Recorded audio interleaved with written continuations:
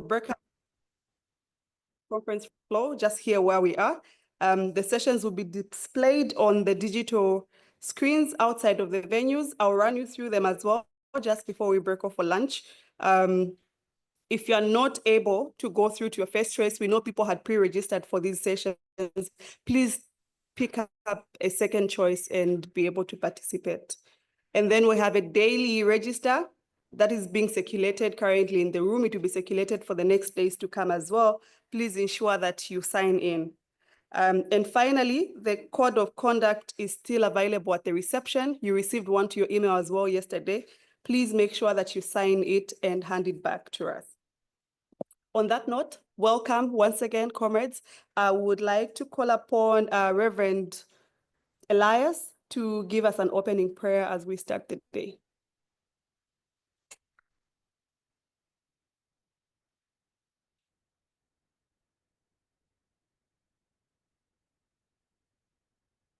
Good morning. We think that all of us here belongs to one God. We are here as sisters and brothers. That's why we can say, God is good all the time. God is good all the time. Let's pray.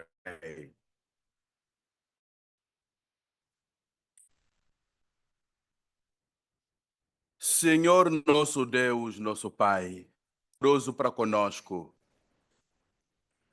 O Senhor nos chamou pelos nomes próprios para estarmos aqui. O Senhor nos acompanhou nas longas viagens e aqui chegamos.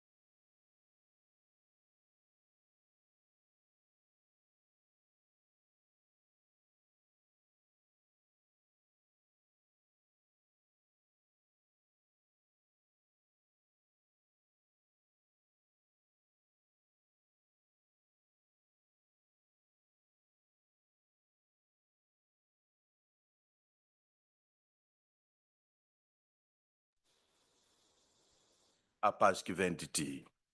Oramos pelo nosso continente africano, o continente que o Senhor criou com tanto amor e nos deu tantas riquezas para que nós pudéssemos usufruir.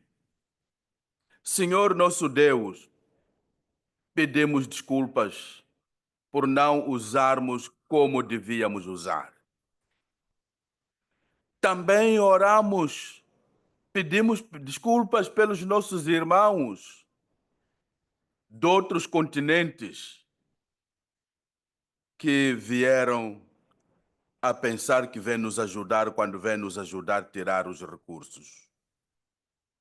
Pedimos a Ti, Senhor, para que toque os nossos corações e voltemos ao amor um para com o outro e podemos nos ajudar um ao outro a crescer. Pedimos a Tua presença, pedimos a Tua ajuda, agora e todo sempre. Amém.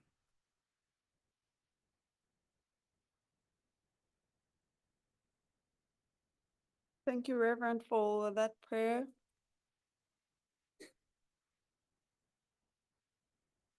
All right, now that we're settled, I am going to run you through our agenda. This is an overview of the Army agenda. So those of you that were able to join us yesterday, we had a beautiful session at the Methodist Church that ran from 5 p.m. to about 9:30. There should be some reflections posted on the Army social media platforms. Please feel free to visit those platforms and engage with us on the social media, both on Facebook, Twitter, but also you can visit the Army website. So today, we have already had the opening prayer. We are going to go into an opening ceremony where we'll have the host's welcome address that will be given by Mandla, and then we'll have a theological reflection.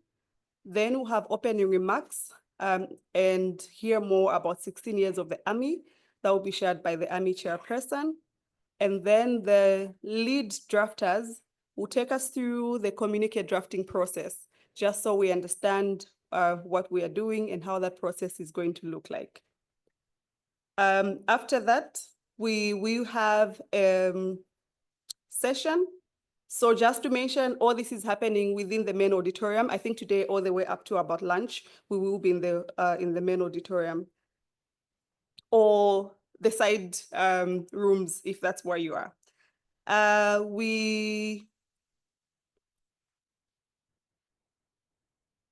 will have messages of solidarity from a couple of countries that were selected. We do have people that were selected from those countries, should be about 6 or 7. And then we'll go into the keynote address, which will be given by Advocate Thembeka. This will be done virtually, and he will be beamed. From there, at 11 hours to 11:30, we'll break for the morning tea. Just make sure you get back to your room on time so that we're able to keep time and knock off on time. The venue for the tea breaks and lunch, like I said earlier, is at the piazza just downstairs. From 11:30 to 13 hours, we will have a panel discussion that will be tackling challenges, unlocking opportunities, and driving innovation in the energy transition. That will be led by the Natural Resource Governance Institute. After that, we'll have the group photo for the Army 2025. So right from that session, we'll go and have the group photo before we start having our lunch. So from the group photo, we'll have lunch. And from lunch, we'll go directly into the Idea Labs. So when you come back from lunch, you don't need to come back here. Just find the Idea Lab that you signed up for or the one that you want to attend now and go straight to that room. Like I mentioned earlier, they'll be projected on the screens outside, so you should be able to know without any problems. At 16 hours, we'll have a panel discussion again that will be defining priorities for the G20 and just ensure that we are discussing the people's demands for the energy transition outcomes. This will be led by Kateko of Oxfam and Mandla of EJN.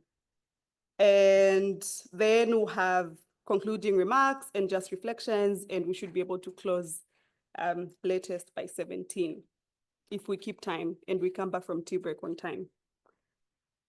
Tomorrow, which is day 3 of the Army, early in the morning, we'll have a reflection on what day 2 looked like and a quick overview of day 3.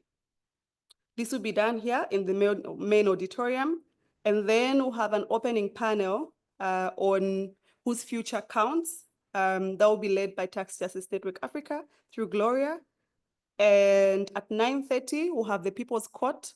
Francis will be hosting the People's Court for tomorrow. That will take us up to tea break at 9:15, which again we'll have at the piazza. At 10:45, so from the tea breaks, we'll go straight again into the Idea Labs. This will be beamed again on the screen so that you know where you want to go. And from the Idea Labs, we'll go directly into lunch. And so if you look at the program at the back of your tag, it says we'll break off for lunch at 12:15. That has been tweaked a little bit. So we'll do both Idea Labs concurrently. We'll have the first Idea Lab and then go into the next one and then do lunch at 13:15. That way, from the Idea Labs, we're coming straight back into the room to receive feedback on the communique that is being drafted. This will be led by the rapporteur. And at 15:30 to 17 hours tomorrow, we'll have the closing panel on transparency, financing, decision-making, and self-determination in the era of the energy transition. This will be led by Publish What You Pay International. And finally, for day 4 starts at 9 o'clock. We'll have a closing ceremony. So we will get messages of solidarity from a couple of countries again. And then we'll have the closing keynote address from Mr. Zito. And at 10 hours to 11 hours, we'll have the closing panel interview focusing on army pathways in order to spark change or catalyze a movement. And from there, we will have the morning tea break and then have the march past or picket to go and hand over the communique.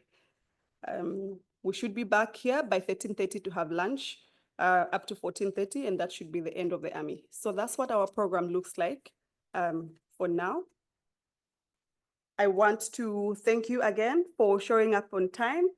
And at this point in time, I would like to welcome Mandla to give us the welcome remarks. Thanks. Oh, just a moment. Sorry, Mandla. So for those of you that joined us at the church yesterday, you realized we had one additional thing on the agenda, which I think is very important for all of us. We are meeting so many people in one space, and it's important for us to continue to have safeguarding conversations, just to ensure that this is a safe space and everybody's as safe as they can be. So I'll call upon Tarasai to just briefly run us through a safeguarding talk under 2 minutes, and then Mandla can come and give the welcoming address. Thanks. Thank you, Program Director. Good morning, everyone. We have circulated the Army Code of Conduct as part of our registration. This is designed to ensure that we have a respectful, safe, and professional environment throughout the Army. The Code of Conduct applies to all Army participants, staff, volunteers, and it also applies during any meetings that you might have as part of the Army. Within the code, we have expected behaviors that will ensure that we are all safe throughout the conference. We are expected to adhere and respect all the South African laws, treat one another with dignity. We are also expected to utilize IT in a responsible manner, refrain from any possession and use of weapons and ammunition. We are also expected to demonstrate transparency and accountability in all our financial transactions, prevent any association with terrorist activities, particularly through the avoidance of financing terrorism and related endeavors. We are also expected to do the following: engage in and not to engage in any form of discrimination against any individual. We are not expected to consume, sell, or possess any illegal narcotic drugs. We are also not expected to conduct any form of harassment, exploitation, or abuse, whether sexual or otherwise. We should also refrain from engaging in any sexual activities with individuals under the age of 18. Additionally, participants must not possess, purchase, sell, or distribute any pornographic material or visit establishments where children are exposed to sexually explicit content. As the Zimbabwe Environmental Law Association, we are also available to assist organizations that want to institutionalize issues of safeguarding within their programming. With this Army, we have also established a reporting mechanism should there be any breach of the Code of Conduct. We have a safeguarding email known as armysafeguarding@gmail.com, or in lowercase. We have also placed a complaints box just outside the conference room where you can note down and drop your issues there. We also have the focal persons in our midst who will be taking any verbal reports. I'll ask the focal persons to come up front so that people can also identify you. We have Kiara. Yes, you can come up front. We also have Mapule. Together with me, we will be receiving any verbal reports concerning the breach of the code of conduct. Thank you.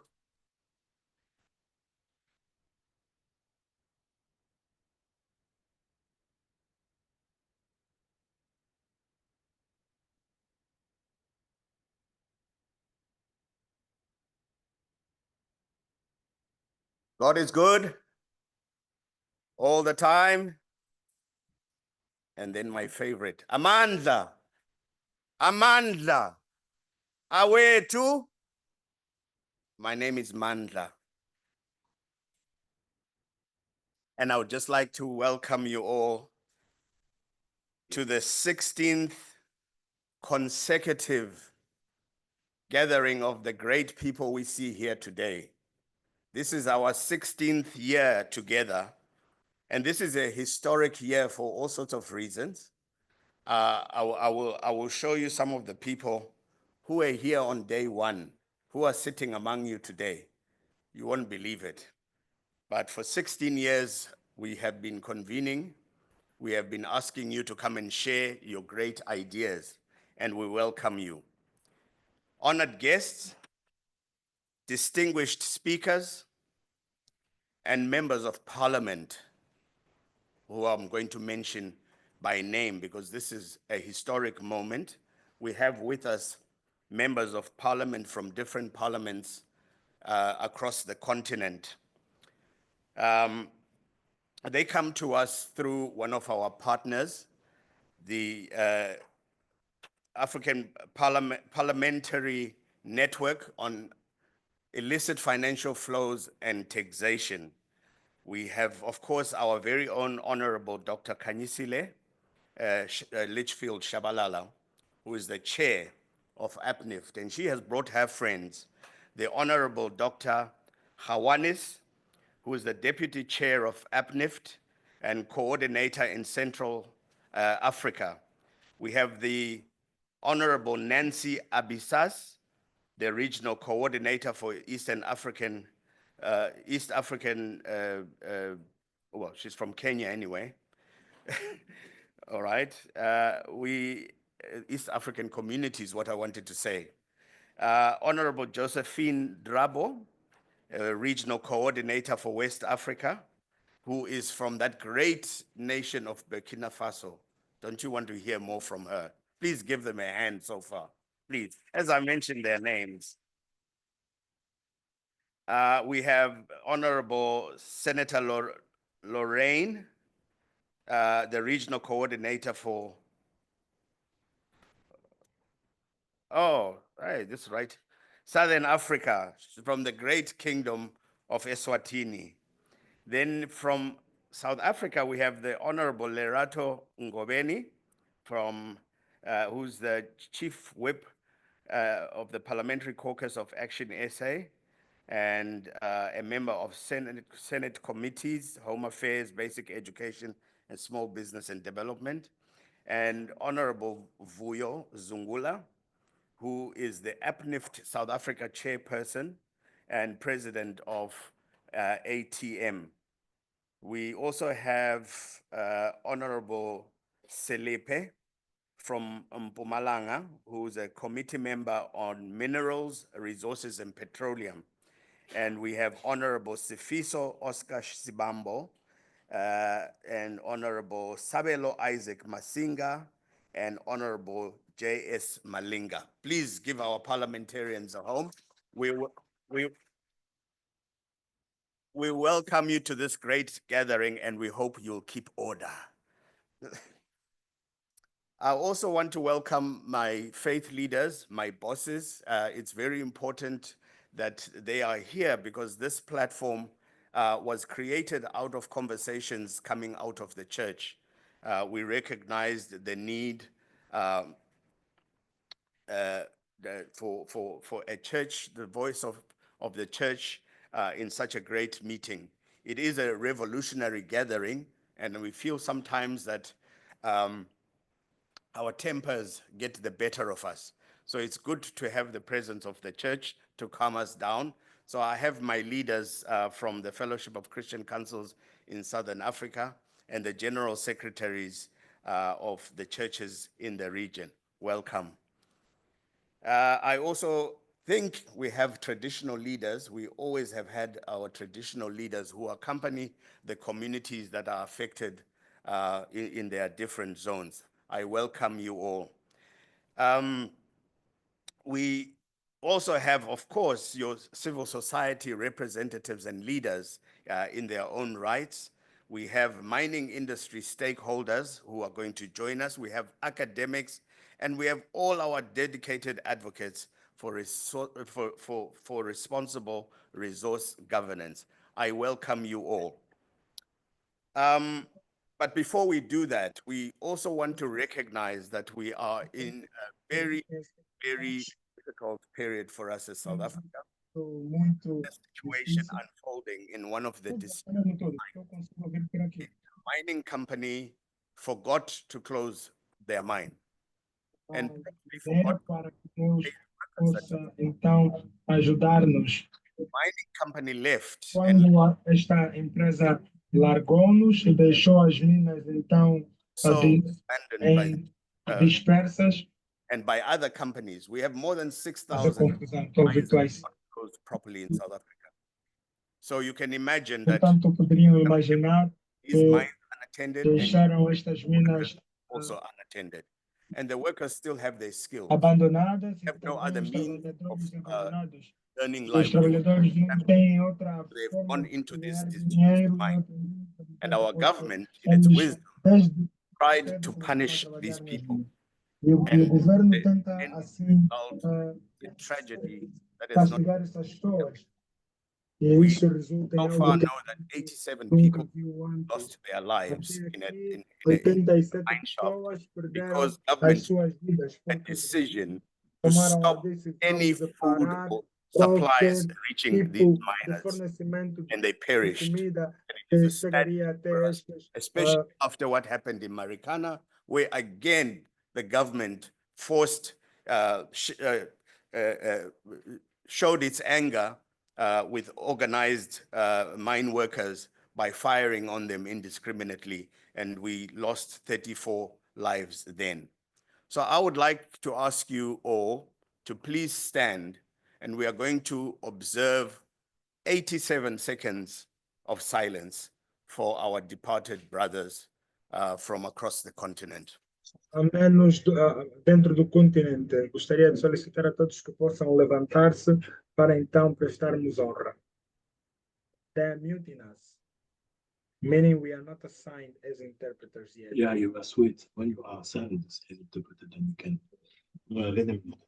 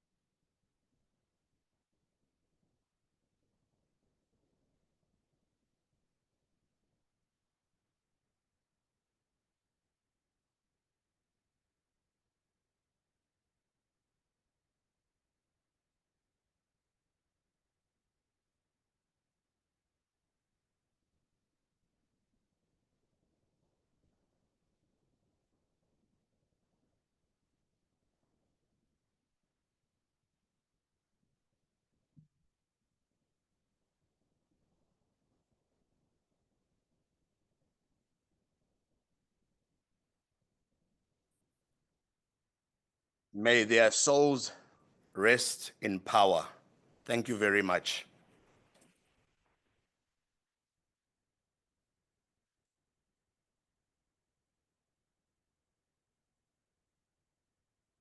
So, friends, for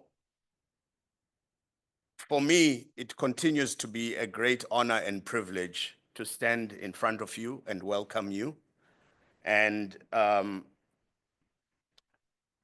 to recognize that there is still a need for us to meet in this way to discuss the very important issues of natural resource governance.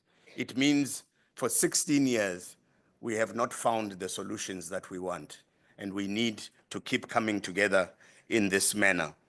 We come together once again in pursuit of justice, transparency, and sustainable development in the extractive sector, to shine a light on the realities of extractive industries and their impact on our people, our environment, and our shared future.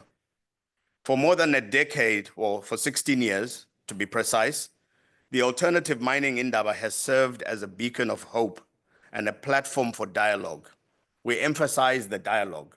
We bring together the different parties that are fighting over these resources.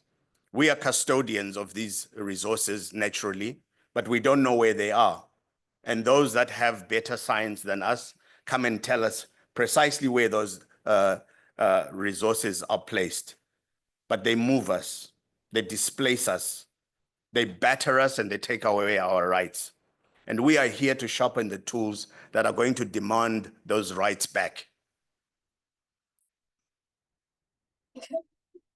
So, in a world where resource extraction continues to shape economies, societies, and environments, our gathering remains crucial in advocating for policies and practices that prioritize people over profits, sustainability over short-term gains, and justice over exploitation. Our theme, energy transition for who? A critical question of our times, challenges us to critically examine the intersection of mining, human rights, environmental sustainability, and economic justice. In fact, I'd like you to stand up again, look to your neighbor, and ask them, is this energy transition for you? Because we haven't found out who this energy transition is. Please, just stand up, ask your neighbor.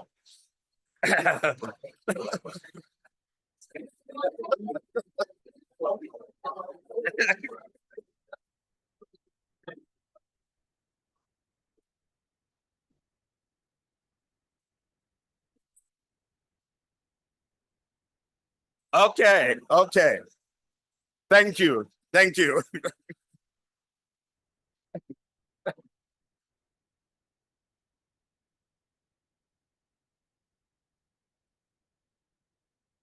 I wonder how many people owned up about who owns this energy transition.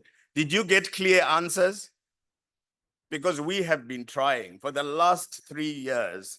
We have been meeting here to ask that critical question, and it remains for us a challenge to focus even more sharply on the intersection of mining, human rights, environmental sustainability, and economic justice. As we talk among ourselves over the next few days, let us reaffirm our commitment to ethical mining practices, corporate accountability, and policies that ensure the wealth derived from our natural resources benefits all, not just a select few. We know that there are people, faceless people in faraway countries who have a much more intimate relationship with our resources than we do. We have no idea here in Africa where our minerals are. There are many geological surveys that have been carried out, but we are always bringing the consultants from the same countries to come and do our geological surveys because we don't have the skills to do that. And when we sell them to the same people, and then they know exactly where our minerals are, and they know which people to target for displacement. Anyway, this year we meet against the backdrop of urgent crises and the winds of political change that have swept. I don't know, in our region here, there's been a lot of changes through elections, including in this country. Last year, you came on the eve of an election in South Africa, which has delivered a government of national unity. Other countries know what a government of national unity is, but here it's taking an interesting turn. There have been other elections in neighboring countries. Some have been peaceful and have brought about peaceful change. Others are contested and have brought challenges. And of course, we notice that far away in another continent, there is a return to power by another president whose shadow has fallen very heavily across our continent for whatever reason. We shiver and shudder when we think about this, the goings on in that continent. I'm sure you know what I'm talking about. Anyway, for us, we worry about the, as I said, the unfolding saga and tragedy in Stilfontein and similar mining affected communities across the region. There are a lot of disused mines. Perhaps it's an issue we need to revisit here in South Africa. The mining closures. Mines are supposed to be closed, and the area where that mining takes place is supposed to be rehabilitated and handed back to the community. But nothing like that has ever happened in South Africa. We have fires that have been burning underground for 60 years and more because mining companies failed to rehabilitate mining. People's livestock fall into these disused mines and so forth. And you can have an academic argument with the government who tell you that those are still functioning mines because the shares to those mines were sold to a smaller company which has failed to ensure safety of the community around. So we need to look at those critical areas. The collapse of mining operations in Stilfontein has not only left a scar on the landscape, but has also devastated livelihoods. Unemployment, water contamination, and deteriorating infrastructure are just some of the burdens that local residents around these disused mines continue to experience. Acid mine drainage continues to poison vital water sources, while abandoned shafts and toxic waste pose severe health risks. Families who once depended on the mining sector now struggle to make ends meet, while promises of rehabilitation and economic transformation remain unfulfilled. Friends, Stilfontein is not just a story of hardship. It is also a story of resilience. The people of Stilfontein and surrounding areas, like many mining communities across Africa, are not passive victims. They are fighters, demanding accountability, justice, and a fair share of the wealth extracted from their lands. Their struggle is a reminder that we cannot speak of economic growth without speaking of environmental justice.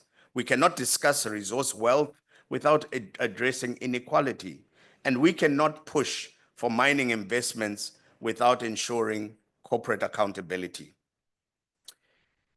To our partners, our sponsors and supporters, we want to thank you for the continued belief in us that you have exhibited over the last 16 years.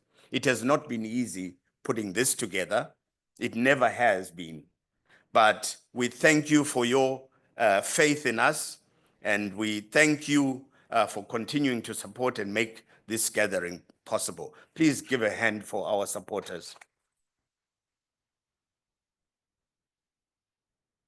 And to the grassroots organizations and community representatives present here, you are the heart of this movement, and your courage continues to inspire change across the continent and beyond. Please give all the mining affected and impacted communities who are here with us a hearty hand for joining us again. We say to you, we see you, we hear you, and we stand with you. I encourage all of us to use this platform to share your knowledge, to build strategic alliances, and push for transformative change. Let us leave this 16th Alternative Mining Indaba with not just ideas, but actionable solutions that will drive responsible mining and equitable resource governance. I want to thank you once again, but as you heard, if you were there at the church yesterday, we were mothered. Our mother, Reverend Suzanne Matale, came back. I want to say our mother and also our chair, Eric, are the poster pictures of the army. Right from the first army, the first meeting we had after our faith leaders decided that we needed a space among the mining companies to discuss these issues of stewardship. We had our first gathering in February 2010 in Cape Town. We had no more than 40 people. We were afraid. We were meeting and getting into a discourse that we were not familiar with. We were meeting against mining giants who were meeting across the road. We decided to pitch our tent right next to them and to challenge them. And they came to our room. We were really fearful. These guys heard about our meeting and came. They pretended to be interested in listening to what we were saying, but they were more interested in identifying the particular community members. Eric was one of them, and they wanted to know what they were saying so that they could follow up with them. And this remains the situation. There are not very many safe spaces for communities to talk freely about the challenges that they face. Mining companies are bullies. When they are negotiating or when they are supposed to be giving free, prior, and informed, or obtaining free, prior, and informed consent, they are using coercion instead. It's like the C there stands for coercion, because they buy our traditional leaders, they bribe them, they offer them jobs for the traditional leaders, buy them amazing cars and build houses for them and employ their relatives. But the rest of the communities suffer. They are displaced, they are kicked out of their traditional homes, they are put far away from the communities and families and spirituality that they would have built over decades and sometimes centuries, and they are put in new places.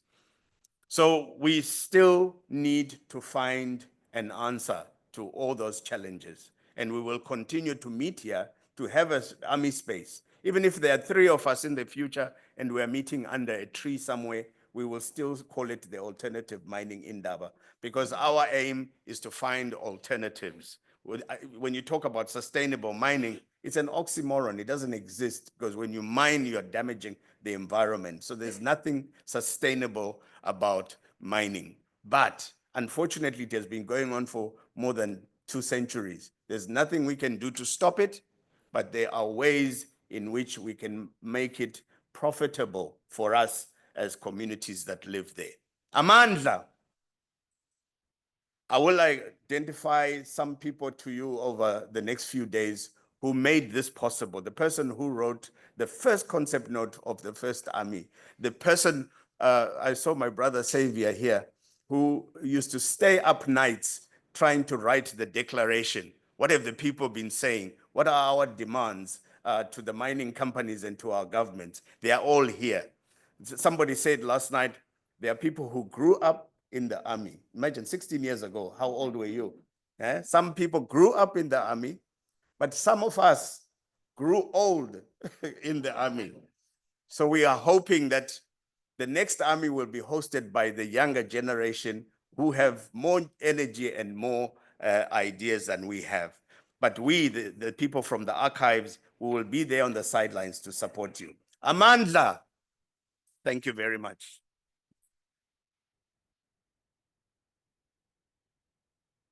Thank you very much, Mandla. Amandla!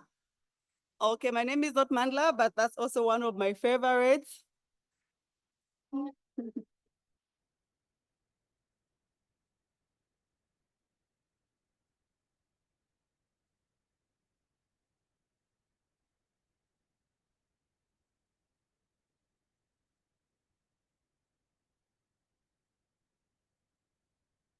Thank you, comrades. Thank you so much. I can see we're all getting excited and beginning to stand up. Amandla!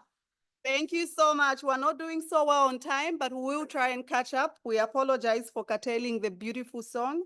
I'll call upon Eric to give us the... Oh, sorry. I'll call upon Eric to give us the opening remarks. Eric, well, you're welcome. Please, you have 15 minutes. I will try and show you when the time is up.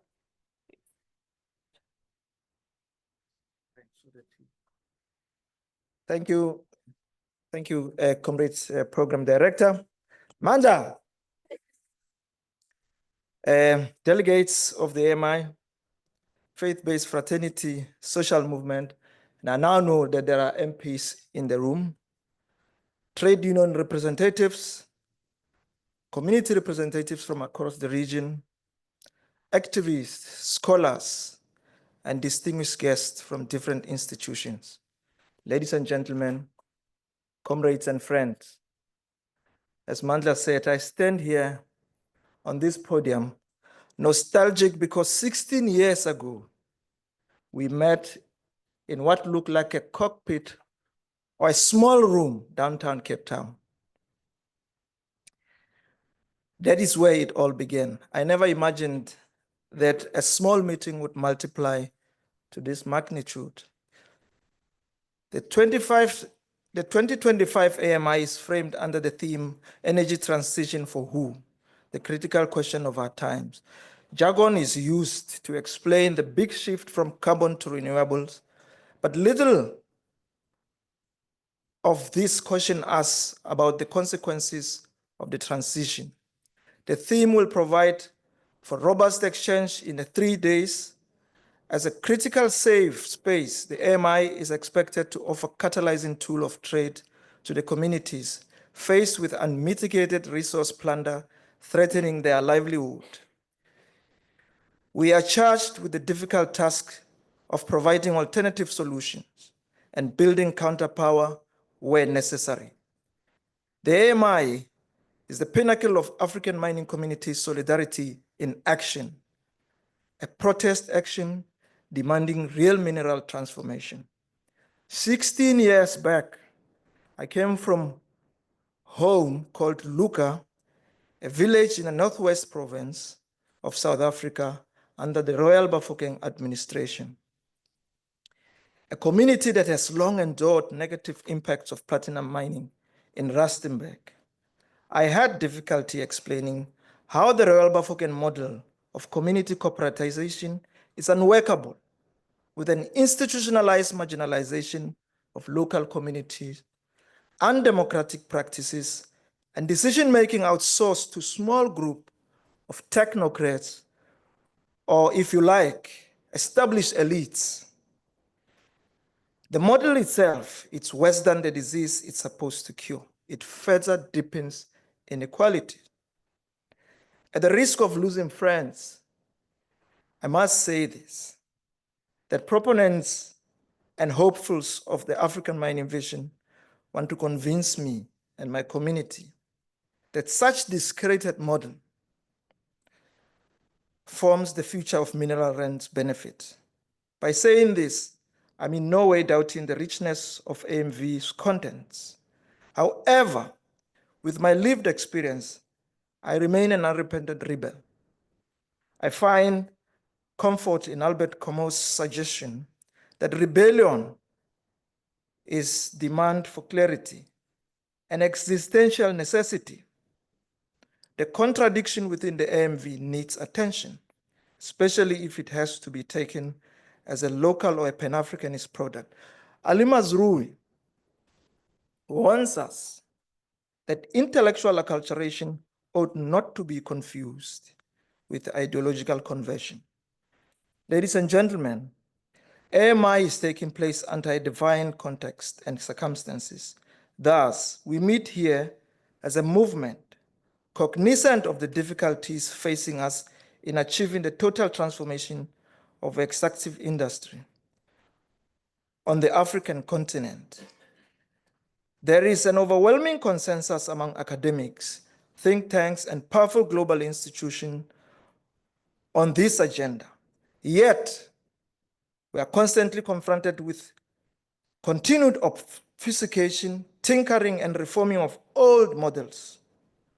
At the same time, we are also proud as the AMI to celebrate the sustained momentum of having told the alternative story of extractive over the last 15 years.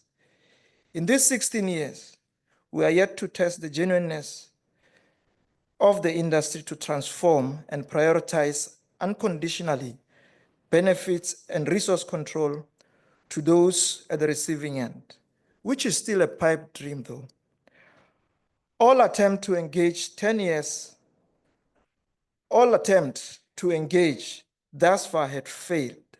Examples are too numerous to mention. But one example that stands out is the 10 years of engagement with the International Council on Mining and Metals, ICCMM, that came to naught. I will come to this point later on. We are also outraged by the deliberate murders of artisanal and small-scale miners across the continent at the hands of the state apparatus and mining companies. The recent activities in Stilfontein, Northwest Province, South Africa, where scores of artisanal miners perished as a result of the implementation of Operation Valamkoti, represent the dismal policy failure of government. Even more, this is an indictment on the ruling elites in this country and across Africa, and more so, the SADC region, for paying lip service to the ideals of regional economic integration. The Stilfontein crisis is but a microcosm of how governments treat artisanal miners across the continent. It denies communities full benefits to their minerals, and this represents structural violence of this system. Many regimes unleash brutal force on artisanal miners and lynch them daily, justifying this as a crime-busting campaign. The crime here is for them to support their livelihood whilst covering for kingpins.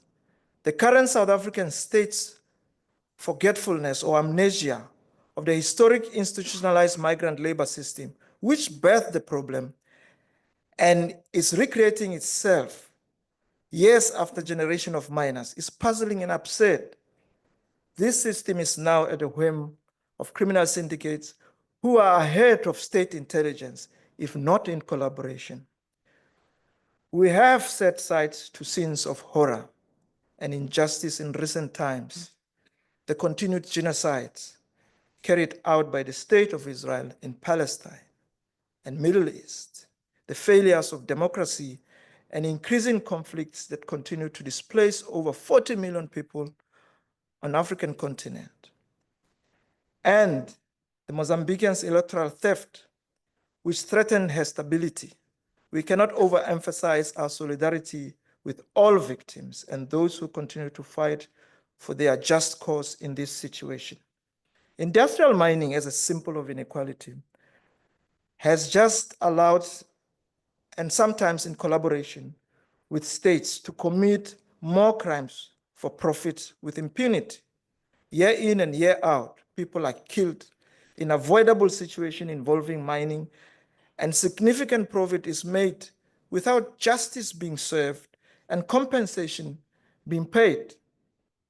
War on One's report, called The New Colonialism, reveals that, I quote, "The continent of Africa is today facing a new colonial invasion, no less devastating in scale and impact that which is suffered during the 19th century. As before, the new colonialism is driven by a determination to plunder the natural resources of Africa, especially its strategic energy and mineral resources. As many as 101 companies listed on London Stock Exchange has mineral operations in sub-Saharan Africa covering 37 countries. These companies are mainly British and control large amount of gas, copper, cobalt, silver, and other resources. These operations means that London stock exchange or listed stock companies now also control much of sub-Saharan land. The companies now control over $1 trillion worth of resources in Africa in just 5 commodities, which is oil, gold, diamonds, coal, and platinum. Yet, the call to annul Africa's external debts, which stood at $644 billion in 2021, is met with deafening silence, a huge discrepancy. To witness this power, just look across the road. I guess Reverend yesterday talked about across the road, where they have set up. It shows that this company sits with immense power. They are convening and supported by at least 21 ministers from 17 African states, maybe even more.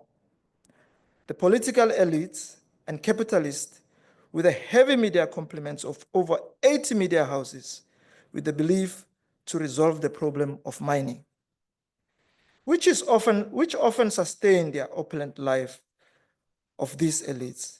The organizers of this get-together have tried to convince us that they prefer playing a complementary role to our convening. One fails to comprehend this complementarity when there is a clear, sharp contradiction to what is on offer. They are for future-proofing African mining today, and we are busy with the critical question of our times: energy transition for who? The decisions they are going to take include creating and designating what Naomi Klein and other Latin American activists refers to sacrifice zones, places where people are forcefully removed, water polluted, land seized, activists threatened and killed. All forms of environmental crimes are committed with impunity. All these realities have been our past and they are our present. We can predict that, given the overwhelming data, that it will be our future. Instead of companies doing proper human rights and environmental due diligence according to international human rights standards, such as UN Guiding Principle or Business and Human Rights or OECD guidelines of multinational enterprises, they rely on certification schemes. The current crop of extractive industry are the real masters of illusions. They build around themselves a deceptive machinery, which is now a flourishing industry, which specializes in standards, audits, principle, and certification.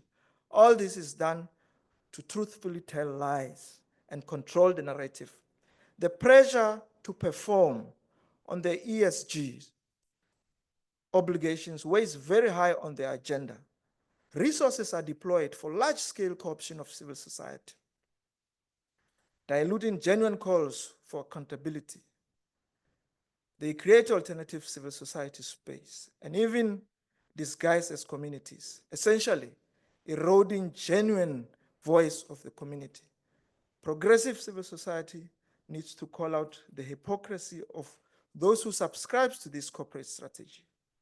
They deploy heavy resources on global bodies representing large mining companies and standard bodies, which include the International Council on Mining and Metals, ICMM, and the Initiatives for Responsible Mining Assurance, IRMA, to legitimize them.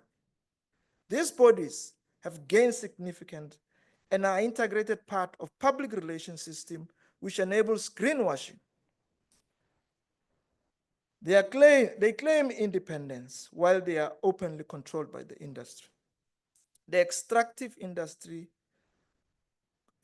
cooperative ecosystem is so interwoven and obstinate to undermine avenues for accountability like accepted international human rights standards and legislation.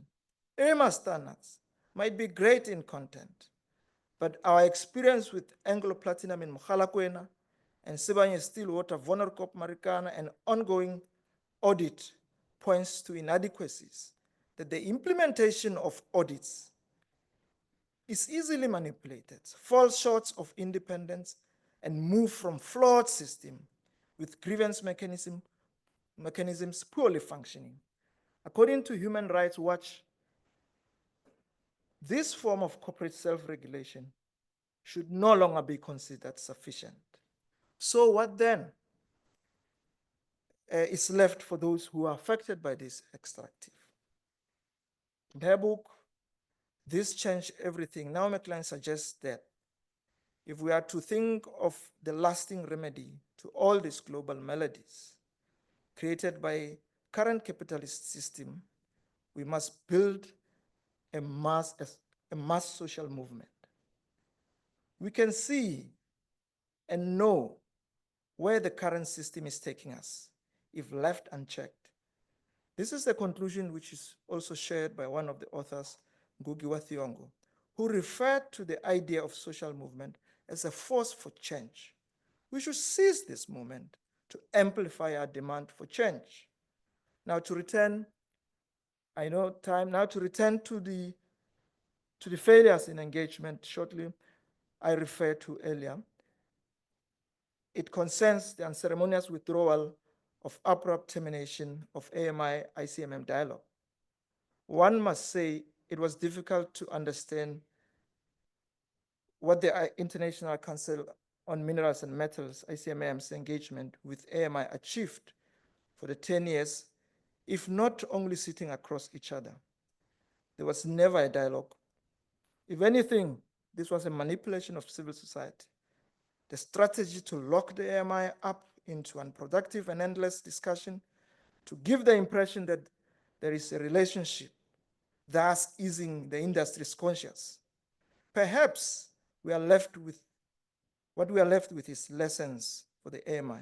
The unceremonial withdrawal, after exploiting the kindness of civil society, ties very well with my characterization of deceptive machinery. They achieve getting us talking and using us as their intelligence feeder, expecting no accountability. It was a turning point when they woke from their slumber. Not that it was a genuine slumber. It was a conscious action from their side.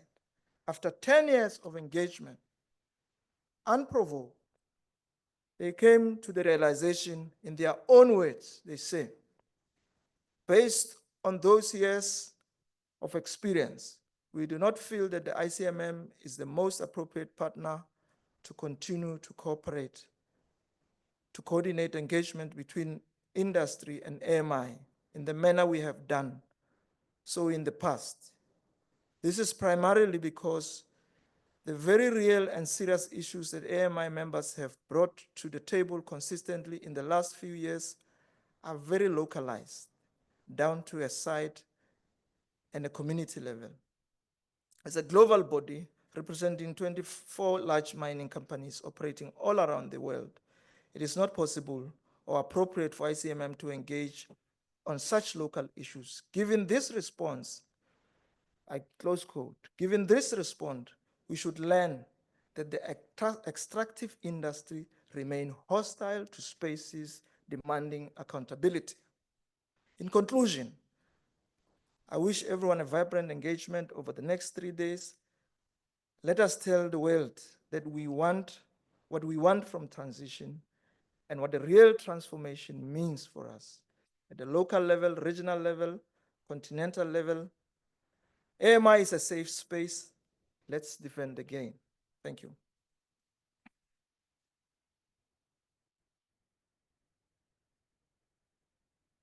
Thank you, Eric, and thank you everyone for your attention. In the interest of time, we'll go directly into the communique drafting process.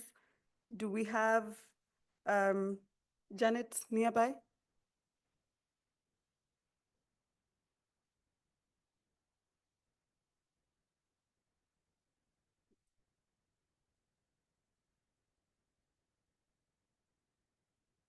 Bom dia a todos. A luta! Ok. Eu continuo a ver que muitos dos que aqui estão não têm os headsets. E eu acredito que não é nada muito bom.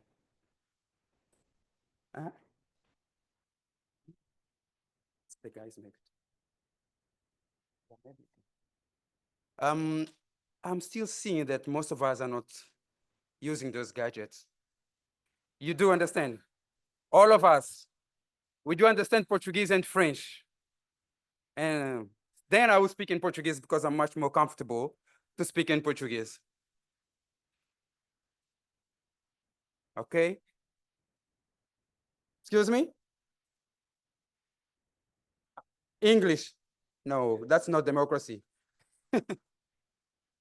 That's not democracy. Democracy should be that we all here, sitting here, we should understand each other. We should be comfortable understanding, discussing issues in different languages as well. I've got mine because I don't understand French. So it's unfair for most of you guys not using this, not accepting minorities in this place, I believe. Okay, yeah, Mandla, it's time, but we need also to, okay, I'm part of the team which will be drafting the report, final communique. And Dr. Jeanette is also here, which will show us the structure of the report and what we are actually asking from everyone presenting or discussions in the Idea Lab is to hand over to us all your communications and submissions.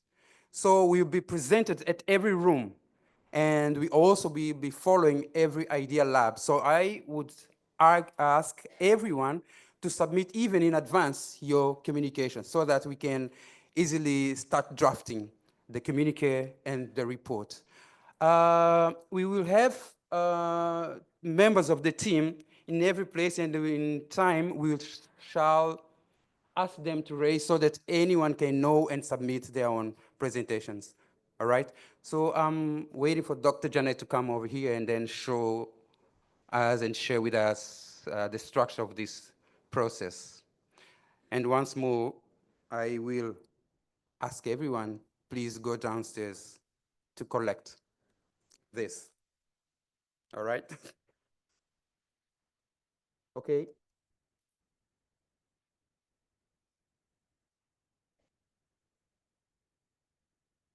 Maybe, Doc, is it coming? All right.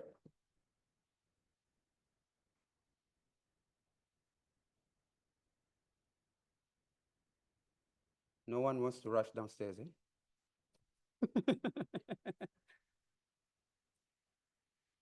Yeah, but they're doing that.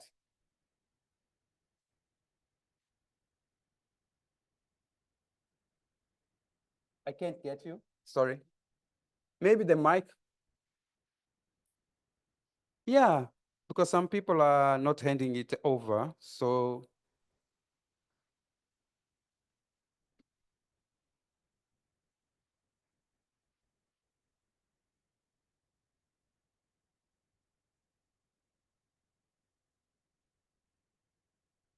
yeah. Okay.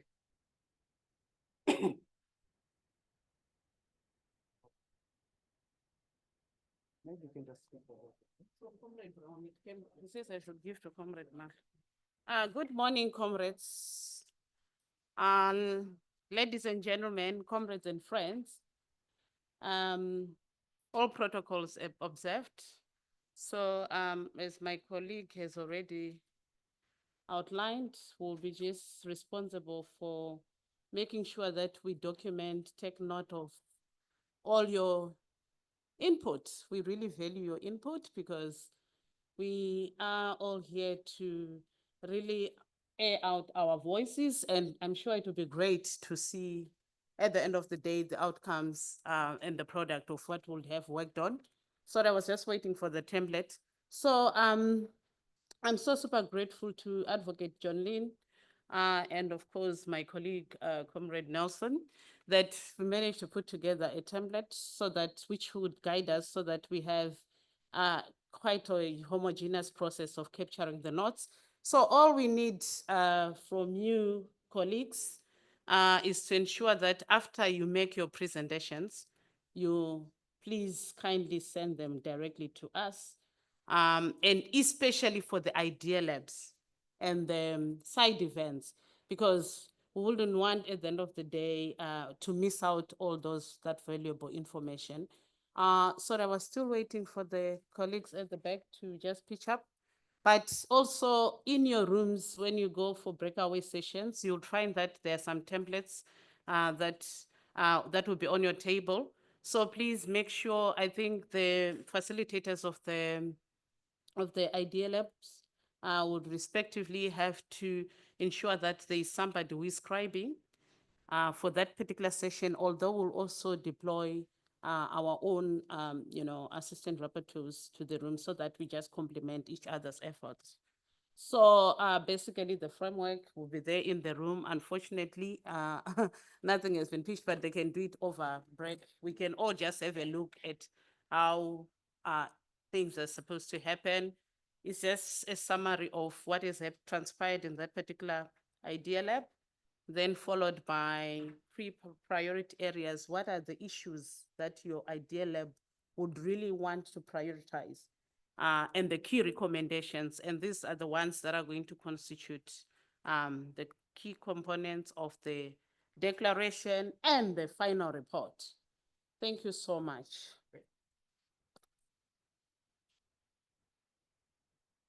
They deserve a clap because they will be summarizing everything that we will be discussing.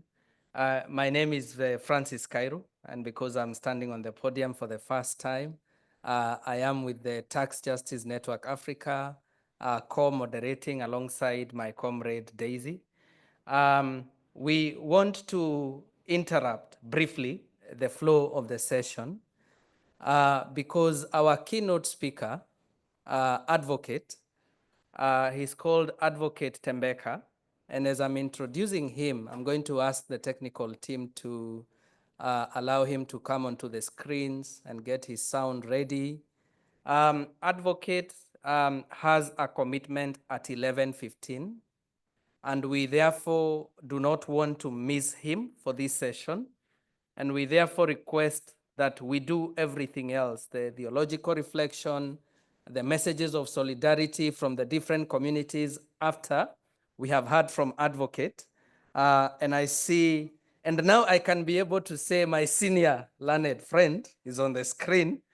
Advocate Thembeka is well known to most people in the movement as an advocate who is a specialist. Also, he is an advocate of the High Court of South Africa. And he has specialized in public law, competition law, land law, customary law, and mining. He is a public intellectual and has had an interest in the history of dispossession and how it continues to shape the relationship between the formerly oppressed and their former oppressors. He has written several books, and as our keynote speaker, Advocate, please confirm if you can hear us. Yes, clearly. Thank you. There are people who are also asking, because they wore their best suits and dresses today, whether you can see us. I can see you in particular, but I can't see those who are wearing their best dresses and suits. I'm a representation of what you will see in the room. Yeah, that's good enough for me. Yes, this is the kind of suit we are wearing. Yeah. Welcome, and we'll hand it over to you. And we will also request you to spare a few minutes to get any questions or reflections from the room. Over to you, Advocate. Thank you, comrades. I've heard that we address each other here as comrades, so I hope this will be acceptable. I've got a written text. I usually do that so that I don't go sideways, but I'm not going to follow it. But I'll take certain themes from the written text. I'll send the text to the organizers later today. The theme is just transition for who. So I want to really talk about the for who part in the theme of just transition. It's the for who. And I've organized my talk around really 4 topics. The first one is on inequality, trying to answer the for who. The second one is the possibilities of a judgment we've largely forgotten in South Africa, at least, called Agri-SA, delivered in 2013. We are now on its 12th anniversary. Itself concerned with the NPRDA, which at the time it was promulgated in 2002, was meant to be a radical legislation to reorganize the relationships within and between people living on the land and people mining on the land. So I'll look into that in my second theme. The third theme is I want to ask whether there is any possibility opened by expropriation laws that have recently been adopted in South Africa. I thought I should use this opportunity because it's become topical, let me put it that way. Then the last part is just to try and speculate about the future and try and think about what are the sort of interventions that we, on the alternative of the mining Indaba, should be thinking about. So I want to start then on this theme about inequality. And the nature of our inequality, at least in South Africa, is structural. The Chairperson used this term, structural, and it's an excellent term. So we've got structural inequality, we have structural poverty, we have structural violence. Yeah. And the violence itself, I mean, when we say what structural violence, it's really about the fact that the structure of society or the structure of social institutions that currently control social and economic power are preventing people from accessing their basic needs. But the violence is because those needs can be met because the resources are available but inaccessible. That's really the violence is. There are many needs, they cannot be met, but they are resources, but the resources are inaccessible. And this comes really from two theorists, Johan Galtung and Todd Landman. And so they make this very powerful example that if we were living 30 years ago and we wanted the internet to enable us to have this conversation where I can sit at home and discuss with you, but it was inaccessible. We would understand it because it would be a reflection of the times and the advancement in technology, right? But if we were doing it today, it would be violent to still be unable to access the mechanism of communication because the technology is available, but it is inaccessible. The inaccessibility is caused by the structure of society. So that's why then it's a very powerful way of understanding society, this what we call the structuralist theory. Because what it does do is it forces us to look at governmental and non-governmental institutions that determine our access to resources and therefore constrain our ability to act independently. And this is not a theoretical exercise, what I have tried to do. Data available also points to this social stratification. I must refer only to the 2018 report of the World Bank, which has been confirmed in 2022, right? And it's probably the most comprehensive study on inequality in South Africa because it stretches a period of more than 2 decades, trying to see what has the promise of freedom of 1994 actually brought to the people that were promised freedom. So the figures are actually quite depressing. 76% of the South African population experience poverty as a sort of constant presence in their lives. Right? It's a constant presence in their lives. It is either they are deep in poverty or there's a risk that they could be in poverty. That's 76%. 30% can be defined as chronically poor. Yeah. And those that are non-poor, so those that cannot be described as chronically poor, face the risk of slipping into the chronically poor category. So they just make it, you know. And these numbers were exacerbated. If you look at the 2022 report, these numbers were exacerbated during COVID. So even those people that had a wage, right, to have a wage, you were always one wage or two wages or at most three wages away from chronically poor. So it's, and so we know what this means, what this is a consequence of. In other words, how was the structure brought about? If you recall, this was Cecil John Rhodes, right? The idea of Cecil John Rhodes of pushing Africans out of land into labor, right?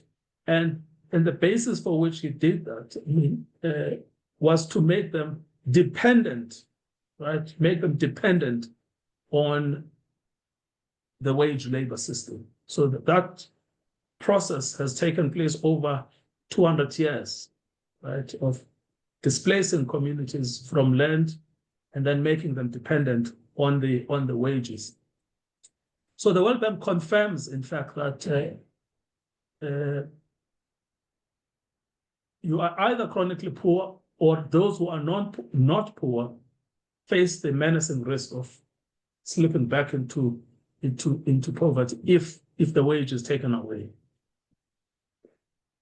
So what we then therefore have, we have an astonishing figure of 76%, right, who are either poor or face the threat of becoming poor. So, but this analysis, you need to take it further and sort of break it down on race and gender.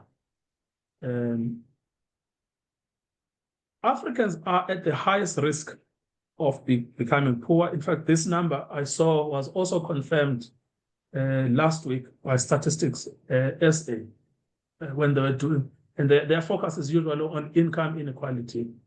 But there's something unique that has also happened with another study by the London School of Economics, which is looking at asset inequality and finds that income inequality and asset inequality overlap.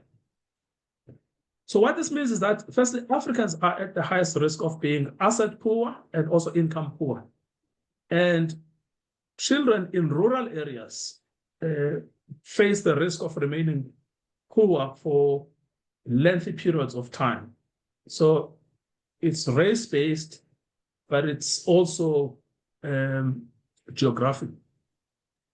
So on the geographic side, what they found is that the 20 poorest local municipalities were in the Eastern Cape, in Limpopo, in KwaZulu-Natal. And then the 10 poorest were in the former homelands. Right.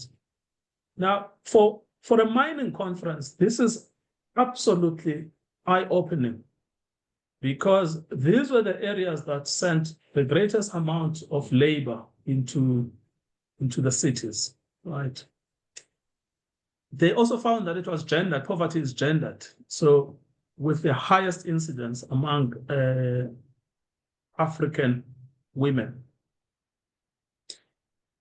They also investigated the idea of education and its linkage to poverty. You would have seen that last week, the Statistics SA published this report that also showed that there is inequality in education access as well.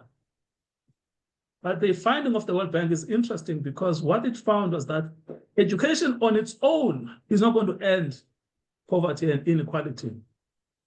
And this is how they put it. I've quoted them here. It says, for the poor, the financial assets represent 36% of total assets, while among the rich, financial assets represent 75%. Similarly, poor households have a very small share of mortgage in total liabilities, about 7%, while for the rich, this share is close to 5%. Ownership of financial assets features prominently among the factors that influence wealth inequality, right? And so what conclusion they reach here is that it is true that there is a link between education and poverty, but that link is a very tenuous one. The greatest determinant of whether you are poor or not is not your education, it is your assets, right? It's really your assets. So what we have is we have a lot of educated Africans with many, many degrees. But the problem is that they are also asset poor and they are wage dependent. And so, which means they themselves face the constant menace of slipping back into the poor category. And so what this actually means is that you've got to break, if you want to solve the crisis of inequality in South Africa, you have to focus, right, on the asset inequality. Got to break that stranglehold over assets that is predominantly white stranglehold, right? They also found that the future of the 76%, so that 76% is the poor, the chronically poor, and the non-poor that faces the risk of slipping into the poor and the chronically poor category. The future for them is also bleak, right? Why? It's because poverty and wealth transfer across generations. So what you remember in the early days of neoliberalism in South Africa during this 1996 period when gear was the hot topic. Remember that the big promise of gear, right, and why South Africans were being asked to embrace it, was this idea of a trickle down, right? We will build the wealth, but it will trickle down to the poor and the disadvantaged. But the figures, the statistics show that actually wealth and poverty transfer across generations, they don't trickle down. The consequence is that at least a third of all children born to very poor parents will probably remain poor. Children of rich parents will probably become rich themselves. So in sum, what this means is that wealth calcifies at the top, it stays at the top, and it doesn't automatically trickle down. And because wealth and poverty are racially skewed, right? You can see the connection. What this means is that for a foreseeable future, what you will find at the top will be white men, and at the bottom of the economic ladder will be African women. So that calcification means continuation of white wealth and the persistence of Black poverty. And the way of addressing that is the reorganization of asset ownership in a way that shifts the paradigm in favor of poor Black South Africans. The World Bank aside, the 2022 reports by the Competition Commission have also come to the same conclusion. They have found high levels of concentration. And if you think about which economic sectors are these levels of concentration, we find that it's in agriculture, it is in mining, it is in healthcare, it is communications, it is financial services. So mining is one of those areas in which there is a high level of concentration. And every time you ask these people about these high levels of concentration, they say, oh, how else are we going to do it? Because for mining, you need scale, you know, and scale, you need big money, big machines, you know. But what that has done is that it has resulted in high levels of concentration. And the Competition Commission was also looking at a 30-year study when it did this in 2022. And then it found that mining was one of those areas where there was high concentration. But it was also interesting that they found that that high concentration of mining in very, very, very few firms, like extremely few firms, coincides with another concentration of land ownership in very, very few families. So in 1994, the individual families that own more than 70% of commercial agricultural land, there was something like 78,000 of them. That number has now shrunk to about 40,000. So fewer people owning even more, And the same thing that's happening in mining is consolidation. Consolidation is the name of the game. And they also investigated another myth that employment will come from small and medium enterprises. But what they found was that small and medium enterprises have very high rates of exit. So in fact, so on average 3 years that a small and medium enterprise enters and exits. So in summary, we inherited a highly concentrated economy, a racialized economy, a geographically stratified economy. We have not made significant progress. We have not made it competitive. We have not made it deracialized. We've reformed the law, but the law itself has not been able to reform society. Right? So we've had a radical constitution with radical MPRDA, but the problems that those laws were designed to solve have persisted. And the outcomes of this are clear for everybody to see. I mean, take the notorious instance of Neil Froneman, the Chief Executive Officer of Sibanye, who it was reported in 2021 had taken home 300 million rands. And in 2022, 189 million rands. The managing director of Nedbank, 2022, 43 million rands. And in 2021, 53 million rands. Or take the dividends that were paid to the shareholders of Thungela, which is the offshoot of Anglo, focusing on coal. 14 billion rands in 2022 was paid to the shareholders. And they were also reported at the same time to have bought a coal mine in Australia for 4 billion rands. And instances of MTN and Vodacom, these stories are everywhere. These are everywhere.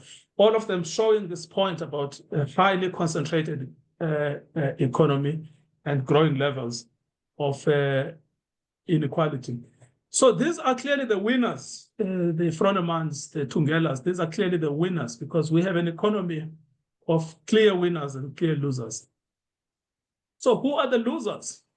The numbers show that in the largest sector that has been hardest hit has been the mining sector, declining levels of employment and declining levels of wages and worsening conditions of employment. I think this entire story of so-called illegal mining has simply reflected, who the winners are. And so the standard of living for the many is going down. Many workers are losing their jobs. So the system works, but it works for some, and it does not work for many. But I argue that structuralism is simply a method of analysis. It shows us a society that's not designed by God, but it shows a society that where the choices have been made by us. Right. Now, what can we do about this? What can we do about this? I want to then move to my second topic. My second topic is to look at that judgment of Agri-SA. So what the government thought it could do to address this problem of inequality and the deassertification of Africans, what it thought it could do was to take control, completely control the minerals in South Africa. So it passed a law in 2002 called the Mineral Petroleum Resources Development Act. MPRDA. And that act achieved something significant because it passed the custodianship of minerals from individuals to the state. And what it also did was then to decouple land ownership from mineral ownership. And even when it came to mineral ownership, it also decoupled that further, ownership to exploitation or use. And ownership and exploitation then became under the custody and regulation by the state. And the idea behind all of this was that if the state is in control of these productive assets, it could redistribute them in an equitable way, right, in order to address the high concentrations that the Competition Commission found were still persisting in 2022. In other words, 20 years after the MPRDA became law, those inequalities that it was designed to solve were still persisting. So that was the framing of that act. The mineral rights holders or owners took it to court, and they complained that what this act did amounted to a full-scale expropriation, and they were entitled to compensation. But the judgments of the Constitutional Court provide, I would say, scope and opportunity for us. And we've forgotten about Agri-SA and what it actually found. There were 3 judgments, but only 2 of some consequence. So the first judgment was given by Justice Mukuoa. Firstly, who explains that there is a difference between deprivation of property, which is permitted under Section 25(1) of the Constitution, and an expropriation of property, which is regulated by Section 25(3) of the Constitution. And he says that in a case of deprivation of property, the state does not necessarily become the owner of the property. In a case of an expropriation, the state becomes the owner of the property. But this distinction is important not for theoretical sake. It's important because it explains that the state is not required to compensate an owner whose property has been deprived, unless that property has vested for purposes of ownership in the state, in the hands of the state. But because the minerals simply fell under the custodianship of the state, there was no passage of ownership and therefore no entitlement to be compensated. So that opened a huge possibility to truly transform, right, the sector, truly empower the disempowered, and truly bring back the people from the margins, right, into the center, without the risk of what potentially could have bankrupted the South African tax base. There was another judgment, a minority judgment given by Judge Froneman, who agreed with the outcome by Justice Mokuoa, but for different reasons. His reasons bear a lot of resonance today. Because what he said for him, he did not see the distinction between expropriation and deprivation as being decisive in the case. Why? Because he said the real issue is whether or not those who lost their mineral rights, because under apartheid, they linked ownership of land to the mineral, surface and underground. And the MPRDA was to decouple. He says, I don't see that distinction as critical. For me, what is critical is whether or not, in this particular case, if we classify it as compensation, it would be justified, classify it as expropriation, it would be justified to pay compensation. And he cited German authorities, which have been confirmed in the European Court of Justice, that compensation does not always have to be paid in each and every case of expropriation. where an expropriation is undertaken primarily to resolve a historical injustice. People have forgotten about this, Chairperson. Where an expropriation is undertaken to resolve a historical injustice, right? Just like in the context of what the MPRDA sought to do, it may be justified not to pay any compensation. And he did so by reference to European authorities, which have been confirmed by the European Court of Human Rights, and applied it in the South African context. Now that again opened another possibility, right, of truly reforming the sector. But what we have seen, right, despite the possibility opened by Agri-SA, what we have seen in practice, right, which is what the Competition Commission found when it did its analysis in 2022, is a further consolidation, right, a further stratification, a further empowerment of the empowered, a further creation of even more inequalities, right? So you have in South Africa this disjuncture, right? The disjuncture between the promise of the law as interpreted by the judges and the reality of the law as applied by the politicians and their bureaucrats. On the one side, the bureaucrats are constantly and always siding, right, with the interests of the mining elite, right?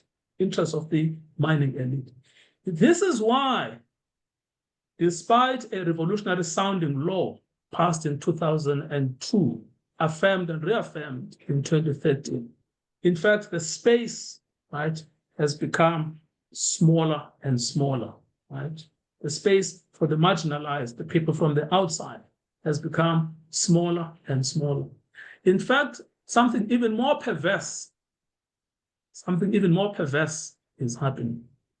Not only have Africans, right, the quote-unquote owners of the land, been deprived of the rights to minerals, they have also now been deprived of the rights to the land, right? Rights to the land itself. And further judgments that have been delivered both at the High Court level and at the Constitutional Court level, using different techniques, whether it is techniques derived from customary law or techniques derived from statute, such as Interim Protection of Informal Land Rights Act, IPILRA. Those efforts at the reclaiming, right, reclaiming of the autonomy of the owners of the land continuously get pushed aside, cast aside, and undermined by the combination of state actors, right, and the mining elite. There are many examples to cite out of this. The most notorious in the South African context is Kolobi, where the community has been fighting for its entitlement to say no. It's right to say no to mining. And the government has stopped its pretense. It is now clear that on whose side it is. It is clear that it has now taken the side of the mining companies against the people, right? So we come back then to Agri-SA. What we have is, we have a permissive law, an ambitious law, a reformist law, a revolutionary law, which has been undermined by state action, right? It confirms the theory of structuralism. I want to move on to my third topic. Is there anything to gain from expropriation without compensation? In many respects, expropriation without compensation in this context of mining is a bit of an anomaly, because most of the work has already been undertaken in Agri-SA in relation to minerals. So in reality, expropriation in the mining context will be in reference only to the land. But whose land will be the subject of expropriation? What we have seen is that the land-owning class, right, the banks, the insurance companies, the agricultural firms, associations, have joined this clamor together with AfriForum, the Democratic Alliance, Freedom Front Plus, and other political organizations to form this global right-wing voice that pretends to be worried about the abolition of the rule of law. But what in reality they have been concerned with is private property. It's private property. And in doing so, they have distorted the essence of South Africa's constitutional order, Section 25. And Section 25 was agreed upon, right? Its purpose, yes, was to protect private property, but it was to protect the private property rights of the dispossessed. Those were the rights that were vulnerable to arbitrary seizure under apartheid. And the decision that was taken was that these rights ought to be protected. But it also served a secondary purpose, right, which was to transform the unequal property relations, right? But over time, we have allowed that section to be manipulated and to appear as if it is a provision whose primary function is the protection of private property at the expense of the public interest. So we, comrades, have to consider the supposed benefits of expropriation with a little bit of skepticism in the light of what I've said in topic 1 and topic 2, in the light of the realpolitik, in the light of the real economy. I want to then go to the last, because I still want to leave some 10 minutes for discussion. I want then to go to the last of my topics. For the last 3 years, the Department of Minerals and Energy, well, it's now Department of Minerals, has been engaged in a process to amend the MPRDA. We don't know what the amendments will look like, but there are things that we should be demanding from that amendment process. One, the rights of communities to control mineral resources. There is a provision in the existing MPRDA that if a community lives on the land, but has a title deed on the land, it can apply. But why should it be limited to those communities with title deeds?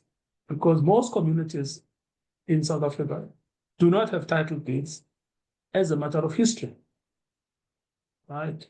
So expanding the base from which the communities would be entitled to apply for mining rights is crucial. And if it is not part and parcel of these amendments are just not worth the paper they are written on. 2,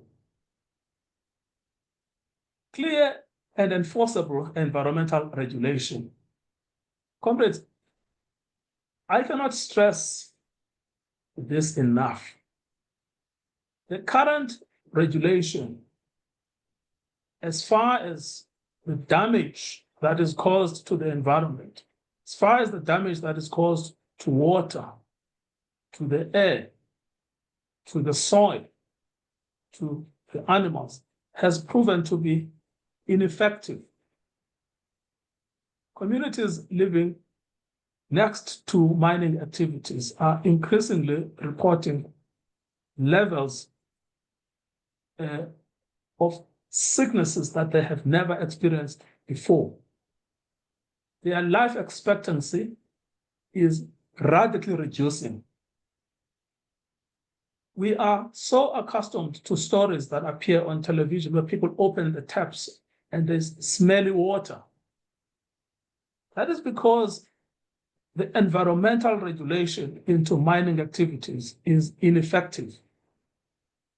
If this law that is being amended will not address the ineffectiveness of environmental regulation, it will not be worth the paper it is written on. Thirdly, communities have been demanding the right to say no.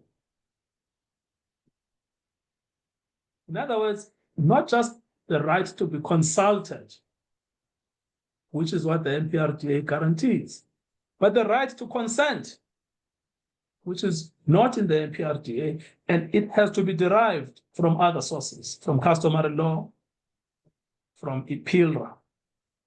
But there is no reason why it should not be inscribed in the MPRDA. Remember, it is already inscribed in relation to persons that can produce title deeds. That level of discrimination should be addressed. So unless the statute makes it clear that communities are entitled to consent and to withhold their consent, it's again not worth the paper that it is written on. Finally, what we have witnessed over the last 30 years, both in the land context and in the mining context, is that we have had loss of rights of residence and ownership of land that have far exceeded the entire apartheid period. Right? More people have lost access to their homes in democracy than in the entire apartheid era. Unless these amendments will strengthen land rights of communities, then again, they will not be worth the paper they are written on. And here, comrades, we must not be confused about where the threat comes from. The threat is not only the state, or for that matter, mining houses. The threat is also traditional leaders. And traditional leaders have been able to exploit the space that has been left legislatively, regulatory, and administratively in order to expand the scope of authority they have over communities.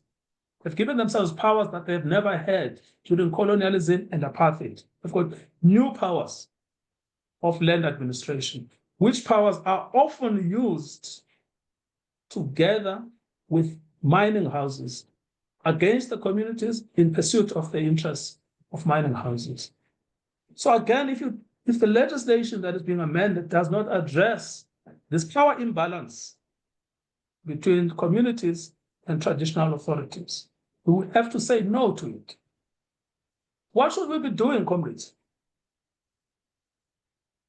I am still in the case that is opposing Shell's attempt to explore for gas in Pondoland. I am still in the case that is opposing the Australians from exploiting titanium in Tolobeni. But these are not my cases. These cases belong to the communities.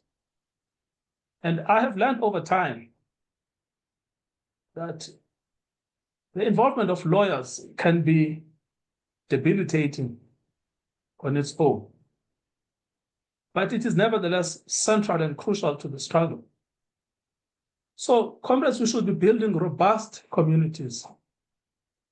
We should not be taking over their struggles, but we should be enabling them to pursue those struggles. That means protecting them when there is a risk of criminal charges. That means using the law to open the system up. That means campaigning with them. That means lobbying with them. But building robust communities that can resist, but robust communities that can take care of self-development. Right? And this idea of self-development, comrades, is a crucial idea because our communities have been told to wait for development. That they should wait for development. But their experiences have shown them that it is impossible to wait for development. And the minister, Minister Mantashe, when he tried to force communities in places like Cholobeni, used the example of Nongause. If you say no, you are like inviting Nongause. But Nongause is acting against the communities when you've been told what the communities want. But our communities are so vulnerable. What they require us to do is not to replace them, but it is to strengthen them. It is to enable them to resist on their own. It is to enable them to embark upon self-development. So this law that is being designed, if it ultimately fails the test of self-reliance, self-determination and self-reliance on these communities, then we should be resisting it. Thank you, comrades. It was a pleasure talking to you.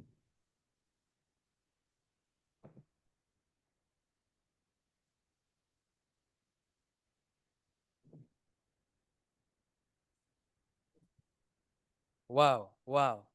That is amazing. I don't think there's any way we can be able to, I'm sure you've taken something. Like there's no way we can summarize every hook that we've heard from advocates. I'll walk away with a few. That, and I dare say that this affects most of us in the room, is that people are well educated, but they're asset poor, and they are only one wage away, or 2 wages away, or 3 wages away from slipping back to poverty. If you look at your neighbor, they are probably very highly educated and very highly accomplished. But due to the structural inequality that we see, I think most of us, and also because of the systems we find ourselves in, we are at that point. I can see it in your faces. Yeah, I can see it just by looking around. I'm saying this to also request for the mics, because I want to give only 2. I only have 1 hand from Hassan. I'm looking for the next hand. I can see 1 hand on that side, and that will be it. That is Dr. Kabemba. Yes, so we'll have Hassan and Dr. Kabemba.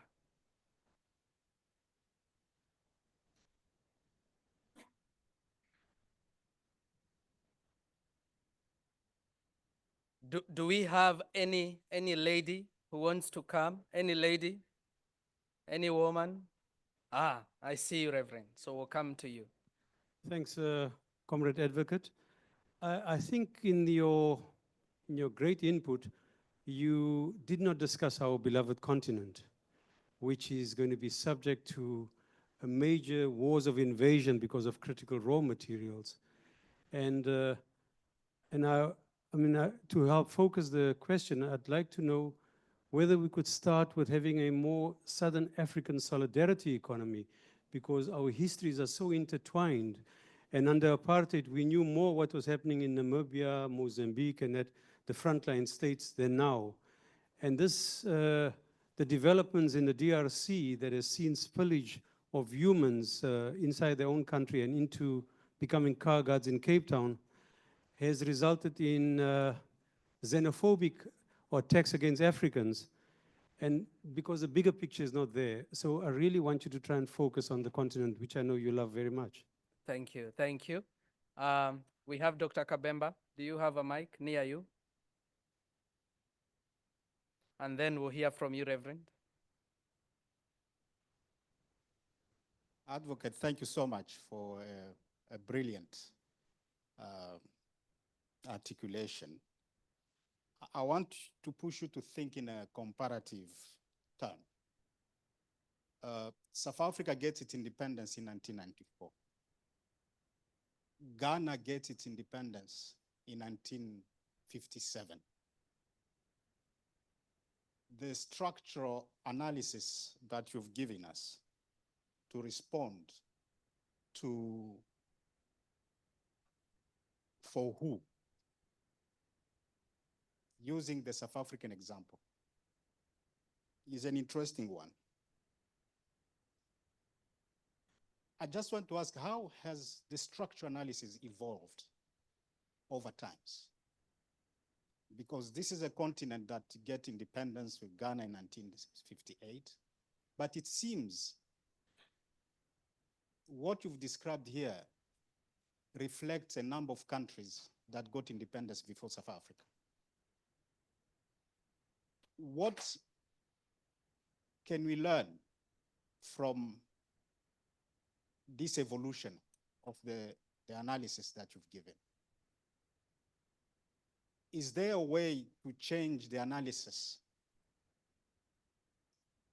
for us to understand our realities and to provide correct solution to the problems? I raise that because it seems to me that we are stuck in finding solutions that respond to our problems. I always say, if the studies that you've mentioned, the World Bank, many other studies have been done on the African continent, we should have resolved the problem. Now, what is it that we should be doing? Thank you, Dr. Kabemba.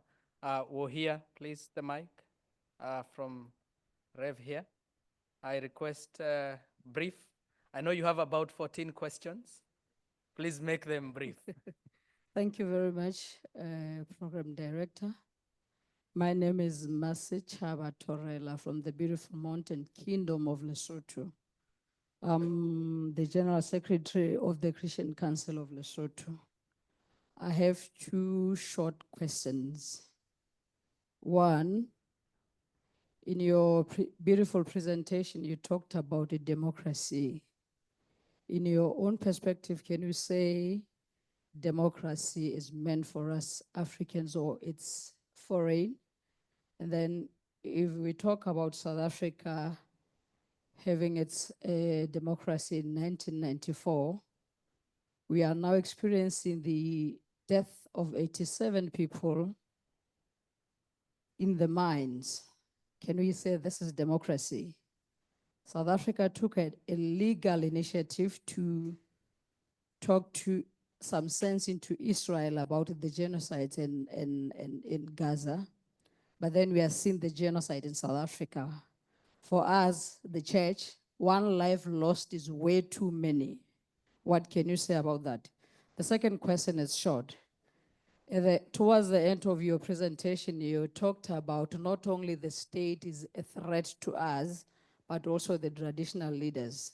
Where does this leave the church? Thank you. Thank you.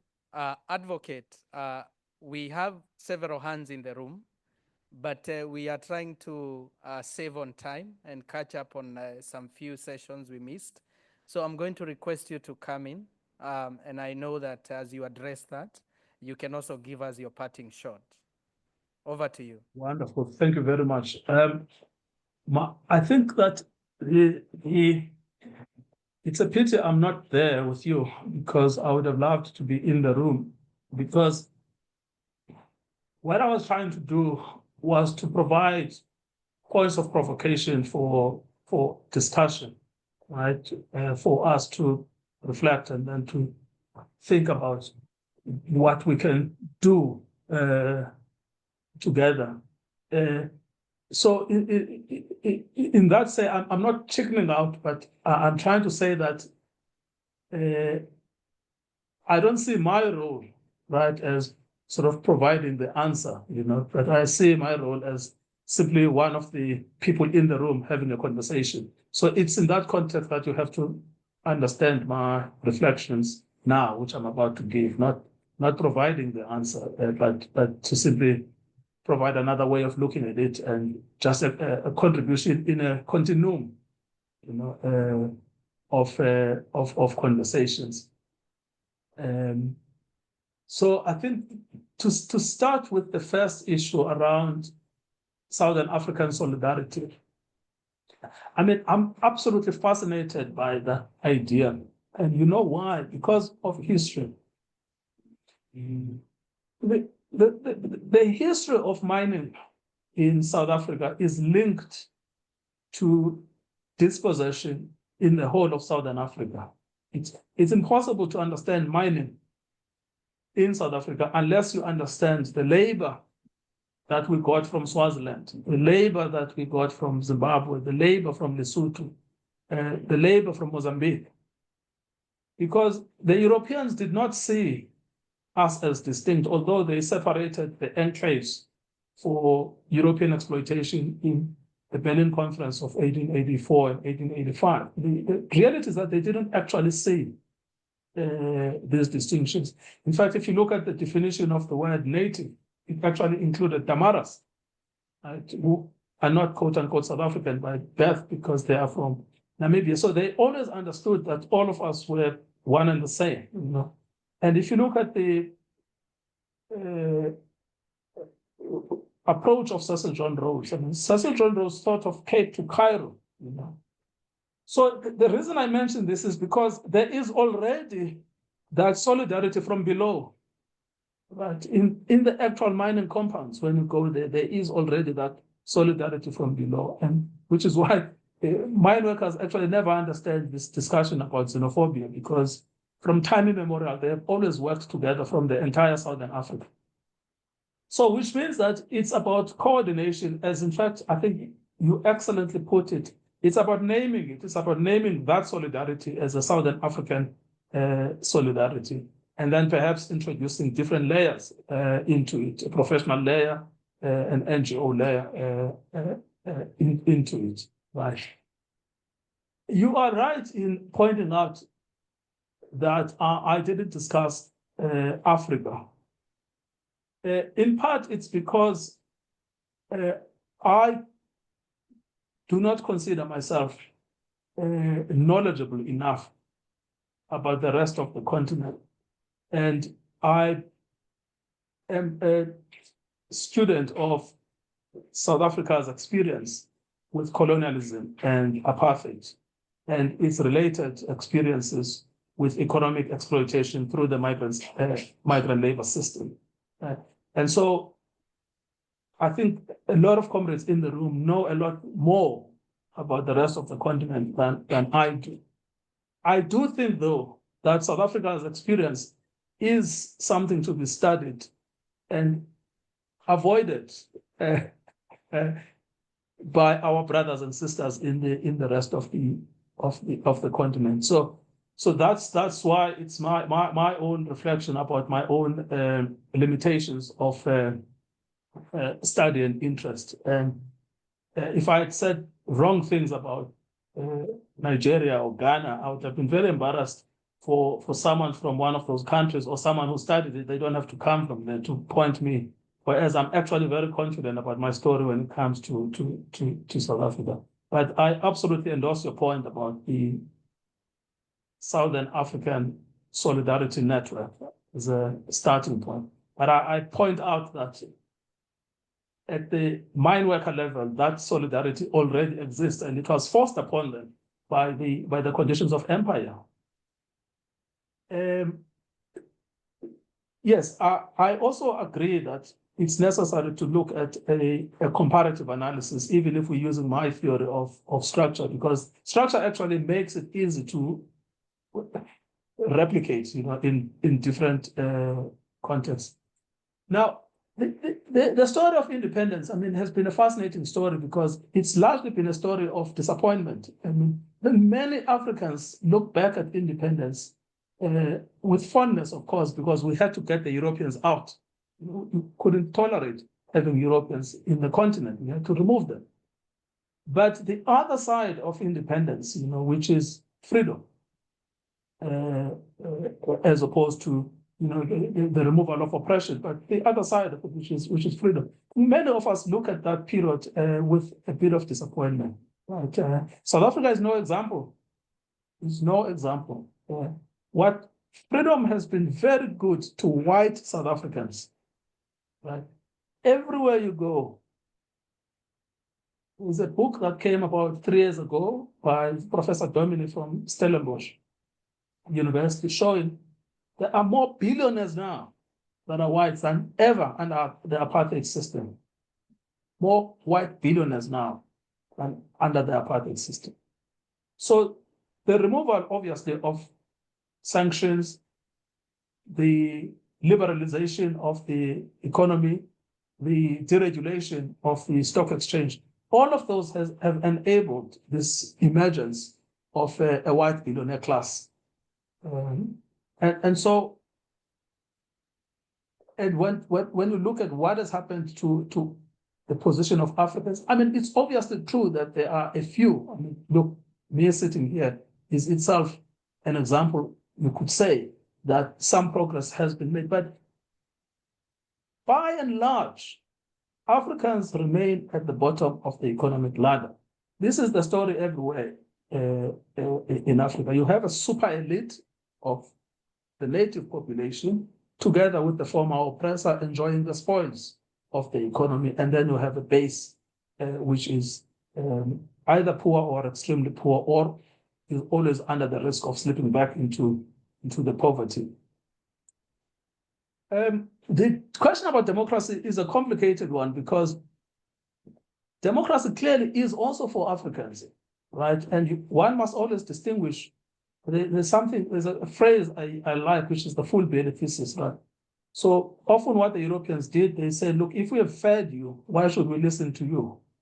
So if you look at democracy, not just as a method, because if you look at the substantive understanding of democracy, well, democracy, you can see it as a method of electing of leaders, right? But that is a very impoverished way of understanding democracy. But if you understand democracy in a substantive way as inclusive of rights as well, freedom of speech being one of the most important, ability for us to speak together and without any fear. I mean, I can talk in this conference. I don't have a fear that when I go outside, I'll be locked up.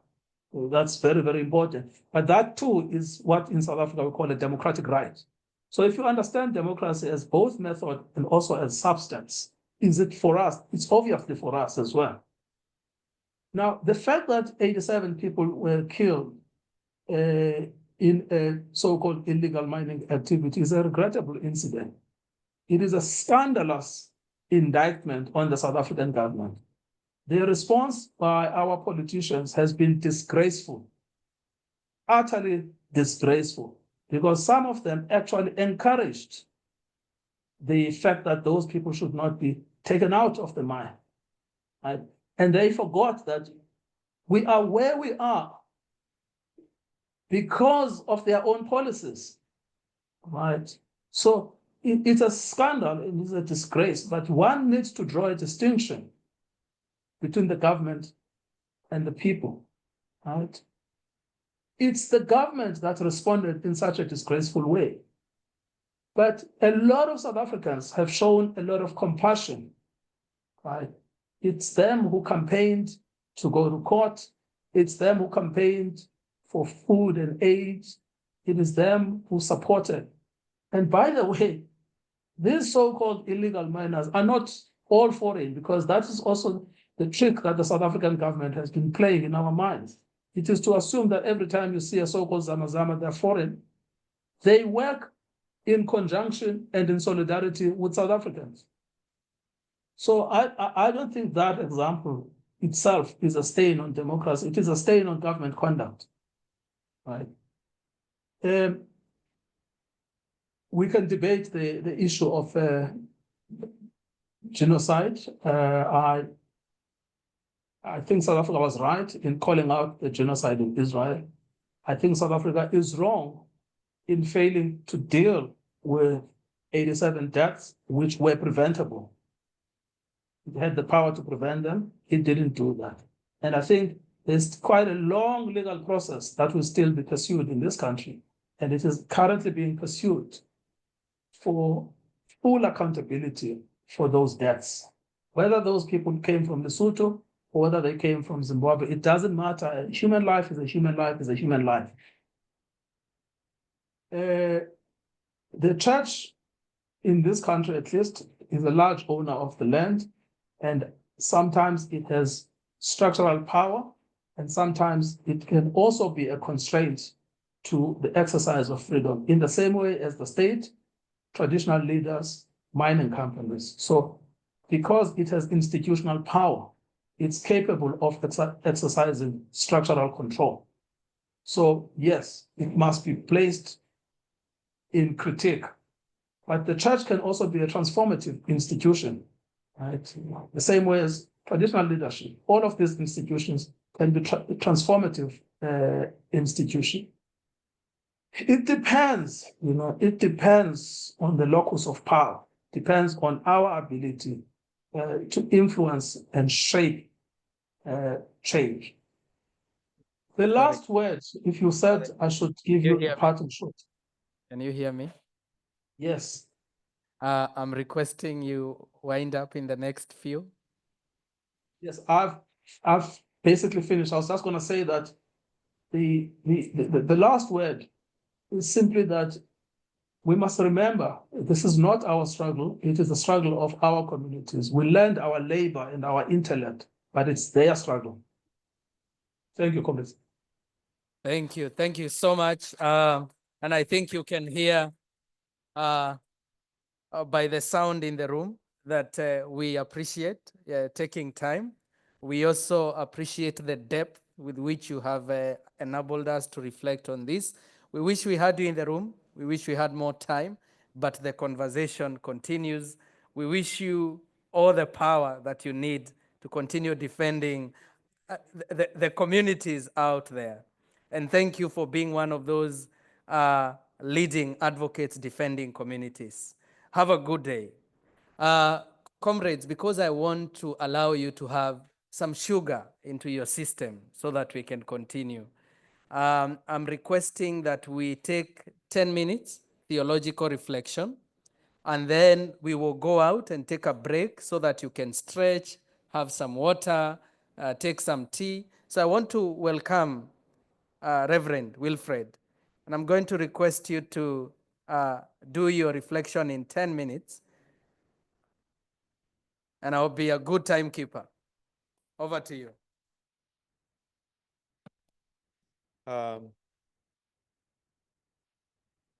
I'll do exactly as you said, considering that when I was supposed to speak, you forgot about me. So I do accept the tag of being the marginalized. So it's I will comply. I bring greetings to the Army edition, the 16th edition of the Alternative Mining Indaba from the EJN board of FOCCISA. In the interest of time, I'm going to just give a theological reflection on the matters that are before us. A theological reflection is not a sermon, so I'm not going to read the Bible. It's a theological reflection is just a question of asking what God says about the conversations that we are having. And the theme of this edition of the Army is not a statement. That's what really excites me. Neither is it a declaration, but a question. Not a rhetorical question, but a real question. And I'm deeply enthused by this theme because often we have been trained not to ask questions, but to accept things as they are. And as a theologian, I'm reminded of a biblical narrative of the beheading of John the Baptist. when Herod's daughter danced to the amusement of the guests. The mother to the young girl who had danced requested that the girl requests for John the Baptist's head in a plate. And the father instructed that John the Baptist must be killed, and his head being brought right into the party whilst it was in a platter. What really touches me about this story is that nobody dared to ask, why was John's head in that plate? And the party continued, to my surprise. Nobody dared to stop the music. Yesterday, I was one of the few who were privileged to hold a candle in remembrance of our colleagues, our brothers and sisters who died in a mine, who were killed in a mine. And I remembered John the Baptist. And when the director of ceremony asked us to lift up the candles for a picture, I asked myself, am I not lifting up John the Baptist's head for a picture, and without asking the question, why were those people killed? Why are we commemorating those people and not asking the question, why did the South African government did that? We are more often trained to observe minutes of silences and not ask the question, why? This edition of AMI who came to Cape Town in South Africa. We are here, the music is going on right behind us in the Parliament building where the sauna is going to be presented. And no one dares to ask, why are we lighting 87 candles? Why were those people killed? Why can't we stop the music and allow the party to stop until we get answers? So I hope that the question, energy transition for who, is not just a rhetoric question. It's a question that we are going to engage so that when we leave this place, we'll have answers to this question. Energy transition for who? Should not be just a question, friends. Let us allow ourselves, if need be, to stop the music so that the part can stop until we get the answers. The question of energy transition is not merely a technical or economic issue. It is a profoundly ethical and theological one. Whom does it serve? Energy transition for whom? Who stands to gain and who will bear the burden? This inquiry reaches beyond the technicalities of energy production and consumption. It delves into the very essence of justice, equity, and our shared humanity. In this reflection, I will explore the theological dimensions of energy transition, examining how our faith and values inform our understanding of who benefits from this shift and who is left behind. In many religious traditions, creation is seen as a divine gift entrusted to humanity with a mandate to steward and protect it. The book of Genesis 1:26-28, calls us to be caretakers of the earth, emphasizing the interdependency of all creation. And this stewardship goes beyond our environmental management. It requires a commitment to social justice, ensuring that all individuals and communities have access to the resources and opportunities needed for a dignified life. The energy transition is not merely about moving from fossil fuels to renewable energy. It encompasses broader social, economic, and political dimensions. Historically, marginalized communities, often those least responsible for climate change, have borne the brunt of environmental degradation, pollution, and resource extraction. As we shift towards sustainable energy, we must prioritize the voices of those who have been silenced and ensure that their needs are met. A just and equitable energy transition must encompass more than just a technological change. It must center human rights, transform power relationships, and decolonize development. And I emphasize the need to give the voices of those who have been silenced back to them. I often hear saying in forums like this, we are the voice of the voiceless. Says who? Whose voice did you take from, and what voice are you saying you are the voice of the voiceless? Everyone has got a voice. We need to sit in these forums and give back those people their voice so that they can speak for themselves. Actually, when we're all born, if you don't cry, you know what happens? They will do something to you so that you cry, so that they know that you have got a voice. So all of a sudden, some people start to think that they can speak on behalf of other people. No, let's give them their voices back and not speak on their behalf. Therefore, the need of having community voices in these platforms is very paramount.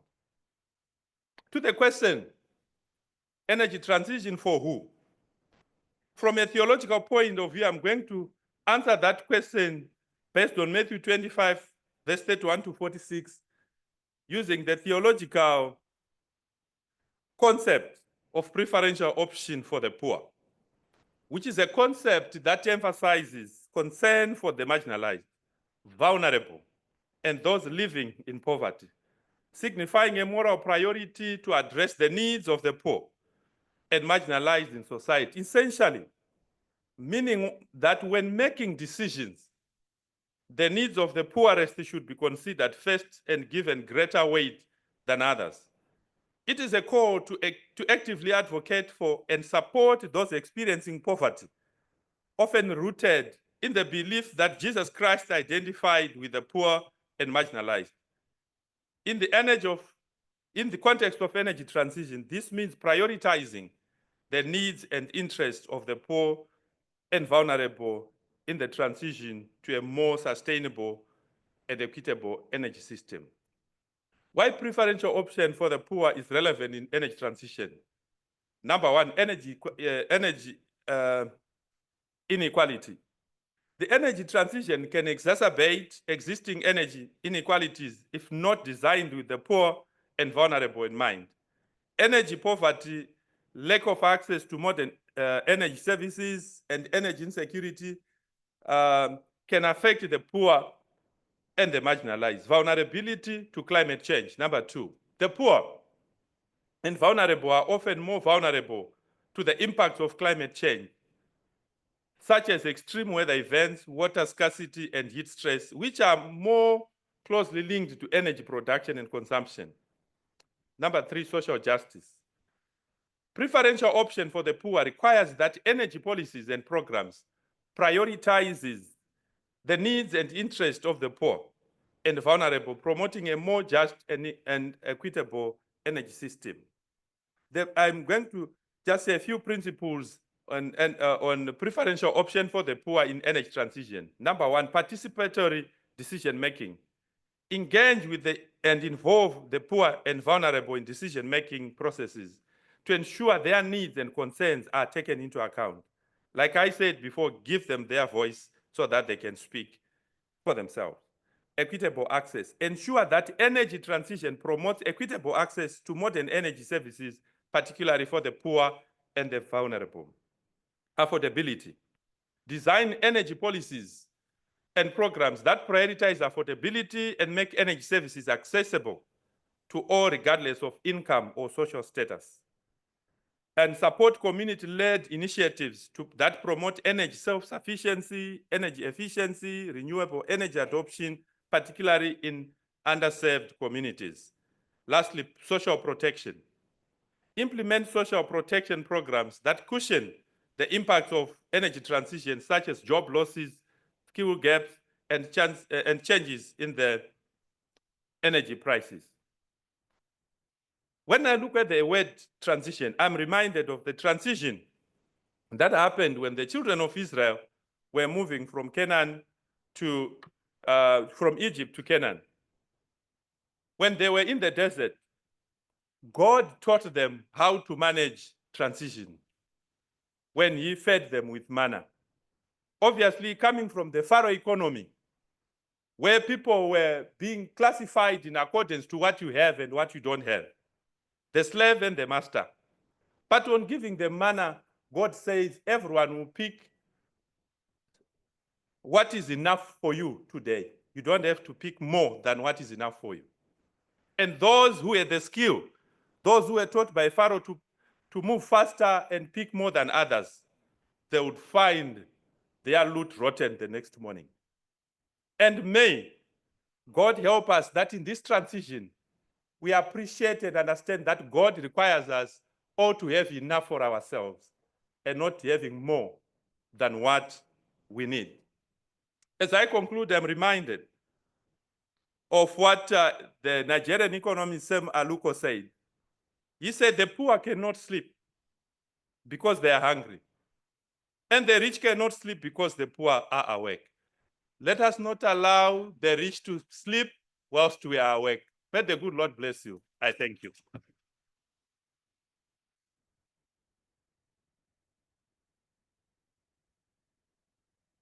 Wow, wow. The poor are awake because they cannot sleep.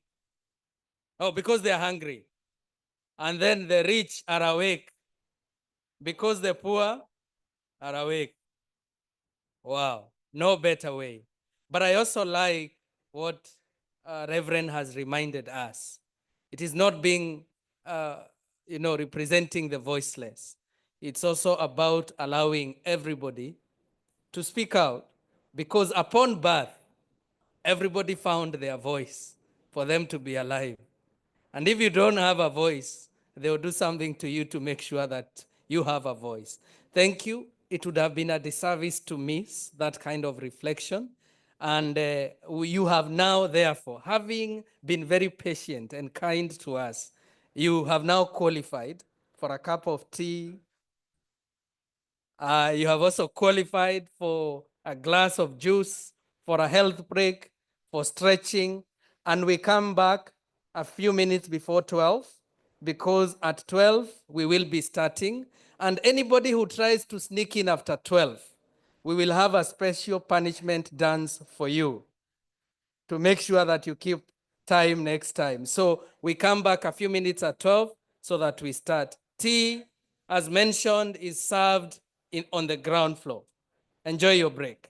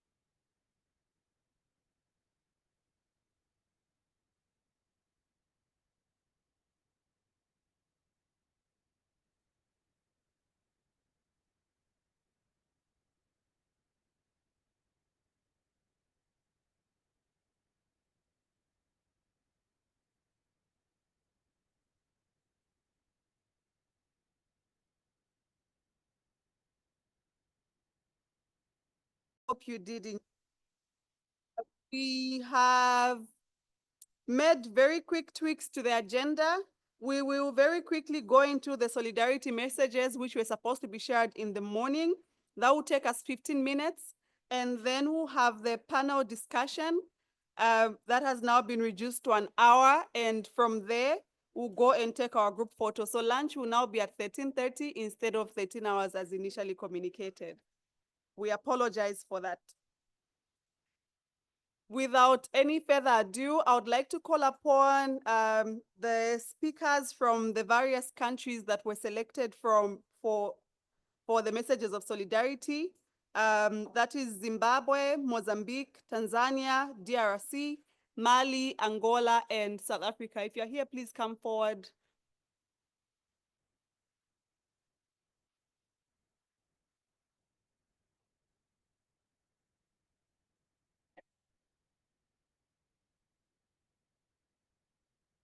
So please note that we have 2 minutes for each one of you, and I'll give you a cue when your time is up. So please come through, not necessarily one after another. It's easier if you're all here, so when the one person is done talking, the other one can move back. You can, no, you can use the, you need to use the podium. Okay. Yes. Can I go through? Yes.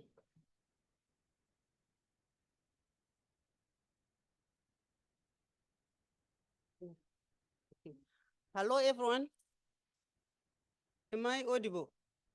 Okay. My name is Mary Nyadome from Goromonzi. I come where there's a company called PLZ, Prospect Lithium Zimbabwe. Today I stand before you as a representative of my community, which is affected by lithium mining.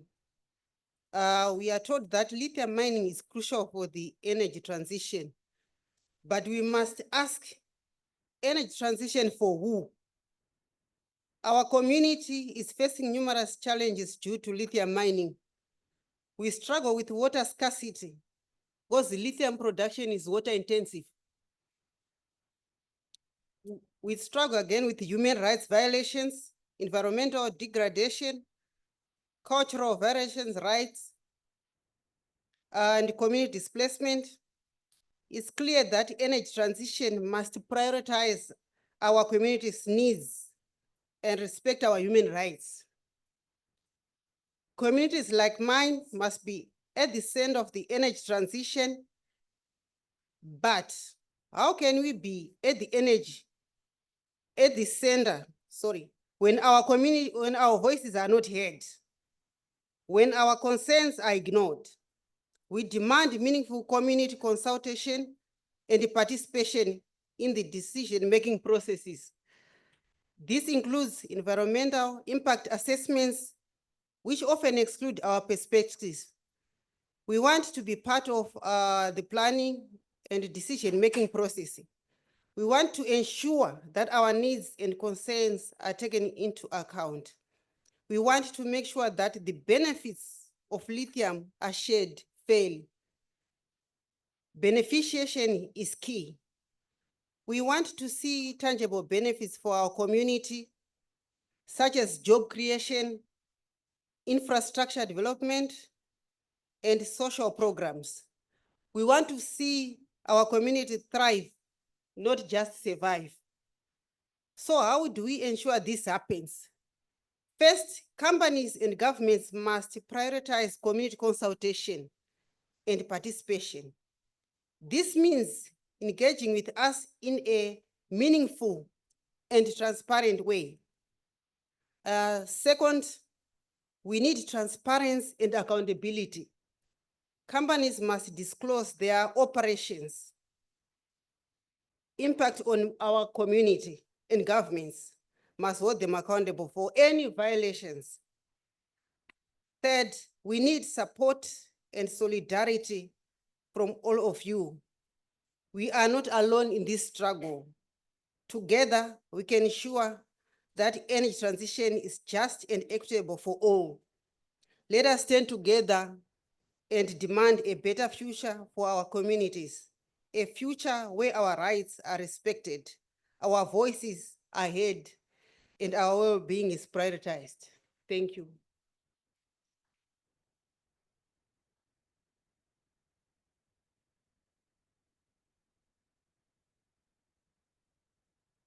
Good afternoon, everyone.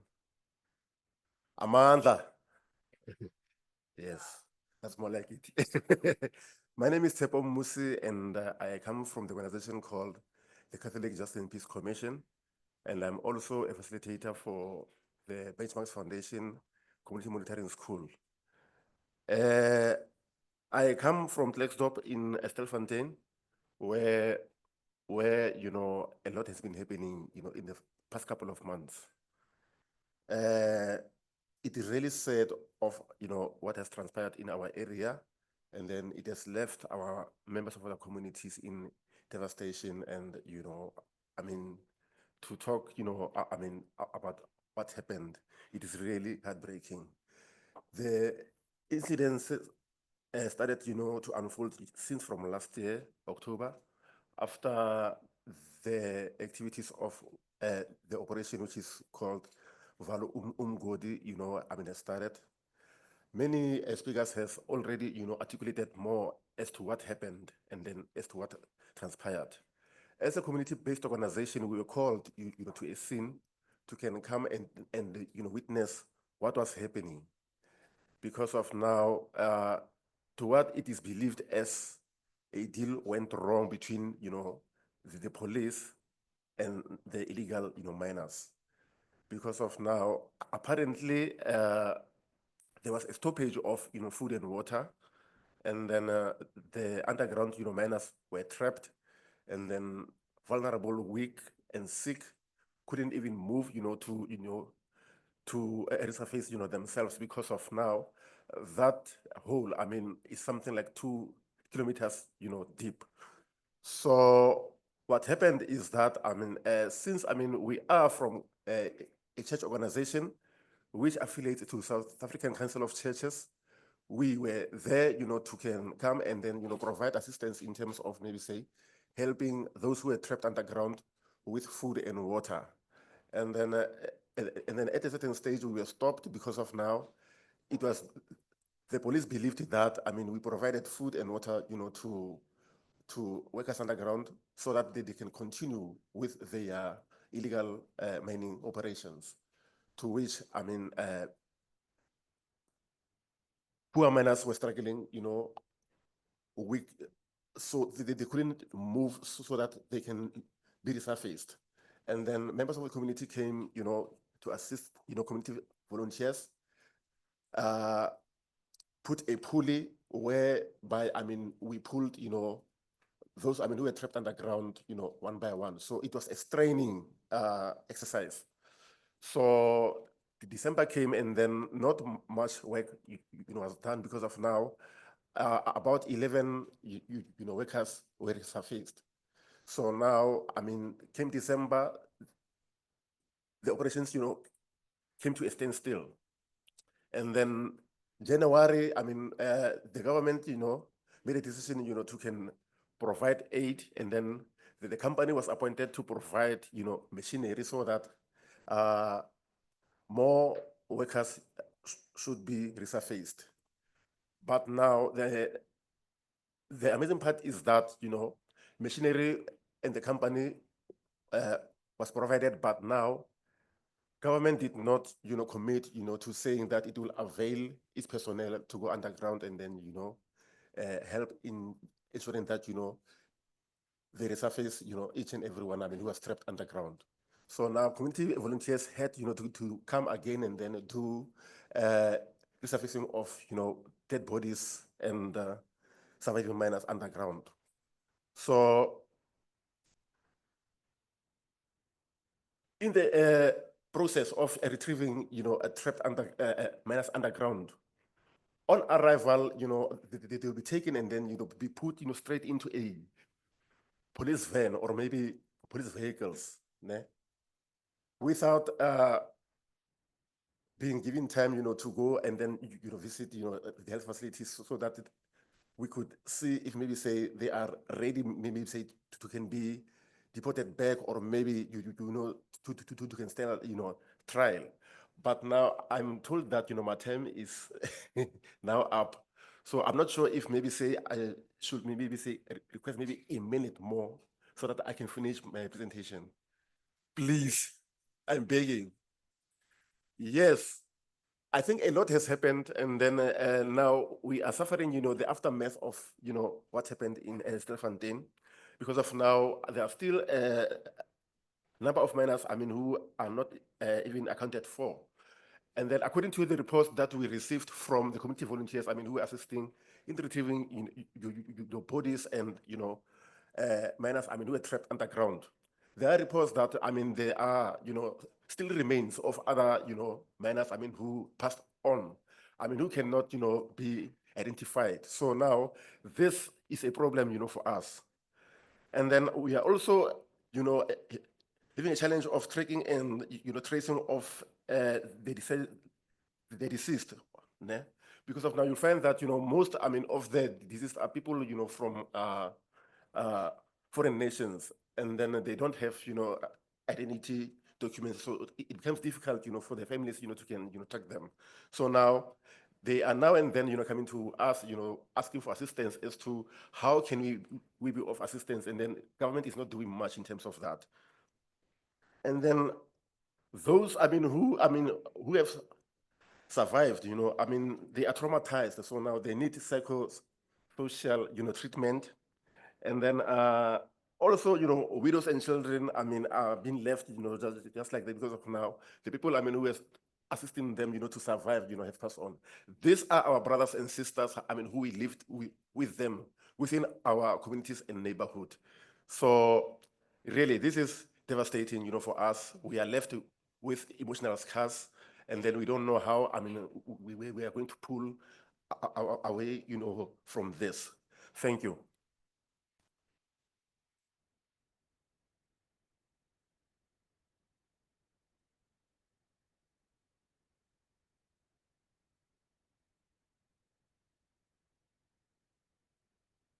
Thank you. All right. How long will this take?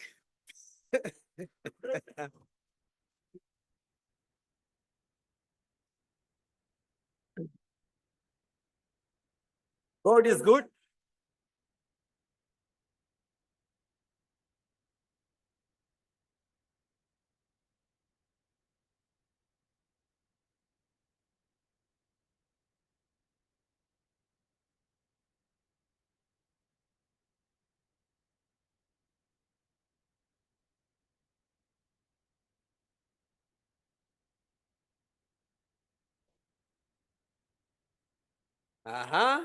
That's an energizer.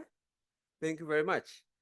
Now, mine will be struggles, and response will be, is our everyday business? Yeah? Struggles?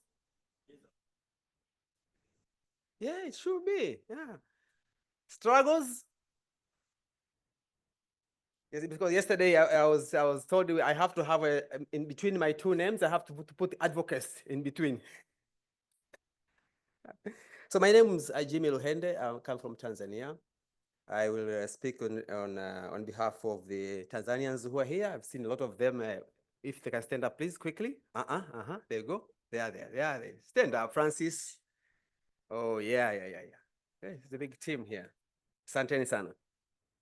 I came to Army in 2018. I was a young boy.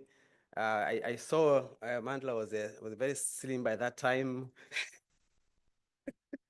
And there was a Brown, I saw Brown somewhere. He was the vocalist of the days, those times. And then I went back to Tanzania. I stayed with my colleagues there. We had only 1 year. We have registered a national platform where we meet and talk. And when I came here, I thought this idea has to be strengthened in Tanzania. So as I speak to you now, we have Haki Rasilimali, a forum that organizes Indaba in Tanzania, a very strong one. And we have Haki Rasilimali Secretariat here with me today. Please stand up with the director and your team. Yeah? So it's a platform that now we don't wait for army in South Africa. We have army replica in Tanzania. So I will speak of nickel that has been recently discovered in the north part of Tanzania. That we have prospects. We believe we are going to support our communities with the nickel. We have so many stories of discovery of gold in Tanzania. We had beautiful stories. We had also worst times of that. But this time we said, okay, with the energy transition, we'll be producing batteries maybe for your cars. And I was reading yesterday some articles about electronic batteries for vehicles. And only to find out that the Volkswagen is sold out for the whole year because of that. So this means if you take that quickly, you see that, oh, Tanzanians are going to be rich, eh? The community, they won't complain anymore, yeah? Maybe that's what we think as communities. But from the experience of these promises, I tell you, as a community member, we feel that perhaps there are some few, that the games will be the same when one. So we are not very much comfortable and say things will be okay. We are ready. From the experience that we had, we have done quite a lot of advocacy and engagements there. We think the nickel will come with the fire as well. We know there'll be struggles. As I say, struggles is the business of every day. Though we have hopes, as I said, but I think we have you as our colleagues, as our members, as a team of network that we can work together, that we can come and share our ideas, our stories, where the member of the parliaments will come here or we meet them in Tanzania, so that the justice will be seen from the extraction of nickel in north part of Tanzania. We know that by 2016, they're going to start from the contract. We know that our country will get 16% of the package. We know that 60% will be on the royalty package. But now, our question is, will that be reality? We'll get what we want, because our niche is not to get the money, as the lawyer said this morning. It's about worth, but what kind of worth? What is this? What he said? Assets. Will us get assets from it? That's our question. We're not sure about that one.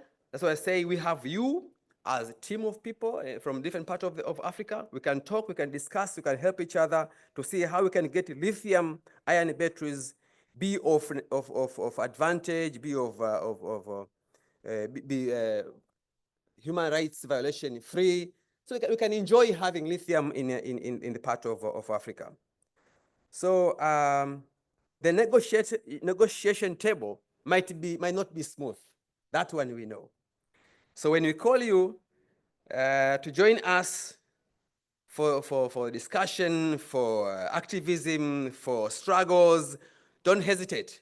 That would be an opportunity again to come and energize ourselves and move again and move it and score something out of it. I thank you very much.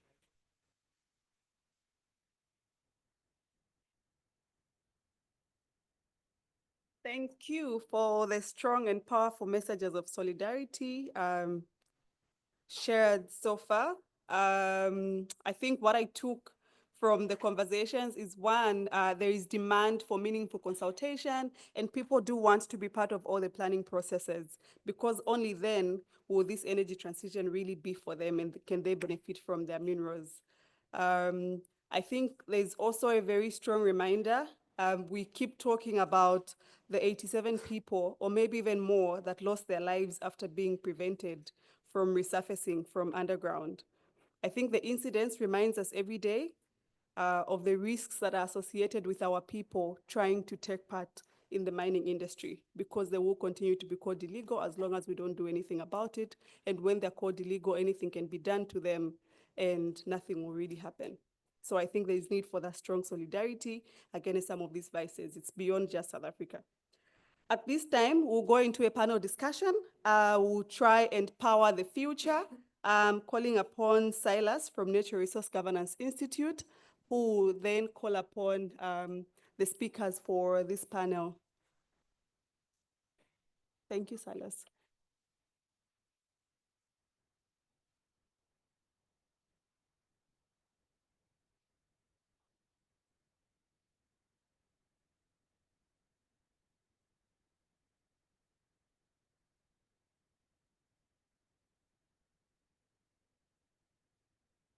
Good afternoon, comrades, ladies and gentlemen. Amandla, let me also try that. Right, so it is my great pleasure really to welcome you to this important panel discussion on powering the future, tackling challenges, unlocking opportunities, and driving innovation in energy transition as we continue unpacking the key question about transition for who. So I think we are moving into that. So as the global energy transition and landscape, undergoes profound transformation, we are faced with an urgent need to balance sustainability, accessibility, it was mentioned in the morning, and the economic growth. We cannot compromise our economic growth at the sake of energy transition. So the energy transition should facilitate economic growth in Africa, if I talk about specifically about Africa. So advancement in renewable energy, electrification, and emerging technologies offer tremendous opportunity, yet challenges such as policy gaps that will facilitate equitable energy transition, financing constraints, and infrastructure development, as well as technological scalability remain the key hurdles for energy transition. The transition has also brought tremendous attention to the role of extractive sector for people and the planet. So tackling the question is really how do we tackle the challenges, unlock the opportunities, and driving innovation in energy transition? To explore those key questions, let me introduce and call upon the podium the panelists, very capable panelists who discuss these issues. So let me call upon Shane Choshane. Shane works for the CNV International. And Shane, for the interest of time, please come in and you will introduce yourself a little bit more when on the podium. Shane, up. Next.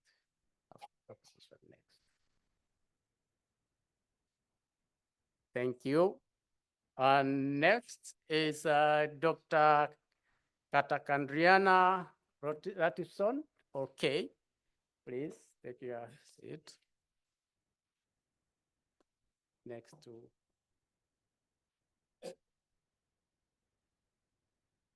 and Nsama Musonda from Care for Nature Zambia.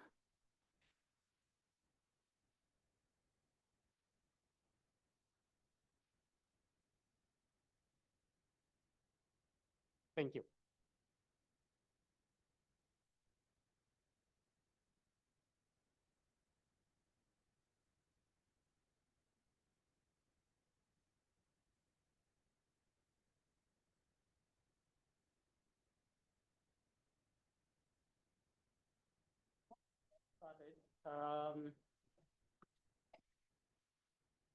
I'll start with Shane.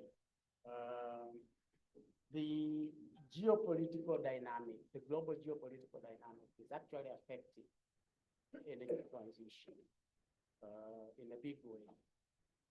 But what exactly is a challenge, and how do Africa countries really address the question of geopolitics? Because it is not setting the level field for the players in the ground. Shane, maybe you can introduce yourself. Thank you, Chair. Amandla. Matla. My name is Shane Choshani. That is my South African name. My East and West African name is Shane. So I represent CNV International, which is a Dutch organization linked to CNV, which is the second largest trade union federation in the Netherlands. So we are doing work in South Africa, more especially in the mining sector, focusing on the so-called critical minerals to ensure that we put the agenda of minerals on just transition, on the social dialogue in South Africa, including so that they can be debated in NETLEC and the Presidential Climate Commission. Thank you, Chair. I'm happy to start. I mean, in a nutshell or in simpler terms, the geopolitics simply means a competition between the developed countries. So the geopolitics of the minerals, the so-called critical minerals, are geographically spread, more especially in countries that they cannot actually refine them. And the developers are mainly based in the north, the so-called global north.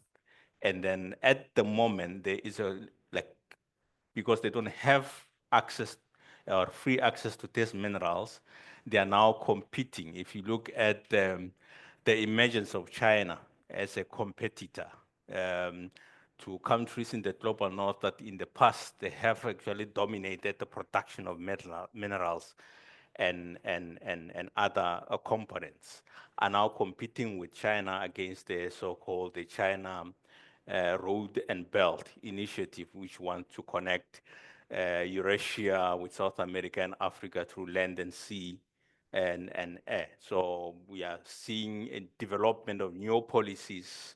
For example, the European Commission's Critical Mineral Act, which I think it has made the term critical minerals more known than it was in the past, because all of a sudden, a South African mineral, platinum, is becoming a critical mineral. There was a time in history where our platinum production goes up.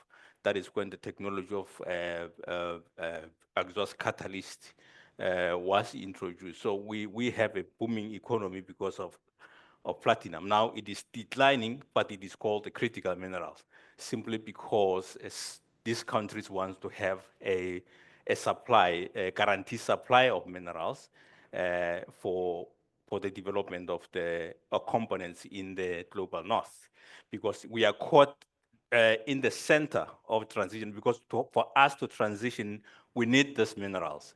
The minerals are used to manufacture cars. I'm sure you have seen the proliferation of Chinese cars, electric cars in South Africa, those who live in South Africa. And they are used for wind turbines. The rare earth minerals are used in wind turbines. And Africa is sitting on minerals that can actually produce the lithium-ion battery. Somebody just mentioned the lithium-ion battery. But we don't have the capacity to develop those batteries, and that is a challenge. So the only people who can do that is China and European countries. That is the challenge that we are facing, and we need to get out of, because Africa alone can do that, can produce that. South Africa is sitting on the resources of manganese, which is one of the 5 elements required for that particular lithium-ion battery. Mozambique is using on graphite, DRC and Zambia using on nickel and cobalt. And yeah, those are the 5 minerals that actually can be used for lithium-ion batteries. So like I said, we are caught in a competition in which we are not participating, and our governments really have no plans to develop that. So any person who tells you that we have an opportunity to develop renewable energy in Africa will definitely be lying to you. There is no country in the global north that has a policy that says it's going to develop Africa. It is us who have to come together and pressurize our government because of the individualized fictitious borders. Everybody has an opportunity to negotiate with an individual country and have access to those particular minerals. So we have to come up with, because they are moving away from the UN SDG 17 that requires us to put our hands together and see that we resolve climate change. But then as a result now, people are using it as a competition to develop new equipment that we buy, because our, for example, in South Africa, we are focusing on transition from coal to renewables, but our transition is finance-based. We want to get money and procure finished products that have traces of our minerals in them. We have no intentions of actually our policy to beneficiate our own mineral. So that is the issues that we are facing, and ours is to ensure that we come together and develop a governance mechanism that will ensure that we don't really have the historical problems that we have experienced with minerals in Africa. As we know, the legacy of mining. So for now, I can stop there, but I will further actually elaborate it as we go better. Thank you, Comrade Salas. Thank you very much, Shani. Picking from that, looks like Africa is caught up in between, within the very complex geopolitical dynamics. And I want to hear from Sama, how can African nations balance the rising global demand for critical minerals with the need to safeguard workers' rights, local communities, and the environment? Thank you very much, Silas, and greetings to everyone in the audience. So to start with, to answer your question, I'll go back to the theme for our panel. I'll try to look at tackling the challenges because right from yesterday, as we had the AGM to the opening ceremony, there's been a word that has been repeated, the community. And even in the theological reflection that we had now, we heard that we cannot come here to say we are the voice of the voiceless, because as civil society organization, our theme has been power to the people. And that's why we're hearing Amandla away to. In Bemba, we say Amaka Kubantu, because if we continually come and sit in the audience, we are basically sharing the challenges that we already know, but we are not coming up with a solution to ensure that the communities that we're talking about begin to engage. When we talk about, it's a sad story about the accident that happened in Stilfontein, because it just reminds us of what is happening in many other African countries. In Zambia, we've had same cases at Senseli where a lot of miners died. We could not even account for some.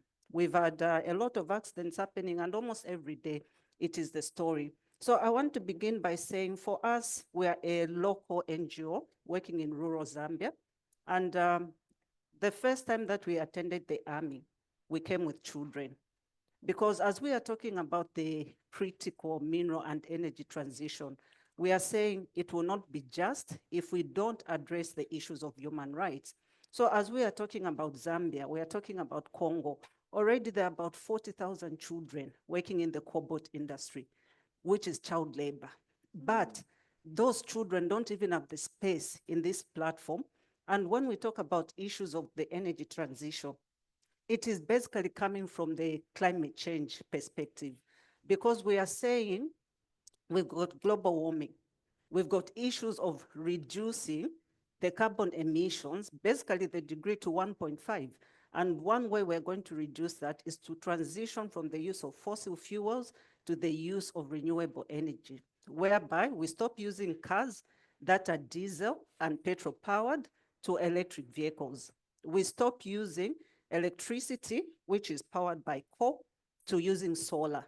and also we harness the wind energy. So what that is doing, it is presenting an opportunity for Africa. Why? Because if we could manufacture within the African countries, already we are talking about the collaborations, it is going to give us an opportunity to grow our economies. Already we are being told that Africa has got a significant share of the global minerals. We've got about 92% platinum, there's about 56% cobalt, 54% manganese. I'm coming from a province where almost everywhere you go, there's manganese. So if we have these minerals, what is the challenge? Where is the problem? So the challenge that we are talking about is, as civil society organizations, as change actors, how much are we communicating with the people that we are calling artisanal and small-scale miners? So when they are called informal workers, what are we doing to shift from them being informal to being formal? So in most African countries, you find that the scenario that we have, where there are investors, mainly foreign investors, it is commercial mining, well organized, they're decent jobs. The government gives them attention because they're the revenue drivers. They are very significant, I call them key partners. But where the local people are trying to benefit from their minerals, one, there's no information.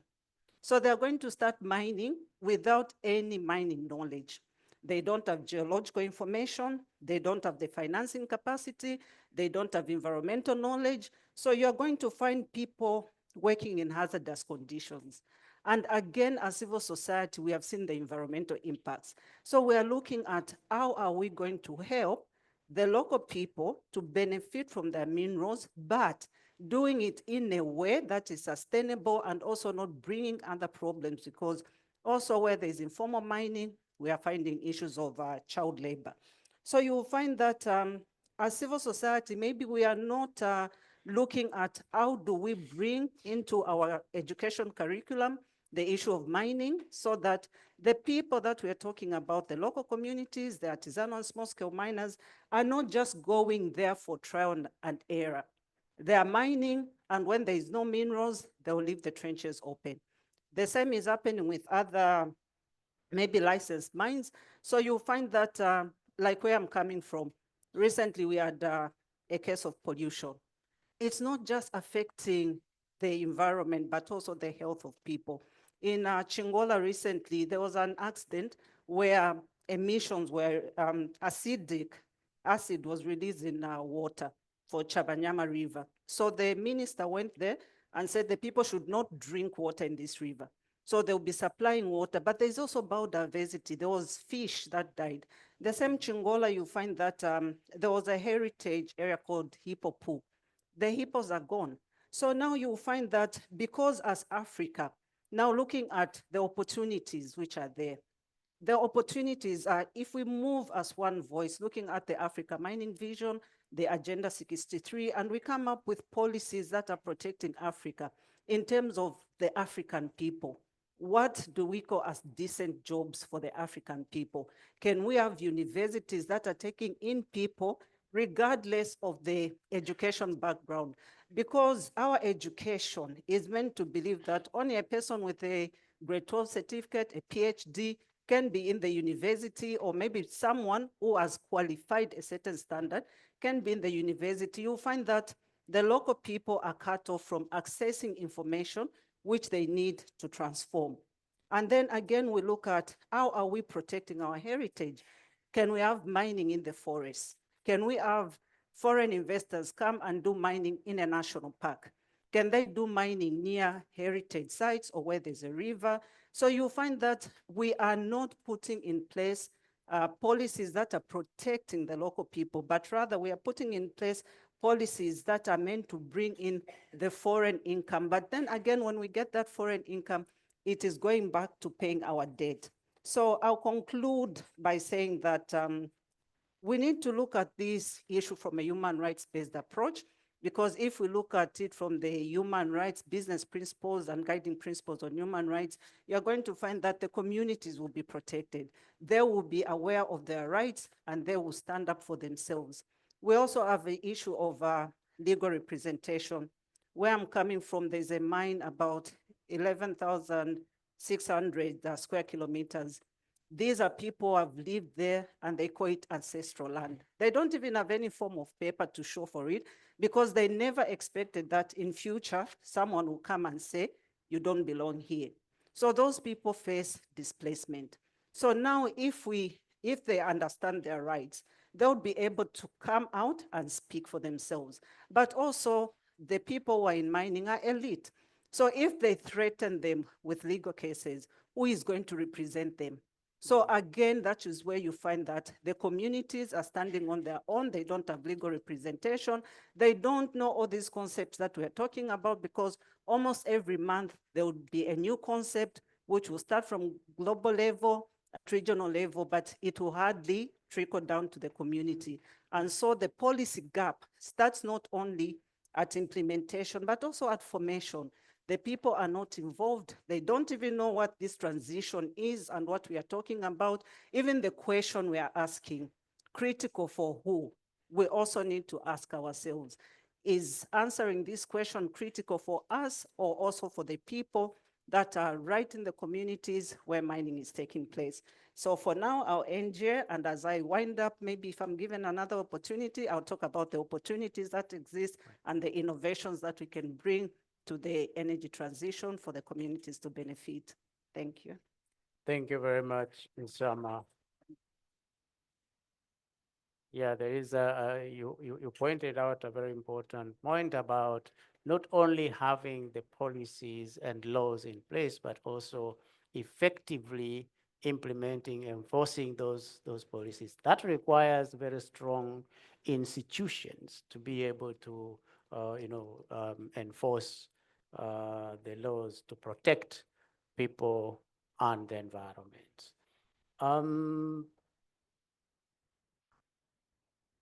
I hope you won't mind if I call you Kay. Because That's how everyone calls me. Thank you. So, given the rising global demand for critical minerals, there are different views and perspectives on the fast tracking, licensing or permitting for critical minerals. In your view, is this compatible with meaningful stakeholder engagement that someone was talking about? And does that allow effective due diligence of the companies that are being operating in African countries? Yeah. Thanks, Silas, and hello, everyone. Before starting, I will say a few words about Publish What You Pay, because maybe some of you don't know it. And first thing, I come from Madagascar, and I hope this thing is Madagascar, because every year I keep coming to the Yami, I keep asking, where is Madagascar? We're part of Africa, well, being outside of it, but yeah, that's me. So Publish What You Pay is, it's the widest platform, a group of civil society organizations and grassroots communities that exist for more than 20 years. And we are really striving for communities to benefit from their natural resources. And we've been known for pushing for transparency and accountability in the extractive minerals, extractive industry, accountability in terms of revenues, transparency mainly. We've been standing also for a cleaner and fairer energy future. And now we are going to launch our 5-year strategy until 2030, which really puts communities at its heart. So that's why I totally agree with what Nsama outlined. We need to put communities in the heart of this business because it's still a business. For the moment, it's profit before people, and we have to reverse it. And that's what we are standing for. So in our view, a just energy transition doesn't have to leave anyone behind, but for that to happen, we need to have strong safeguards. So now coming to a question, Silas. Fast tracking, that's a word that we are hearing a lot these days, like we are in the midst of an era of critical minerals boom. Critical for whom? That's a big question. as well, because we know that producing countries are most of the time left outside the value chain. They are standing at the bottom, only receiving peanuts from that industry. This has to change as well. So in the heart of this boom, some are wanting, to fasten the process, to maybe fasten the profit as well.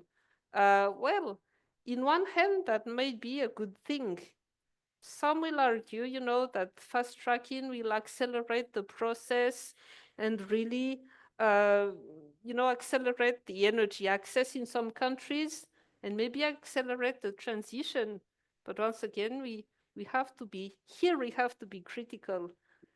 There won't be any transition if there is no access first. That's one thing. And most of our countries in Africa, I don't know for yourself, but in Madagascar, access to energy is like the first closed door for the moment. We cannot transition yet.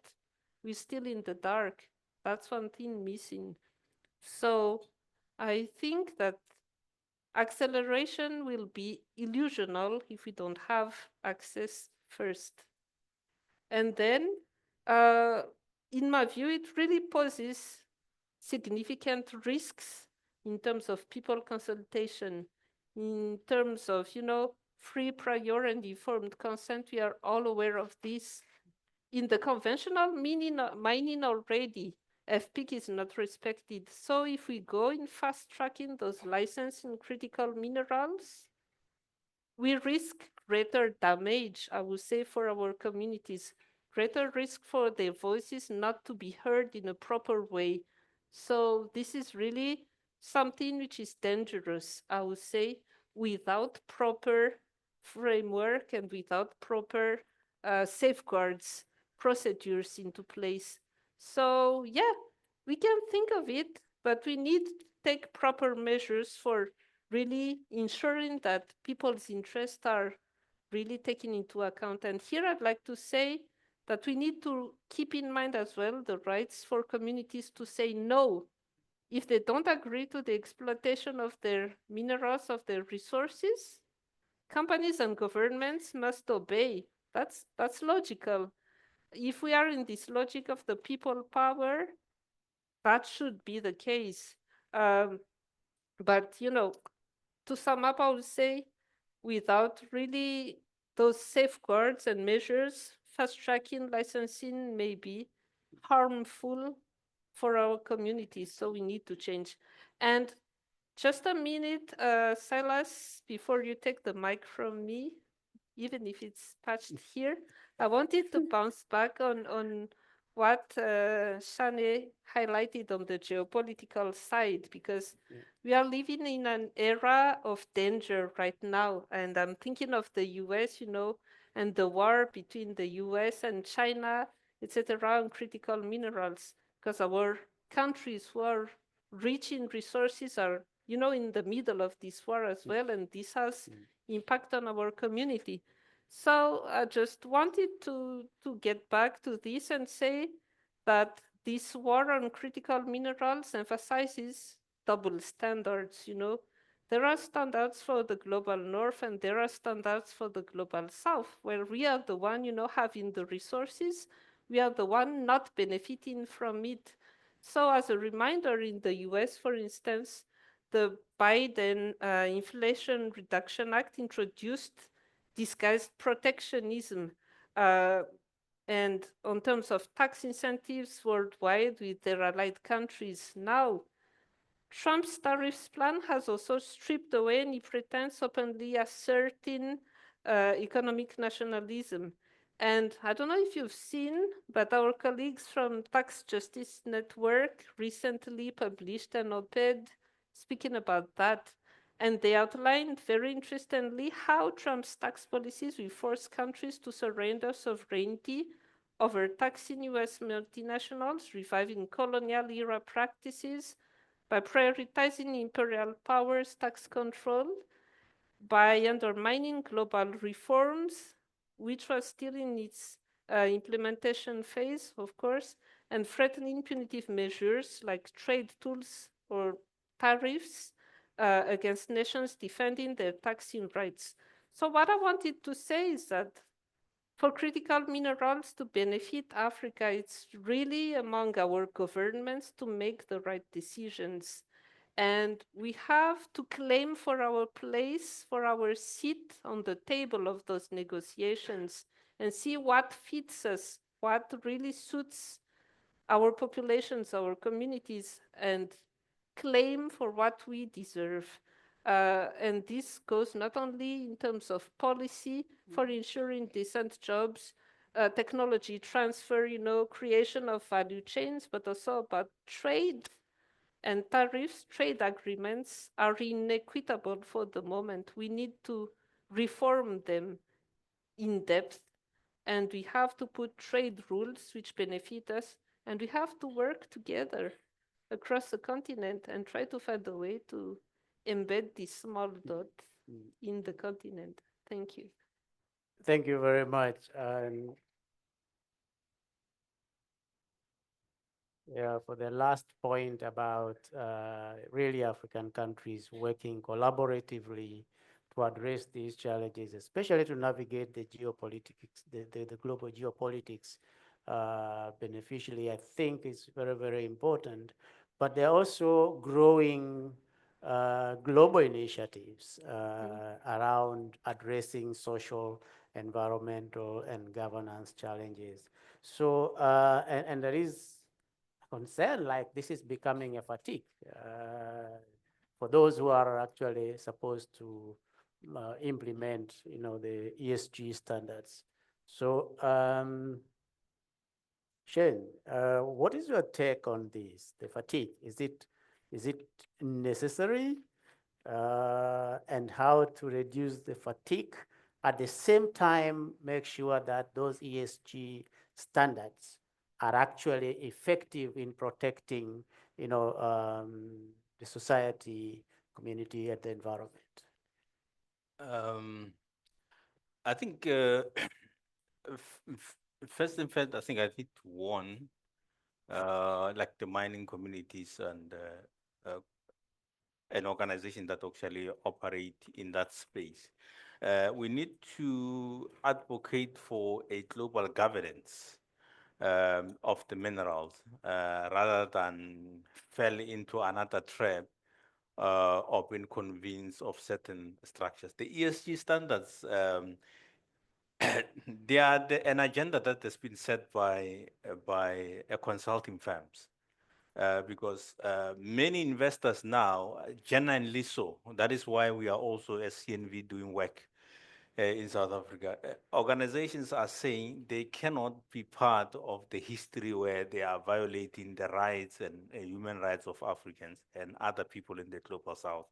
So the ESG standards, in a way, is a pressure from most companies to want to appease to investors to say we are doing the right thing in the communities. But the red flag is when they are being done by organizations that, for example, have been caught in South Africa in the so-called state capture. The consulting firms, even globally, that have helped this organization to cover environmental issues are now the champions of environment and social issues.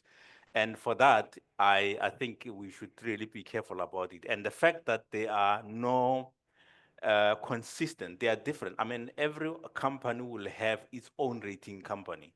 Even the second largest company in the DRC, China Molybdenum, has a company that is rating them. I think in 2023, they improved them to AA rating. Anyone who comes from the DRC or understand the issues on the ground in the DRC knows the atrocities that these companies are doing. But the company in its annual reports, including Glencore, they have wonderful pictures and rating about what the good that they're doing in the country, so that investors then can invest. But in reality, it is not the case. But I think in the room we have organizations that have the interests of all these communities at heart, and we need to find partners. We have EMA, which is the initiative of mining assurance, which actually look at the value chain and then make sure that people actually are looked after. And for that, I think we need to find those kind of partners and push for a global governance linked to SDG 17 of the United Nations. So the ESG, from where I stand, I really don't support them, and I think they are nonsensical. Thank you very much. Sama, you want to add on the ESG? Because I think that's where you... Yes, I can add a bit on the environmental governance and social standards.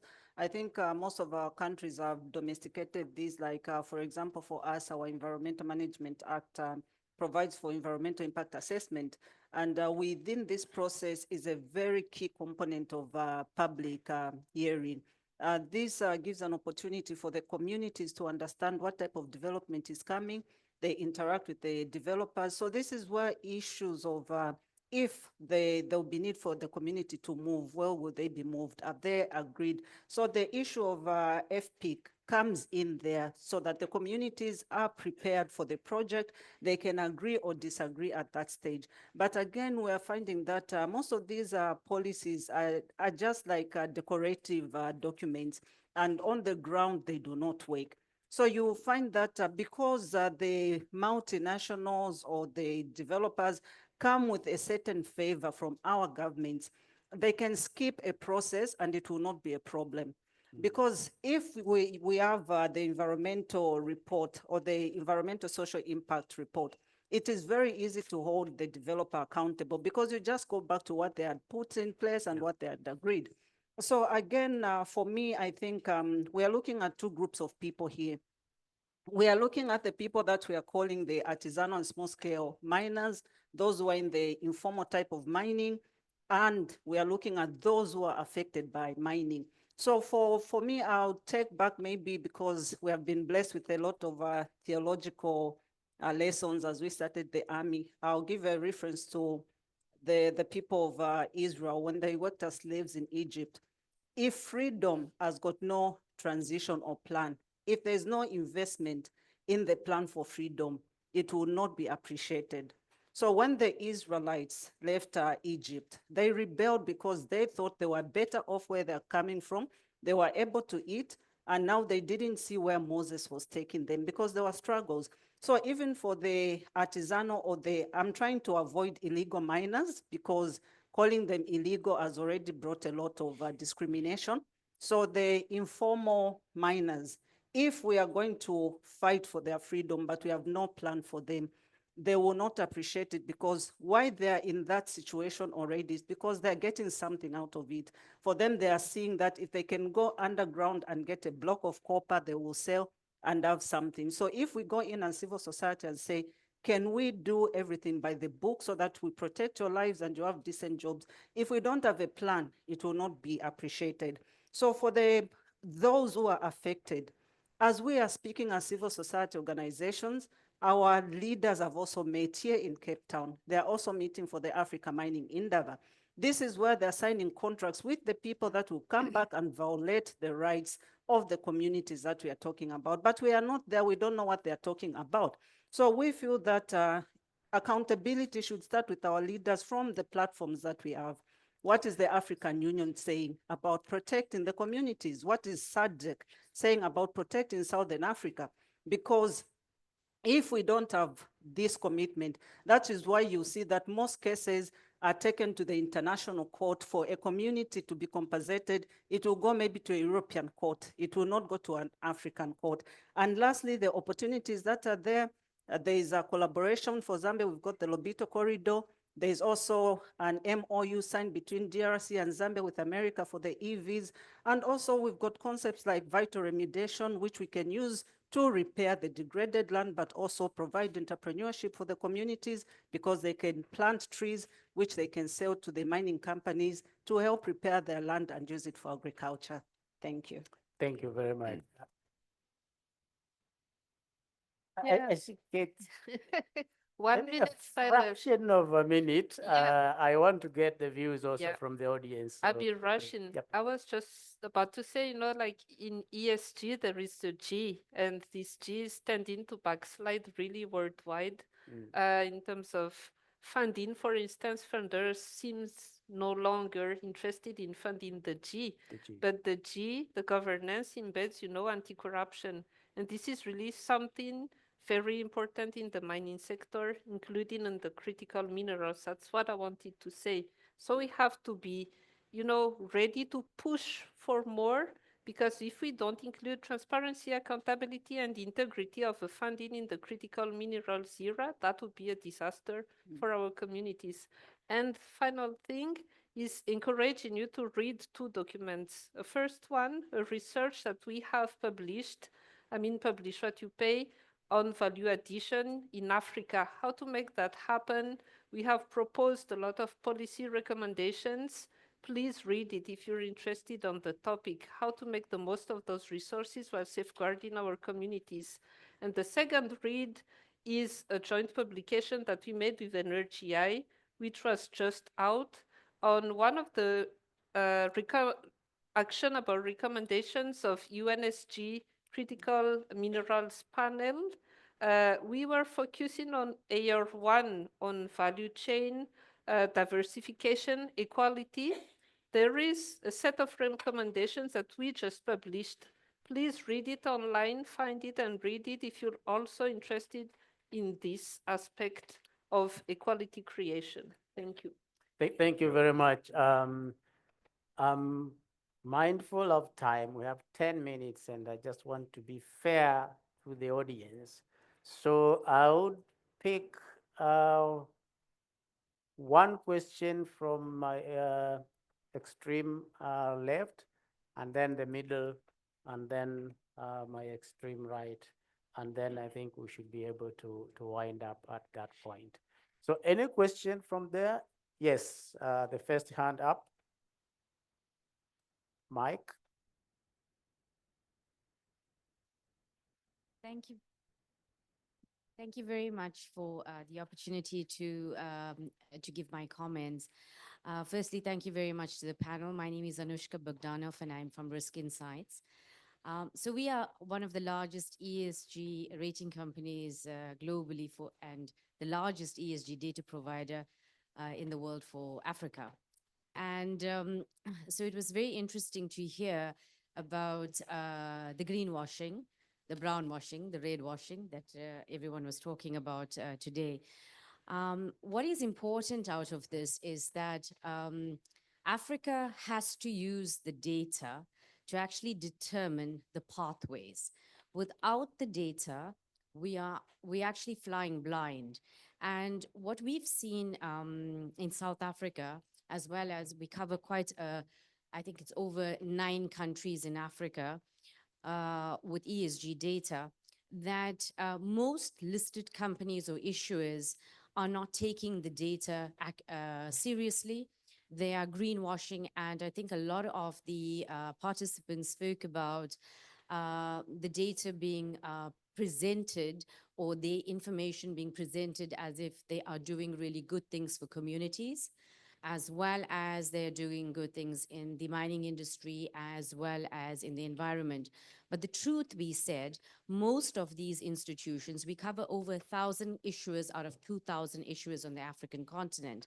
Less than 30% of these issuers actually project their data correctly, show the accuracy because it's a point-in-time data, or the data is not depicted in the right format. There's a whole lot of narrative in terms of saying that they're doing good things, but not reporting the empirical information so that you can actually start planning forward.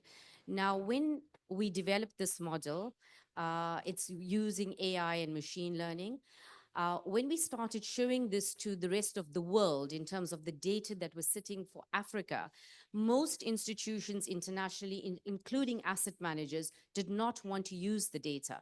They were saying, let's use proxy data of the global north to basically showcase Africa. What is the And question? this is extremely important, especially What is the for question? this particularly. Excuse me. Can you make your intervention very short because we are running out of time? So if you have a question to ask, and then we can have a conversation about that very important point, but let us have a conversation after that. Sorry. Okay. I think what's very important is to actually understand that as activists that are sitting in this room, that data is what is going to allow you to actually have a voice and a seat at the table. Thank you. Thank you. So the question of having data, evidence-based, advocacy is very important. Yes, sir.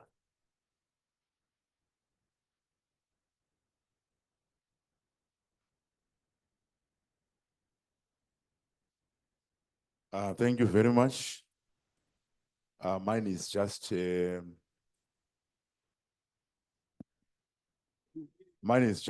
appreciation. I'm Chief Executive Officer of Shia's Work Community Share Ownership Trust, where the diamonds are being mined in Zimbabwe. And I take note of the emphasis being put in this army on the shift from voice of the voiceless to power to the communities. This makes us communities feel very much accommodated in these forums. Thank you very much. I noticed great emphasis on this in the Theological Reflection, as well as in presentations yesterday, especially by Oxfam.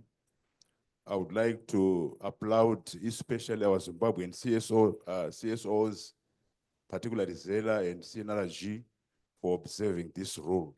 I think let's go on like that. We communities, we quite appreciate. Thank you.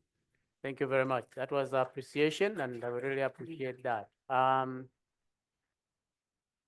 The two hands there, and okay. First hand there. Right. Thank you. My name is Fabien Mayani. I'm from DRC, where people are really experiencing geopolitical competition around access to critical minerals. I think yesterday, Dr. Cloud mentions the Lobito Corridor, which is one example of that competition. So my question is how to ensure that African leaders can understand that geopolitical competition and act in terms of collective and collaborative ways in the continent. Because we have been analyzing how African countries are dealing with Western countries, with China, different ways.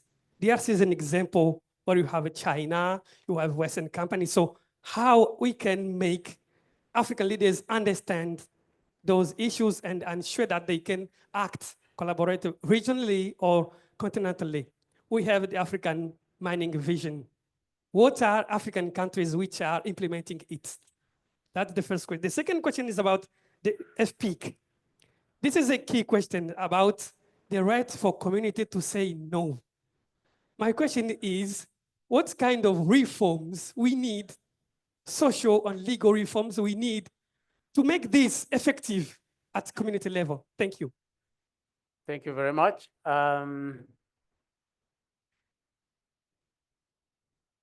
Overflow. Top priority to the lady. And last, that is the last question. Then we will come back to the panelists and then we wind up. Chair, I'm told that there's a question in the overflow room and apparently they are part of this conference and they feel left out. Sorry. There's a hand in the overflow room. Oh, in the overflow room. Wow. Yes. Good afternoon, colleagues. My name is Brown Motsau, and I need to declare my interest that I don't come from the archives. So as a young chap who's new and representing the youth, I have just two uninformed questions that I would like to ask. One is, I am told that 60 to 70% of our bodies, it is occupied by water. And it is interesting that in all the critical discussions that have been had on the critical minerals, water is not considered to be one. And I am told that mine, it is one of the companies that are polluting the water sources that we have. Whether you talk of atmospheric water from the rain, you talk of our rivers, or you talk of aquifers. Excuse me, please. Can you pose a question directly and ask who is to respond to that, because we are running out of time already. Okay, the question is, could possibly one of the panelists just indicate if water can be considered as one of the critical minerals?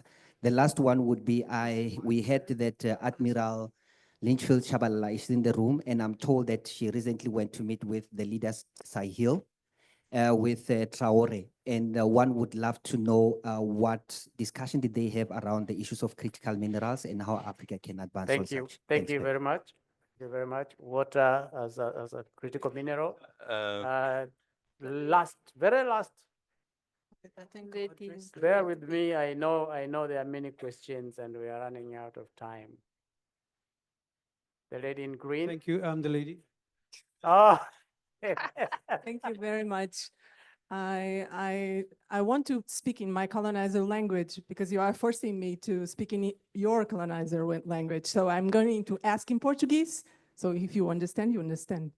Mas a minha questão é simples, and because também porque nós temos algumas pessoas que estão a assistir em português. Quantas comunidades é que já tiveram a oportunidade de usufruir destes benefícios que nós estamos aqui a dizer em vários exemplos que não são usufruídos em lado nenhum, mas se não vos preocupa que não temos muitos exemplos de comunidades que não fazem parte das decisões, que não são informadas previamente, e agora com esta questão de transição energética estamos todos muito agitados com isto, mas a questão também é que nós não fazemos parte como a sociedade civil e como a sociedade civil geral africana, não temos esse peso na mesa de negociações. Então, se não nos preocupa esta situação de não termos um exemplo, pode ser a minha ignorância, é a primeira vez que eu estou aqui, mas eu gostaria de saber se há um exemplo de comunidade que conseguiu tudo isto que existe de mecanismos, de leis, e que nós nos podemos inspirar nesse exemplo. Obrigada. Obrigado. Okay. Yeah. Thank you so much. Because we have a pressure of time, we're not going to respond to each and every question that has been raised, but in the last interventions, maybe less than a minute from each of the panelists. If there is a question that you want to respond to, please pick it up and respond quickly, and then give your final word. After that, we will close up the panel. I think I will respond to Comrade Brown about water not being a critical mineral.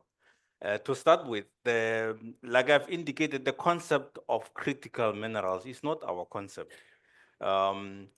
I mean, an example is, like I said, is the European Union that has classified certain minerals as critical. So it is not Africa to say, so they are not going to export water from here to EU countries. They have identified minerals that they see fit for them to use in components. So like I said, we really need to be, because for a mineral to become critical, there is a process that needs to be done. You look at the criticality of that minerals for your economy and for your manufacturing, which we haven't done, for example, in South Africa and other African countries. So I don't think it's even feasible for us to identify, to say certain minerals are critical. They are not critical because they're not critical for us. They're critical for those who classify them as being critical because they have intentions for them. That is why you will not find that vocabulary within China. China, which is a leading, it has a quasi-monopoly of the whole value chain of renewables and lithium-ion batteries, but you will not find them talking about critical minerals because they're intentional, they are clear, they have one ministry that actually look at the whole value chain and then using different expertise. So in South Africa, we have almost 19 policies that talks about just transition, and they're competing amongst themselves. Everyone organizes his own thing and bring his own people and talk about a just transition, but we have no a vision on how we are going to actually benefit the minerals that we have. So that I could say I can contribute in that question. Thank you very much. So the criticality, whether Africa should define these as critical minerals, because if you are a producer from a producer perspective is not critical, but it's strategic. So Yes, it's Africa might strategic. want to think about whether these resources, how strategic these resources are, because if you're a producer, you don't face supply, uncertainties. Yes. Yeah. Okay. I'd like to speak very briefly on the two questions from our colleague from DRC. It's not that our rulers don't understand, everything at stake around those deals, the geopolitics, etc. They perfectly understand it, but they choose to ignore them. That's just the thing, I know, and this is my like really critical opinion, if you want. They are aware of everything, but they choose their camp. They choose to go with those countries who are going to oppress us because of vested interests. What is the solution? It's for the people to organize really and to reverse the power. This is how I can see it. But on the continent, not just in one country. And there are ways for doing so. Once again, read our report on value chain. That's something. And on the second question, 30 seconds, Silas. I think the right to say no has to be entrenched in each constitution, because this way you can embed it in the local legal mechanisms. And then we need strategic litigation to go coupled with it as well when the right to say no is violated. But the thing is, it needs an independent judiciary, which most of our countries are also lacking, if I'm not mistaken. So once again, we need to reform that first, and we need a regional and international mechanism for judging those questions when the rights of communities everywhere around the world are violated. Thank you. Thank you very much. Thank you, Silas. Under a minute, I would look at free, prayer, and informed consent, the FP that we're talking about. For me, I feel Africa has no longer got dictatorship. When we talk about democracy, it again points to power to the people, because the people elect their leaders, they give them the power. They also have the power and rights to question them, how they're using that power. So if it's going to be effective, we have to understand that we as a people have the power to question our governments, to hold them accountable, and to promote good governance. I'll just quickly give an example. What happened in Zambia, in Luapula, where I'm coming from. A Vietnamese investor came looking for 6 million hectares of land with citizenship on top, no taxes, and the sovereignty to growing rice. And we engaged with the chiefs, we came together as a people, and we said no. So that investment didn't go along. So that just shows that as a people, when we come together, collect voices, understanding our rights, we can say no. Thank you very much. No, thank you very much. We are. Sorry, I didn't understand. Sorry, excuse me. It's a conversation to continue. So we can't finish everything in this room. So thank you very much. Translate. The audience for your contribution, and thanks very much, my panelists. Please join me to applaud our panelists. Thank you. Thank you. Thank you. Thank you, Ndaba. Thank you so much, Silas, and the rest of the panel for that insightful conversation. I know there's a lot of contributions within the group. There's a lot of questions that need to be asked. I'm sure you can engage with the panelists over lunch, as we are going to be breaking off for lunch. We can find time for those engagements to happen. We apologize, there isn't enough time to ask all the questions that we would like to ask and to make all the contributions we would like to make, and we'll try and make that adjustment to ensure there's more time for engagement. So we have come to the end of the morning. It's been a very inspiring morning. Are we here? Thank you. We have come to the end of this part of the day. It's been very inspiring. And as announced earlier, right from lunch, we will go into the Idea Lab. So I'll quickly run you through. We will quickly run you through the Idea Labs that we have after lunch. So from here, we'll go down to get the group photo. The volunteers outside, they're wearing blue t-shirts, will guide you where we're going to get the photo. And then from the photo, we will have our lunch, then go straight into the idea labs. So we have a lab being hosted by the Zimbabwe Coalition on Debt and Development, ZimCode, Transparency International Zimbabwe, Green Governance Zimbabwe, and Center for Natural Resource Governance, as well as SAPSIN. This lab is being hosted in Central 1, and the title of the session is Beneath the Surface, Exposing Inequality and Human Rights Abuses in Southern Africa's Natural Resource Governance Sector. We have another lab being hosted by Trust Africa, and the title of the session is Amplifying African Voices, Advancing Accountability and Economic Justice. It will be held in Queens 1. And then we have another session being hosted by Afrodad on African Mining Vision, Are Governments on the Right Track? This will be held in Central 2. We have another session being hosted by the Stop the Bleeding campaign on community storytelling, advocacy owners to owners of the natural resources. This will be in Central 3. And then Southern African Trust is hosting their idea lab on reclaiming earth, restoring balance and care in the extractive sector, Afro-ecofeminist approaches to mining sector transformation. This is held in Queens 2. And then we have the final session by Haki Rasi Limali, which will be held in Harlem, in the Harlem room, Alternatives to Oil and Gas for a Sustainable Energy Future in Africa. So these are the idea labs that we have. When you come back from lunch, you'll be able to see outside. They should be beamed out there for you to be able to know which room to go into. I just want to recognize also the presence of our online participants. I think we've had 50 people so far. We haven't forgotten about you. We know you're out there, and thank you so much for joining us. So please, we can break off for, I'll announce the idea labs for tomorrow. We can break off for lunch, but first let's have the photo taken. Thank you.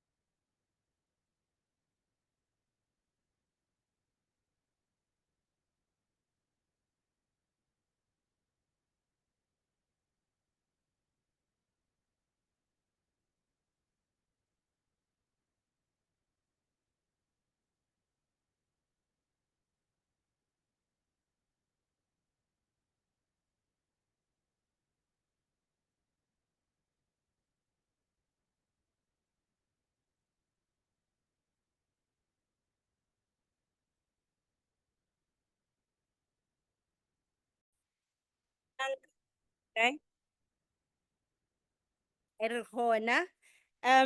Today we are here not only in celebration of the commitment that we have demonstrated for the last 16 years, but also are seated here together also in a moment that requires us to collectively come together in terms of ensuring that we as civil society contribute to socio-economic outcomes for our people, for South Africa, for Africa as a continent as well, as we're here together. We are also confronted with an important moment, which is the G20 process. The G20 was established in 1999 by world leaders in response to economic problems that were actually affecting the continent and also affecting the globe entirely. And so within that context, world leaders thought, you know, this is a moment for us to come together to really define how we best respond to developmental needs. And so with the group of 20, we have been joined by the African Union, which is a +1 member, and South Africa is the current host of the group of 20 in the year 2025. We have a panel here of esteemed experts in the field who have been hard at work to figure out how should we engage civil society throughout this process in a way that will deliver meaningful outcomes for us? And so I'd like to invite our panel to come up front. First of all, Ms. Lebogang Ramafoko from Oxfam, South Africa, please make your way to the stage. Riska Koopman from Aphrodite. Mame Diara Ndia Sobel, who is the head of Stop the Bleeding campaign. Please join us on the stage. As well as Jennifer Lipenga from Akina Mama wa Africa and Dr. Mitika Mwenda from Pakja. Comrades, let's give them a round of applause.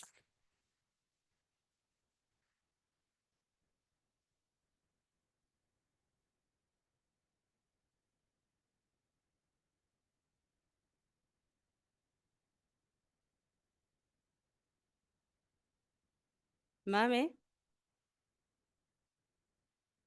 Okay.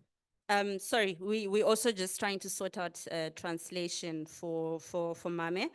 But to kick us off, just to conclude in terms of introductions, joined by Lebogang Ramafoko, Executive Director of Oxfam, Riska Koopman, who is a Programs Officer at Aphrodite.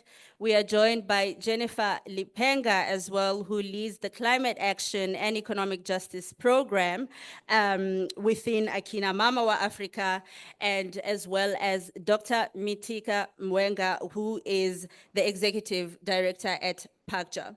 So we'll kick off with a round of questions. Over to you, Ms. Lebogang Ramafoko. Oxfam's recent inequality report highlights that the scourge of inequality has actually deepened. And with that, we see illicit financial flows essentially affecting the global south and moving monies towards the global north. So how do we use this G20 moment to, one, confront this reality that keeps people in destitution, but also think of prospects that intersect energy and global power converging around sustainable development? Thank you very much for this opportunity. South Africa will host the G20 at a very troubled time in the history of our world. We've just seen very recently what has been coming out of the US and some of the decisions that have been made. And indeed, the prediction and the warning by the inequality report from Oxfam that if we do not pay attention, that democracy is not going to be powered by the people, but it's going to be powered by the super rich. And if you just looked at the images of the inauguration of the current American president and who was in front, you will see what this means around what we call oligarchs who are going to determine the future of the world. And I liked the reverend who spoke yesterday, who spoke about colonization coming in different colors. And I think South Africa is taking the presidency at a time where the world, and not only the US, is beginning to elect very right-wing conservative governments who are mainly put in power by a campaign of disinformation. And the first disinformation is the fact that those that are rich because they worked hard, and those that are poor, it's because of a lack of effort or of trying. But rather than dwell in doom and gloom, this is really a moment, especially because South Africa and the AU has now joined the club of 20, for Africa to speak in a united voice. That is the first thing that I want to suggest. And there are two ways in which, in my view, Africa needs to speak in a united voice. I mean, one of the things that happens when we are in gatherings like COP is the fact that we go very fragmented. And every country wants breadcrumbs to what is being offered on the table. Here is a moment where South Africa and the AU need to come together and really start putting issues that concern Africa on the table. We can be very divided as South Africans, but if Twitter is any indication, yesterday when we got that little clip from the American president about the things that are happening in our land, the unity that came to say, firstly, we are a sovereign country, and do not touch us where land is concerned, because this carries quite a lot of deep-seated hurt about dispossession. Now, this was about South Africa, but I think the same unity that was evident yesterday is the same unity that we need to show about the scramble for resources in Africa, where we are portrayed in a particular manner. So the first thing is speak as Africa in a united voice around key issues that Brazil fortunately put on the table, and additional others like debt transparency and stopping illicit financial flows. The second thing that we need to do is to sort out and put our house in order as Africa. I think this is not a G20 of finance ministers. This is not a G20 of presidents. This must be the people's G20. So how are we ensuring that in the different African countries, even at AU level, the most affected, who are mainly women in rural areas, also have a voice in G20 matters? And that is why W20, Y20, and C20 in particular has to make sure that it adheres to the principle of inclusivity and leave nobody behind, so that all the voices, and we create an enabling environment for all of the voices to be heard. I mean, Oxfam, even with the Brazil presidency, started a campaign which demonstrated through data that if you tax the super rich, where right now they are paying very little taxes, they've got tax havens in different countries, et cetera, you will be able to put a lot of funding in social goods. We are having a lot of countries, as some of the studies that Oxfam has produced, who are taking loans that have got no transparency from the World Bank, IMF, and others, and as a result, they adopt austerity measures that will make them disinvest in social spending. We saw Brazil put on the agenda the issues of hunger on the table, and we hope that that agenda is going to be seen to carry forward. Where climate change and energy is concerned, we need to understand the gendered nature of energy poverty. We need to understand how it further marginalizes rural communities, and that just transition cannot only be talking about technologies, and we are also going to have to talk about how do we build resilience in communities like in South Africa, Witbank and others that have relied on coal, but now we are saying we are transitioning. So we are going to have to make sure that our economy and the current economy that does not put people and planet at the fore is not sustainable. And I think we implore on our leaders to start putting these issues on the table, but they cannot do this alone.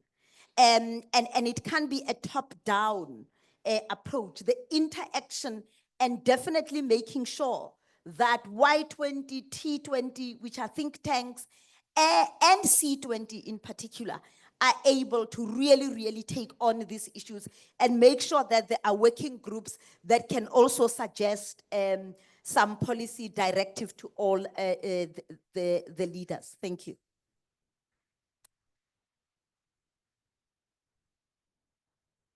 Thank you for those insights, Isle. And it's interesting that you make reference to some of the priorities that were put forward by civil society in Brazil, including really profiling the role that civil society can play in amplifying calls around tax policies that are essentially equitable and really deliver for the people. Now, to move to RISCA, AfroDad works at the intersection of tax and debt. And so in terms of tax policies, can you talk to us a little bit of how they play a critical role in mobilizing domestic resources, as well as how this could be used to advance sustainable development?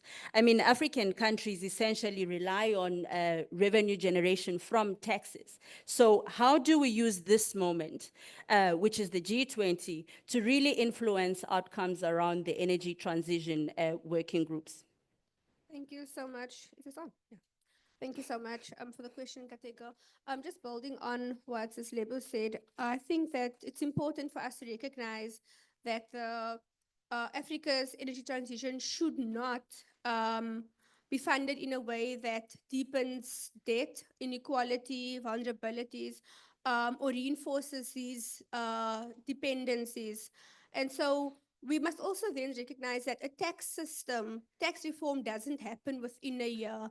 As we've seen with the UN Tax Convention, for example, it takes a long time, right? And just this morning, we're getting news that the USA is pulling out of it. And then we have to ask again, what does that mean for us? Does it mean that, you know, we are leaving this reform that we've pushed so hard for? I don't think so. I think that there are other avenues that we can try. And I think this is particularly such a critical moment for us. South Africa is hosting the G20. The AU is part of it for the first time. The AU's theme for this year, their own theme, is a year of reparations. It is also a jubilee year. And so these long-standing demands by civil society and its allies centered around debt cancellation, restructuring, centering Africa as rule makers, not rule takers, is something that we really need to push for. And then also what both of you said is that we need to build on what Brazil and other C20 counterparts have done in the years prior, and putting these demands on the table, carrying them forward, because we can only achieve so much within a year if we try to reinvent the wheel or do it on our own. We have to do it in unison, we have to do it in partnership, we have to do it building on what's already been done. So the demand for climate finance mechanisms that are centered around grants, concessions, is something that we should be going for. And I think two things that really stand out that we could be pushing for in this year to mitigate further debt in search of a just energy transition would be advocating for a climate resilient sovereign debt framework. This was first brought up during the COP27 in 2017, I think. And this basically says, you know, it goes back to 400,000 years, where they were saying that if a debtor is unable to meet its repayment requirements due to natural disasters, this is in biblical times, then there should be, the arrangement should then be catered to for that situation. So we're saying in today, in modern loan contracts, can we do that as well? And again, pushing the global north to their commitments, because we are seeing that this oligarch is super rich. They are just taking and taking and taking and leaving nothing for us. For example, I think it was at the last year's AMI, we had the same conversation where at the mining Indaba, our leaders actually for the first time came together and said, yes, the global north has had their time to develop. What about us? And we're seeing this unison also between leaders who say that we also need time to develop, but on our own terms. So I think this is really a moment for that. And the G20 also provides, it's not really it's a norm and agenda setting space. So it's also for us to push new agendas and to push the envelope on what is being said. So for example, when we're looking at the OECD is a permanent guest to the G20. So they're a permanent guest of the G20, and that is also where we can say to them, listen, you need to reallocate the official development aid allocations so that it does provide provisions for climate disaster and risk and mitigation factors. And the same with IFIs or MDBs, multi-development banks. The IMF and the World Bank, they are also party to the G20. They also come and sit in on those meetings. So we can also then use a tactic and tell them, we need a reallocation of special drawing rights. These special drawing rights at the moment do not suit African needs, especially when it comes to energy and the just transition. We need to reallocate that and then leverage on climate resilience initiatives already in existence, like the Green Climate Fund. So it's about continuity, it's about building together, and it's about collective advocacy efforts to reduce countries' debt and not push them further into debt, ensuring that they can actually meet their own country's needs, and then also avoid more austerity measures, which, as this label has said, puts countries at the back foot. Thank you. Thanks, Riska. We've heard about the gendered impacts of please.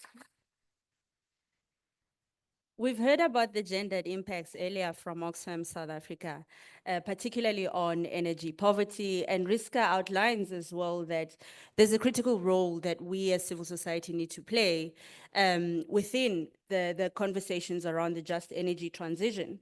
And so within that context, Jennifer, I look over to you to perhaps talk us through your thoughts in terms of, what role can the intersection of new economies presented by the just energy transition really play in addressing some of these gendered disparities that we're seeing, particularly given the high levels of poverty, escalating levels of inequality, racial inequality as well.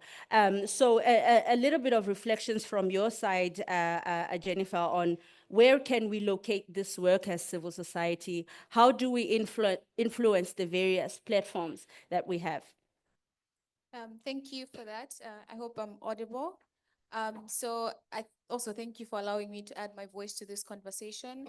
I want to start by saying that as we talk about the energy transition, I think it's important that we ask ourselves critical questions, which I think are questions and reflections that we've been having since morning, and I think previous AMIs as well, and which is, how are we collectively defining this energy transition? What are we transitioning into and from what, considering our unique histories, but also what are the politics and ideologies that are informing this transition? But most importantly, and I think Oxfam mentioned it as well, are we centering the voice and agency of women and other structurally marginalized communities in this process of transitioning? And I think asking ourselves this question then allows us to not take the approach of the energy transition in terms of looking at it as a technical and green energy project, but a project about justice. So justice for Africa, justice for African women, but also justice for other structurally marginalized communities as we're thinking about this. And I think this also then allows us to go back and start centering those voices and talk about shifting and reclaiming our power, but also looking at how we can redefine development through a decolonial, but also in terms of collective well-being, which is something that I will get into later on. And so thinking of that, and as we sit here today, and I know these are statistics that we're aware of in terms of energy inequality, we know that in sub-Saharan Africa, about 650 million people don't have access to energy, but also over 30 healthcare centers don't have access to sustainable electricity. And the problem with that is you'll find cases where people are dying in hospitals because power went out. Just imagine how tragic that is. You're in a hospital, power goes out and someone dies. And thinking about it that way allows us to also see that this conversation about energy is not about looking at energy access as a commodity, but as a human right, if we start looking at it in that way. And to add on to that as well, I think if we're thinking about this energy transition and bringing in the concept of gender, is to say that we also need to look at the brunt that women bear when it comes to energy injustice. I think it was mentioned already, women are spending more time and resources in terms of collecting fuel to aid in their social and reproductive health, reproductive roles and responsibilities. And also when we're talking about that, we need to add in the aspects of indigenous communities which are being dispossessed of their lands, but also denied the right to free, prior and informed consent, and the right to manage their own resources, but also to access the benefits of these that are accrued from their lands. So with that context, the point I'm trying to make is that we need to center women, we need to center indigenous communities, and also other structurally marginalized communities as we're thinking about priorities for the G20, but also more broadly in terms of the energy transition. And now going back to what then needs to happen and how do we bring in the concepts of new economies.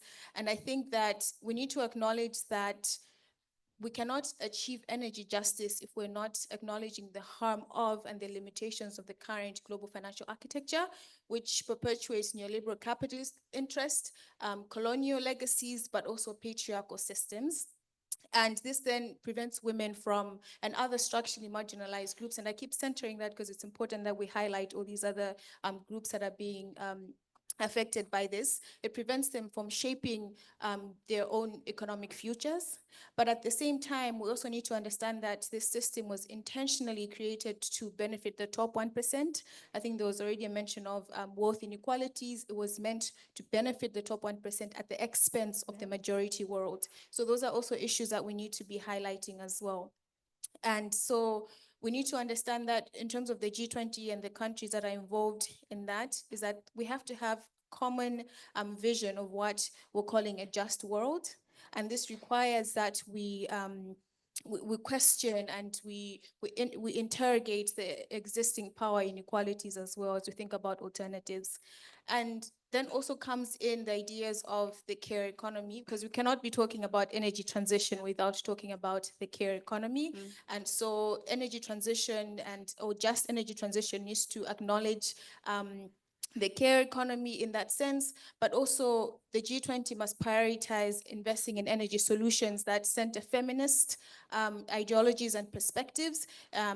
For example, they need to redistribute and resource the care economy. So we know that care continues to be invisibilized, and also despite the fact that care subsidizes the market economy, and care is what sustains us. We're here today because of social reproduction. We're here because of the care economy, but it continues to be invisibilized. So that's something that we need to make sure that we're transforming in our conversations about energy transition.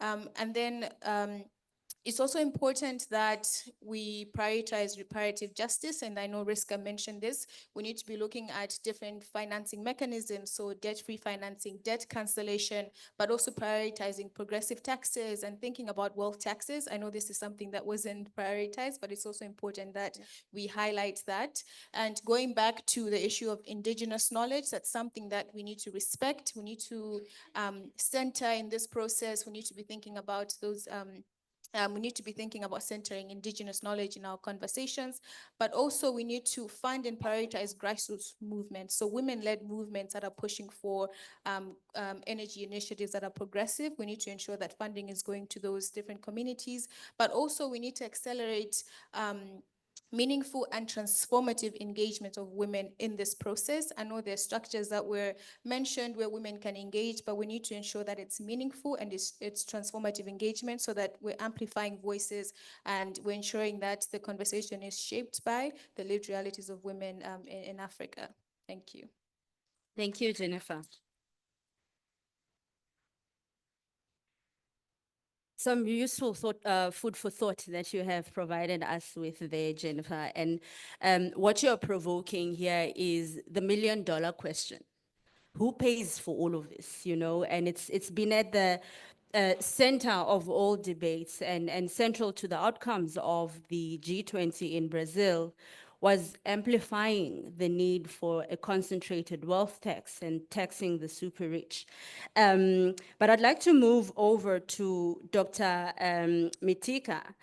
In terms of your reflections, in terms of what should G20 priorities be, particularly for climate change? Given that climate change is an intersectional issue, we've heard from all our panelists who've made reference to it as well.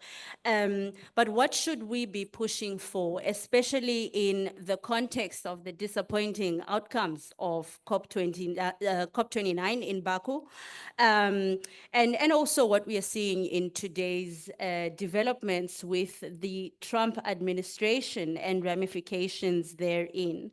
So your reflections, Dr. Mitika.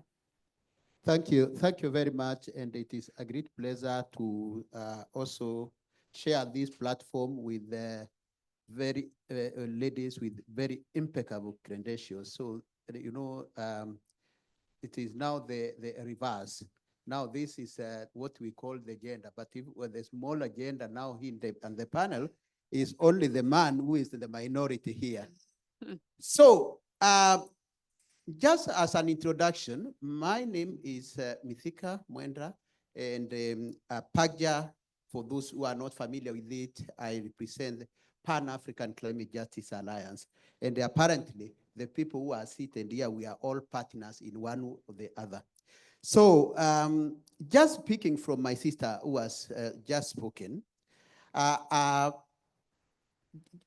just as a context, you have mentioned that the G20 was established in 1999, but we have to ask ourselves, why was it established?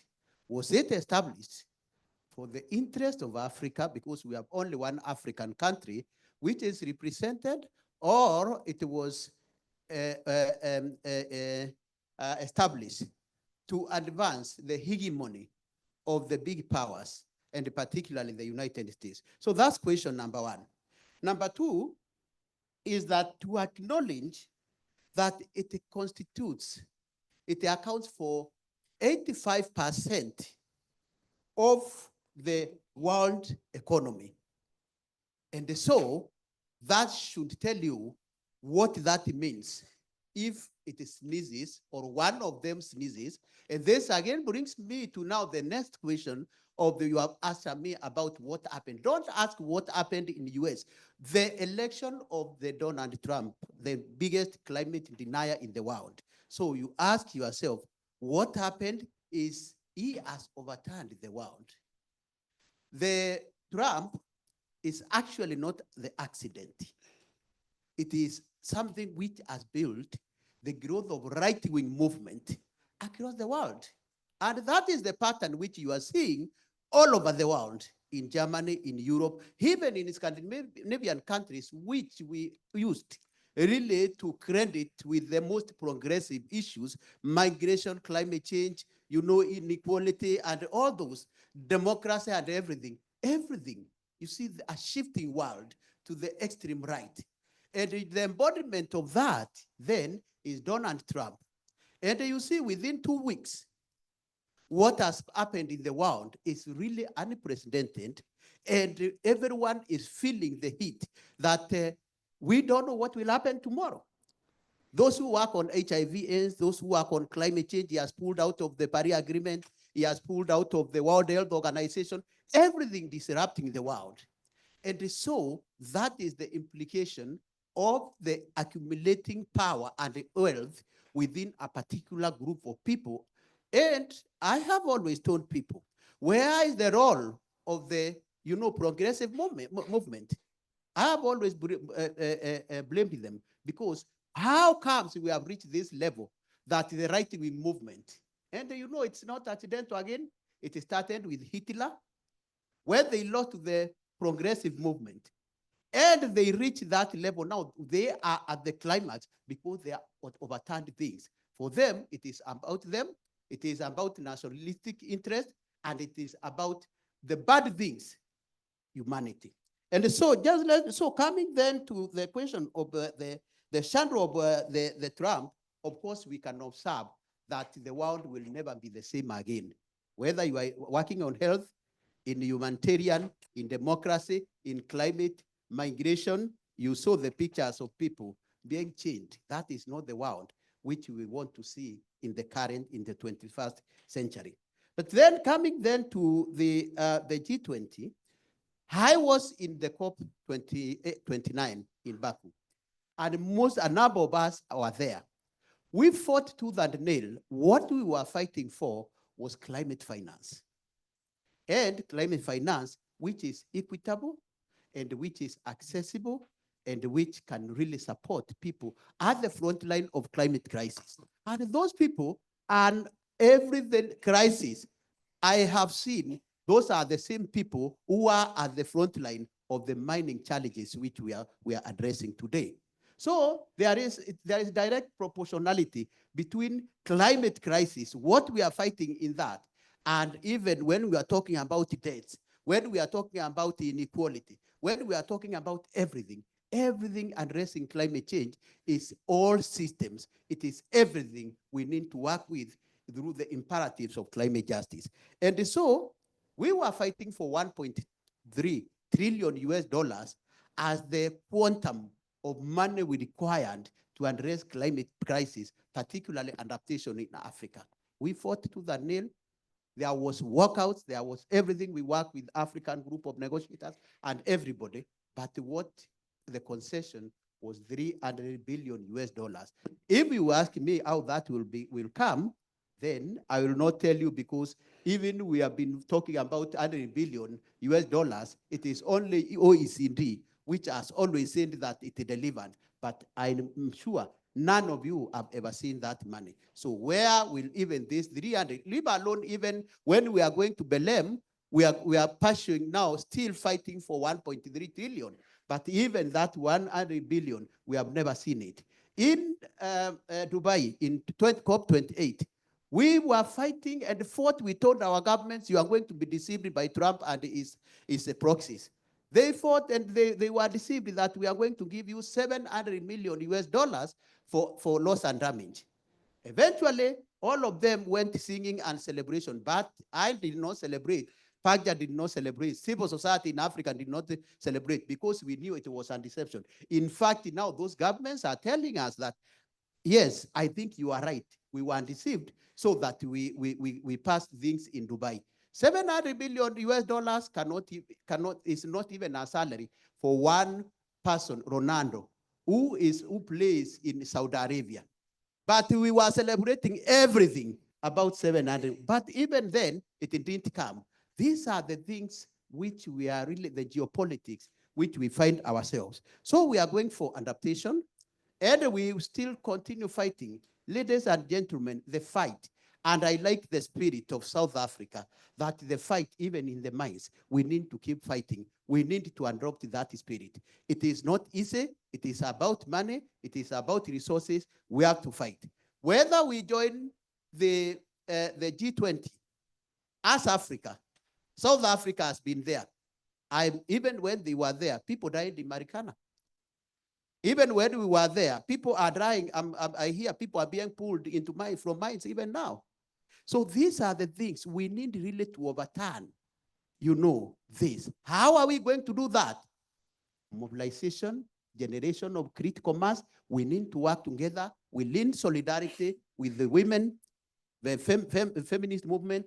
We need solidarity with the inequality movement. We need solidarity with the debt movement, with tax injustice movement.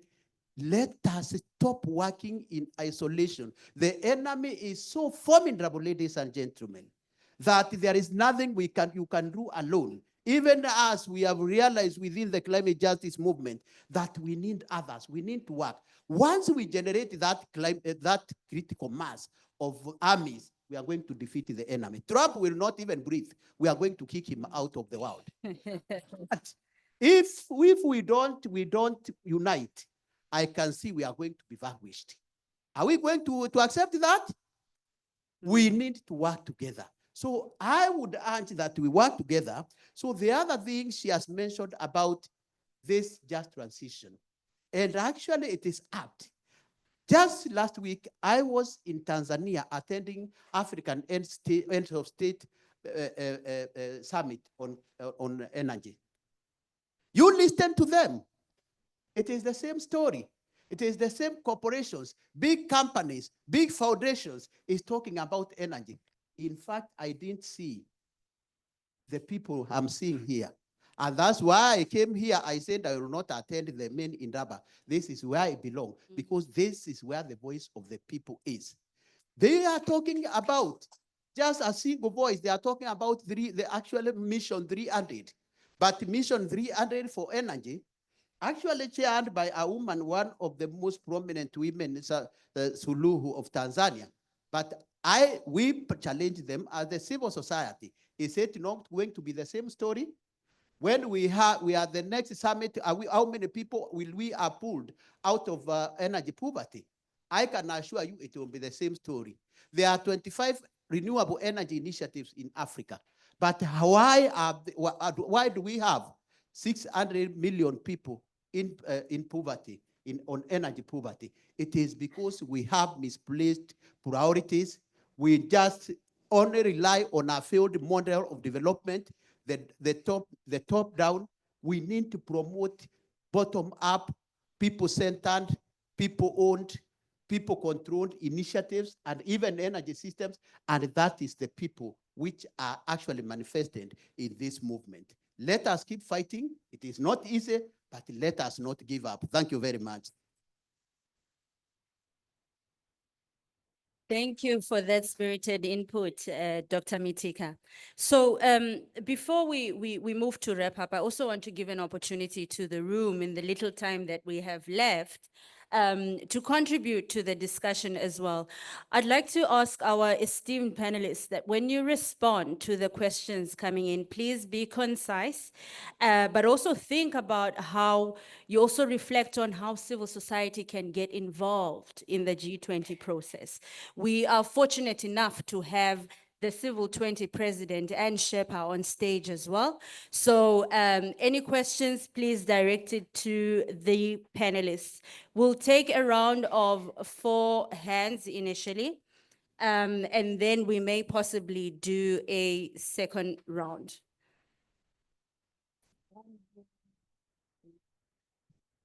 Do we have roving mics in the room? Roving mic support in the room. Comrade Mandla, can you also help us figure it out? Oh, there you are, Kia. Great. So we have 1 hand here, the next one there, and we have 2 on that side. So we'll come back to this side shortly.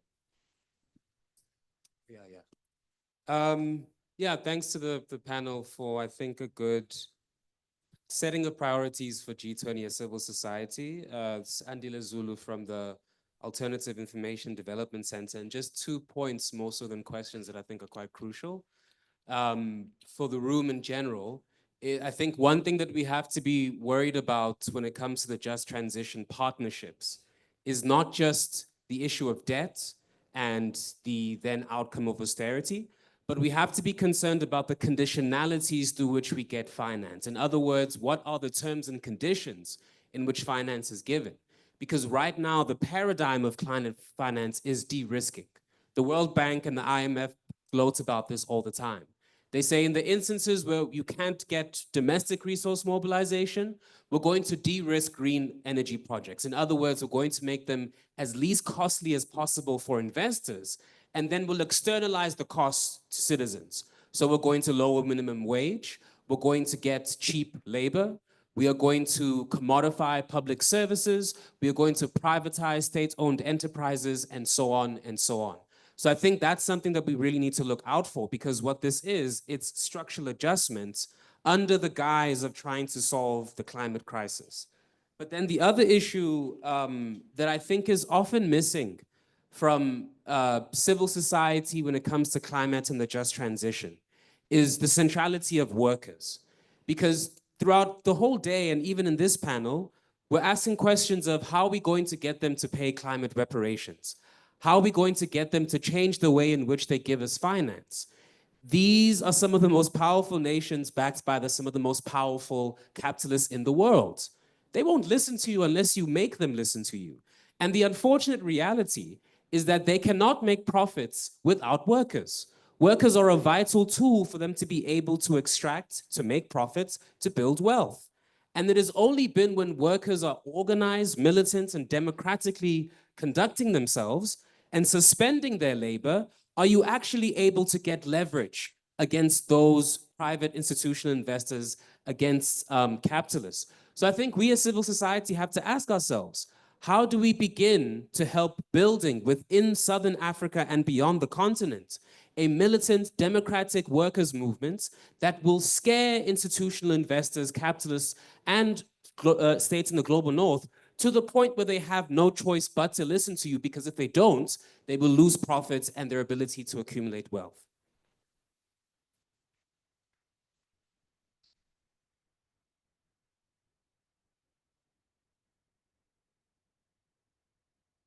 Thank you so much. My name is Jeff. I'm coming from the Zambia Activists and Rights Defenders Network in Zambia. I'm doing my legal studies with the University of Zambia. My question is on the G20s for everyone. I'm doing my legal studies, and you understand that a poor man has no choice. You can't tell a poor man to sit down because he will do what it takes to get the food. And if you look at the establishment of a G20 1997, 1998, it was basically because there was a crisis in Asia. So basically now the G20's agenda is to maintain the global economy. And when maintaining that means that some economies like African economies must remain behind. And we know that. So my question is, as organizations present here, what are we doing to ensure that our programming to respond to some global boring meetings like the COP, these are progressive meetings like the Davos economic meetings where people go and have fun, go and have, these flights, and we come back every year. I don't trust those meetings, just to be honest. So what are we doing to ensure that our programming at a local level are informed by the people we represent? Because we're going to have projects, we're going to have programs running for 10 years where we say we are impacting local people, impacting local women, yet there's no proper impact. How informed is our programming by the people? Thank you so much. Two more, that's fine. Okay, I think I can go next. Okay, my name is Elijah Mumba. I'm coming from Zambia, from the Center for Trade Policy and Development. First of all, thanks to our panelists. I think that was quite insightful. You brought out a lot of points, but I think of particular interest to me was the issue of unity. And my question is going to be, how can we get our African leaders to be united? I think if we're going to have the just energy transition that we're talking about, we need to have a united Africa specifically. For example, we're talking about Donald Trump and how he's imposing tariffs, but I don't know how many have seen the response from the European Union. So they are giving a collective position, all right, with one voice, but I think it's not the case in the African context. For example, take a look at what is happening in the ECOWAS. They are already breaking out of the alliance that we have. You look at in the East Africa, what is happening, I think it's almost known, especially to those of us who are from South Africa, already know what's going on. SADC, that's the same thing. So how do we get our African leaders to ensure that they're united? Because to have a just transition, I believe we need, first of all, to transform our economies. And if we're going to transform our economies, especially in Africa, we need to have a collective position. For example, we could have an African industrial policy, which is lacking. So what should we be doing?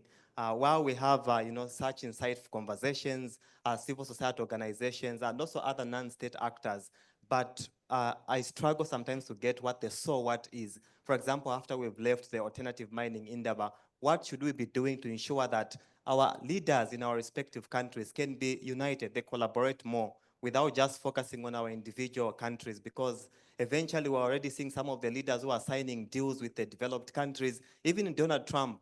Some of them, I'm almost tempted to mention some of the names, but I might be in trouble. But we're seeing some of them are going there secretly to sign deals because of what they're calling the critical minerals. We don't even know these minerals are critical to who. So how do we ensure that civil society organizations, that our leaders can be able to collaborate like what we're seeing in the European Union? Of course, The United Kingdom is the odd one out, but at least there's some degree of unity. Thank you. There was one last hand that side, and then we'll come back to the panelists to respond. Comrades, I'm also mindful of time. We are being squeezed a little bit, so let's be concise in our input so that other comrades can also have a chance to contribute. Thank you, thank you. My name is Jimmy Aresep. I am a community activist coming from Namibia, Downwest constituency, Uis. It was a very critical question that my brother asked here. It was one of the first questions that I wanted to put to the panel, but then for time situation, I would leave it just there as my brother stated. But then I just want to dig it a bit deeper into this beautiful booklet known as the Model Law on Mining on Community Land in Africa. My brothers from Zimbabwe, I think you must be aware of this wonderful book that has been established through the years of 2013 to 2016. If we, the African countries, adapt to this model of laws and influence our legislatures, especially the environmental management laws and mineral prospecting and mining acts, to involve these laws that are within this booklet, then I think we'll be moving to the right direction. But then this will only be happening if we have to unite. So the question again drains down to, why don't we African countries either economically and at the side of security unite? Because that is the important one. Secondly, I would like to ask, especially for us now that we are asking the question as to for who is this just energy transition? Instead of asking that question, why don't we say, when are we studying to take responsibility of our resources? When are we mining by ourselves? We have got an example case study of a community of women that is gathered to decide they are going to establish a tin processing plant in which they are going to process tin by themselves, and then they are going to sell it just like the other people are doing instead of working. When are we going to adapt to models where we implement such projects into each and every African country to assure that we are the ones that are responsible for mining activities in our countries? Thank you. Thank you, thank you. So we're going to take one more and then we come back to the panelists. Thank you. Not a speech. My name is Dulce Maria Pereira. I'm a professor at UCT from Brazil. I wanted to ask you a few questions very quickly. First of all, do you consider that the world changed completely after the Brazilian G20? For example, that most of the big organizations such as World Bank and all of them took off their platforms. The discussions on hunger, on environment, and on poverty. Secondly, are you considering that the G20 is a meeting of states? And in Brazil, where we were able to include hunger because it was an agenda of the president. I coordinated the women's, technically, the women's group, the first women's group. And we were able to keep a state's debate pushed with the scientists, pushed with the feminists and with the women's movements, because we had a government at that time, and you know, I'm not saying that the government is perfect, but at that time we were able to really engage the feminist movement and women's movement with the government to organize the first document we organized. And we had to fight with the countries, except with South Africa, who supported us at that time. We had to really fight with other countries in order to keep basically the document. And we were only able to include disasters because civil society, against the will of the government, really mobilized, you know, that whole country with an agenda on disasters. That's why that document on disaster is part of that. And then if you are aware that the issue of taxes is now something not to talk about anymore among them. So how, I think that one of the main issues, and that was what I'm going to ask, because it was also very complicated in Brazil with the government. How civil society is going, what's the strategy of civil society to convince the government not to boycott the civil society's movements on that? Because even in Brazil, if you think, for example, the youth movement and all the other civil society groups were included after a long time of very, very active struggle of civil society. Finally, what are you thinking about the women issue? Because the women's group of the traditional group of women at the G20 is a group that is organized by business women, and they are there to defend their interests. So, you know, we failed on that in Brazil. It was before I came here, because we were not really able to have a strong organization of women, women in civil society, you know, and the feminist movement and women's movements. So please, how are we going to do it, you know, and count on us. Great, thank you. Thank you so much for that. So in response to my esteemed panelists, comprehensive reflection on what you have heard. I'll give you 2 minutes each so we can wrap it up, but please focus on how civil society can get involved. And to the audience in the room, I know it's a lot of content to take in such a short period of time.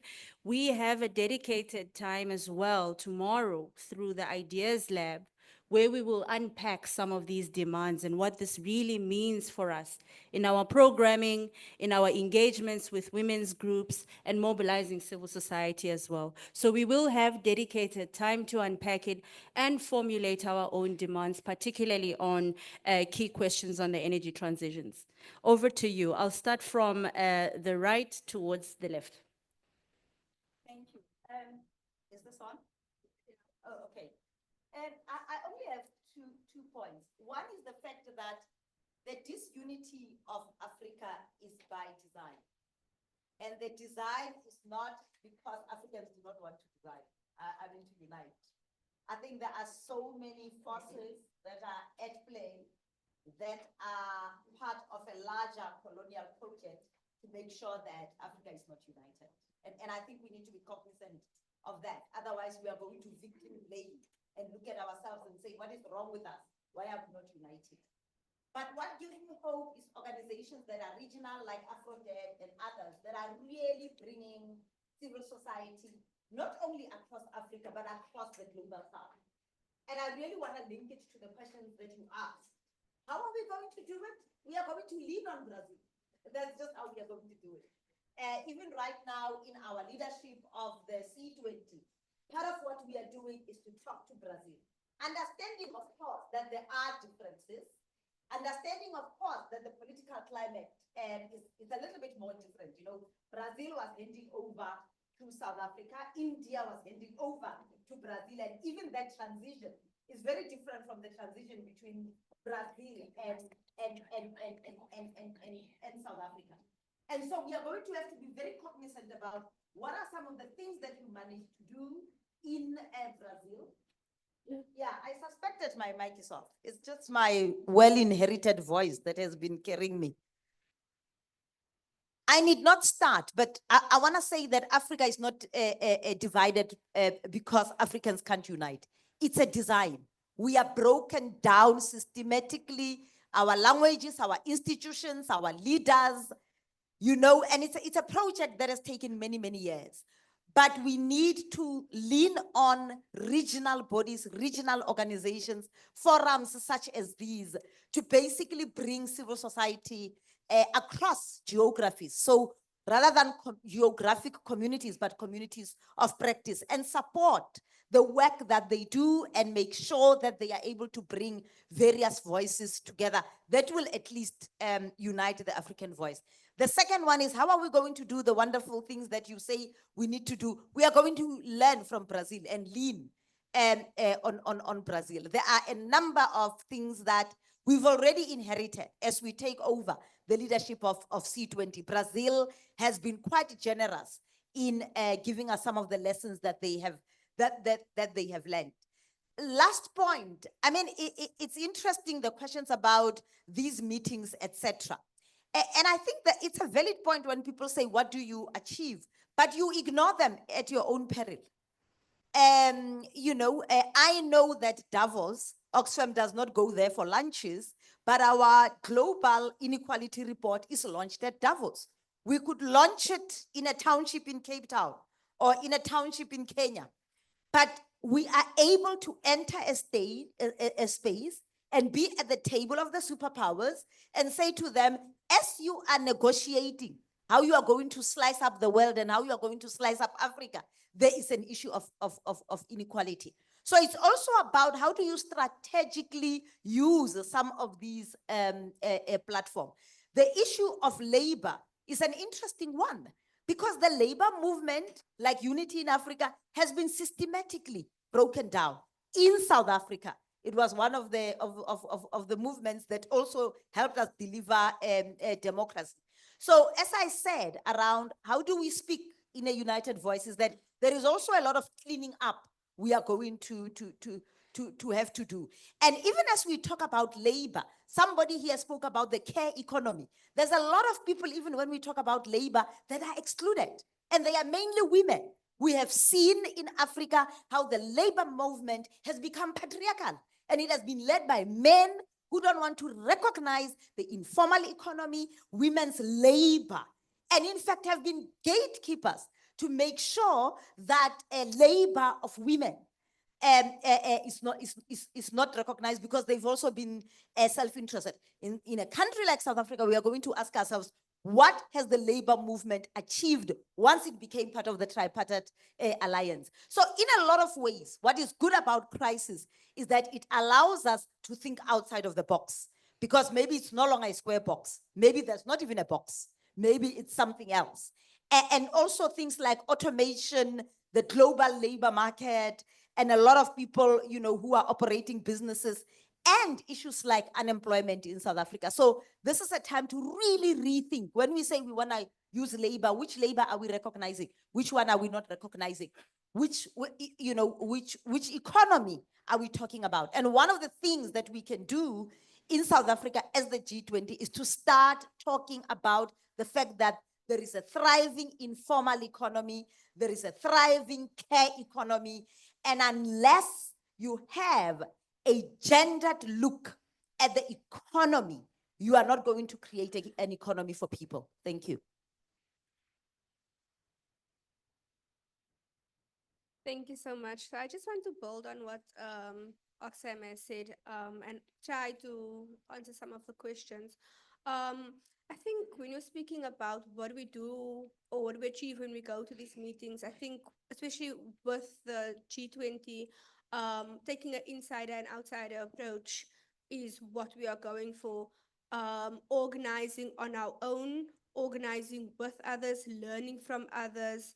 And in that way, for example, I think the People Summit is an example of that. And then in terms of the question around labor and workers, I also find that very interesting because, for example, I think we have to again look at building critical mass and around the G20, because somebody said, you know, it was the agenda of the global north, and what does it mean for us? So how do we build this critical mass?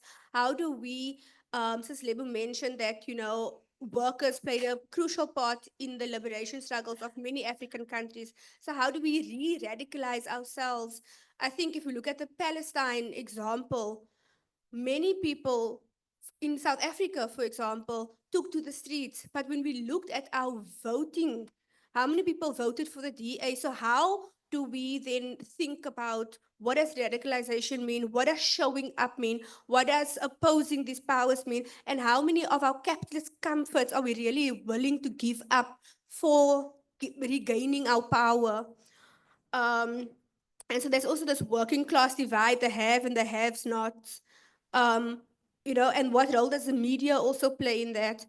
So again, it goes to the issue of unity. How do we unify Africa? Because this is a G20 for and by Africa. The G20 is a norm and agenda setting space. How do we come together to push the agenda, to change those norms? So we have to think strategically, going back to trying to answer your question. Thank you.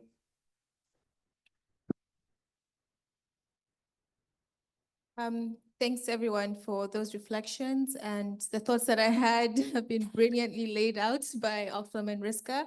But I think what's important is to recognize that if we're going to build regenerative economies and well-being economies, we need to build a movement of movements. So we need to connect to labor movements, we need to connect to the debt movement, the climate movement, women's movements, and the feminist movement, and come up with our collective vision of what we're calling this well-being economy and take a systems approach. We cannot do this in isolation. We have been, but like what was mentioned, it has been designed that way. And I think it's time that we call that out and start to connect with each other. I think there are a lot of spaces where we come and connect, like the army is a good space. We've already seen the connections with the climate. We've talked about the gendered connections, and there are other spaces as well where we meet and connect. So I think it's important that we continue to grow the movement, but also it's important that we highlight feminist consciousness raising when it comes to these issues so that we understand the systemic issues and where they're rooted from, and also come up with progressive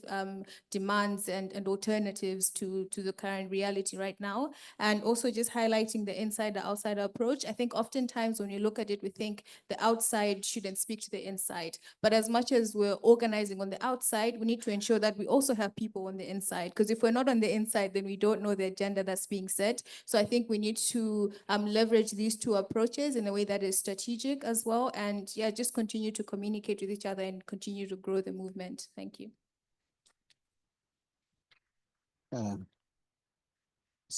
A number of questions were asked. Some of them were rhetorical. So I'll go direct to what we do as the civil society organizing. First, let me say that we cannot unite African leaders. African leaders, most of them are proxies of external powers, and we need to give up on them. I don't support military takeovers of government. Look at what is happening in West Africa. It is the movement of young people which are saying enough is enough. I think first, so then we tap into the power of young people, where then you can imagine the demography of Africa. 65% of young of Africans are 35 years and below. How do we tap on that demography? But also, the issue then of Africa priorities is we are very good in doing policies. I've mentioned that I was in Tanzania. There was a very beautiful Dar es Salaam declaration. There is going to be African Union meeting next week. The ends of states, the ends of states and governments of the African Union. There are a plethora on them. All of them have a declaration or a decision. They do it and they wait for another year to draft it and then do another declaration. That is not the Africa we want. We want transformation, and we have given up on those. And so my very few points about civil society organizing is this. Number one, we need to strengthen North-South collaboration. So how our allies in Brazil doing? How our allies in the US, and because it's not only about Trump there. In fact, half of the population is opposed to him. So how do we work for them? Because we cannot work in isolation. So that is very important. Secondly, the South-South collaboration also is very important, but for us in African mobilization, without realizing that we cannot work in silos, is very important. And so the proposal here then is, you take example of this. For the G20, we don't look at it at that moment as just a moment. It's not. The G20 in South Africa, there was G20 in Brazil, and it didn't solve the problem. So we take that as part of the larger process of mobilization. And so we link that with the key moments across the world, including what we are doing here. This should be seen as a build-up here and organizing. And so there are so many key moments, Afro-Dan, for instance, and the Tax Justice Network leading us in the FFD4, and link that. We have was working on climate and climate justice, take up on the path on the COP28. and the Steady. World Social Summit in Qatar, and all those key moments. So we take them as a journey. By the time we reach COP30, then we'll have built a very big momentum, which is going to be again hosted. I hope now we are going to link with the Brazil and ensure that we work together. There is an ongoing economic justice campaign already, which was launched during the UN Civil Society Conference in Nairobi. I think because they have identified the G20 as part of that moment, we need to link that, but to circle in South Africa as the anchor of that, the South African civil society and the African civil society, so that perhaps what could emerge out of that would be maybe a broad-based organizing committee anchored in South Africa, which I know that the C20 manifests that, but also broaden with other movements, so that now we build that, and South Africa provides leadership, so that when it's coming in those breakout committees and those others, we are going to be part of this and building on the momentum. If we do that, we are not going to be lamenting that it has failed us. We are going to continue. We tell us, yes, you have failed us, but we are going to get to the forward. Finally, the final point is how I can see my friend Patrick is working out. We need to take Trump as an advantage. We use him as a mobilization. We want to start a campaign on sanctioning Trump and the US. We ban them from any global meeting. Let them stay. We isolate the US because they think that they are the heart of the world. Thank you.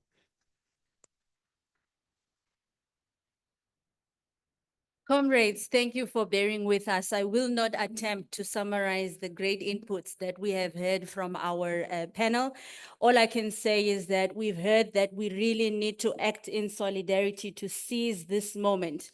It's only coming back in the next 21 years. So let's contribute to mobilizing. Let's use this as a moment to build on, so that eventually we see a world that is not only free, but equal as well in terms of economic participation and meaningful engagement as well for sustainable livelihoods. With that, please a round of applause for our panelists. Asante sana, obrigado, Kanimambo. Thank you, everybody.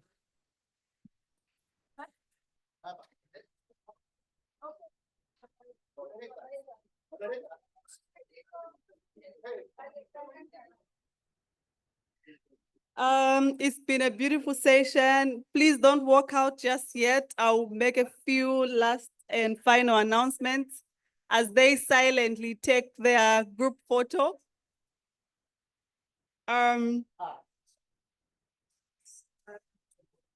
Yes. Okay.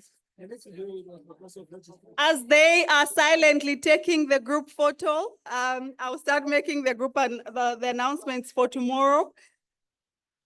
Oh my God. Mandla.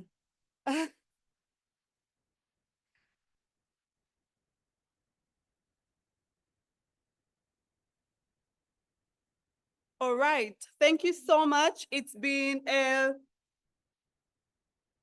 just a moment. It's been a beautiful day for all of us. I will equally not attempt to summarize the session or summarize the day, because I know we are tired and we would like to break off now. If we are silent for 2 minutes, we should be able to wrap up. Good evening again. Thank you. So we've had a beautiful day. We've had beautiful sessions. The Army Stew continues tomorrow and the other day. I think there's been a lot of emphasis on working together. We need to be intentional about not working in isolation. There's a saying I've always believed in: the power of the people is always going to be stronger than the people in power. As long as we stay together, we stay connected. Together, we can. There's been several deep conversations and unpacking the critical question of our time: energy transition for who? There's been information overload. I'm sure we'll have a lot of time to digest it overnight as we come back fresh tomorrow. So in terms of announcements, as we end the day, give me a moment. We have a side session tomorrow early in the morning that will be led by Nature Resource Governance Institute. The theme is driving equitable value addition for Africa in global mining supply chains. It will be held here in the Harlem Hall at 7:30 hours to 9 hours. So this is a breakfast session. Please, those that can, make your way to that session tomorrow. Tomorrow, we're starting promptly at 9. We have seen how much we've run way over time today because we started a bit late. So we'll attempt to start at 9 tomorrow, whether we have 2 people in the room or 5, so that we're able to end on time. For the purpose of those that come early, I think it's respectful to respect their time as well, as much as we respect those that come much later. The Idea Lab sessions for tomorrow will be shared by email tonight. Please check them out, but they'll also be available at the reception desk as you walk in. Please return all the interpretation headsets and recover your passports and IDs before you leave, so that they don't end up getting misplaced, but also so that you don't lose the headsets home.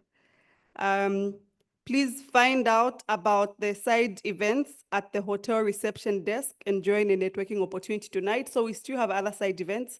I know we are tired, but please let's find time to support our colleagues, but also just engage in the conversations.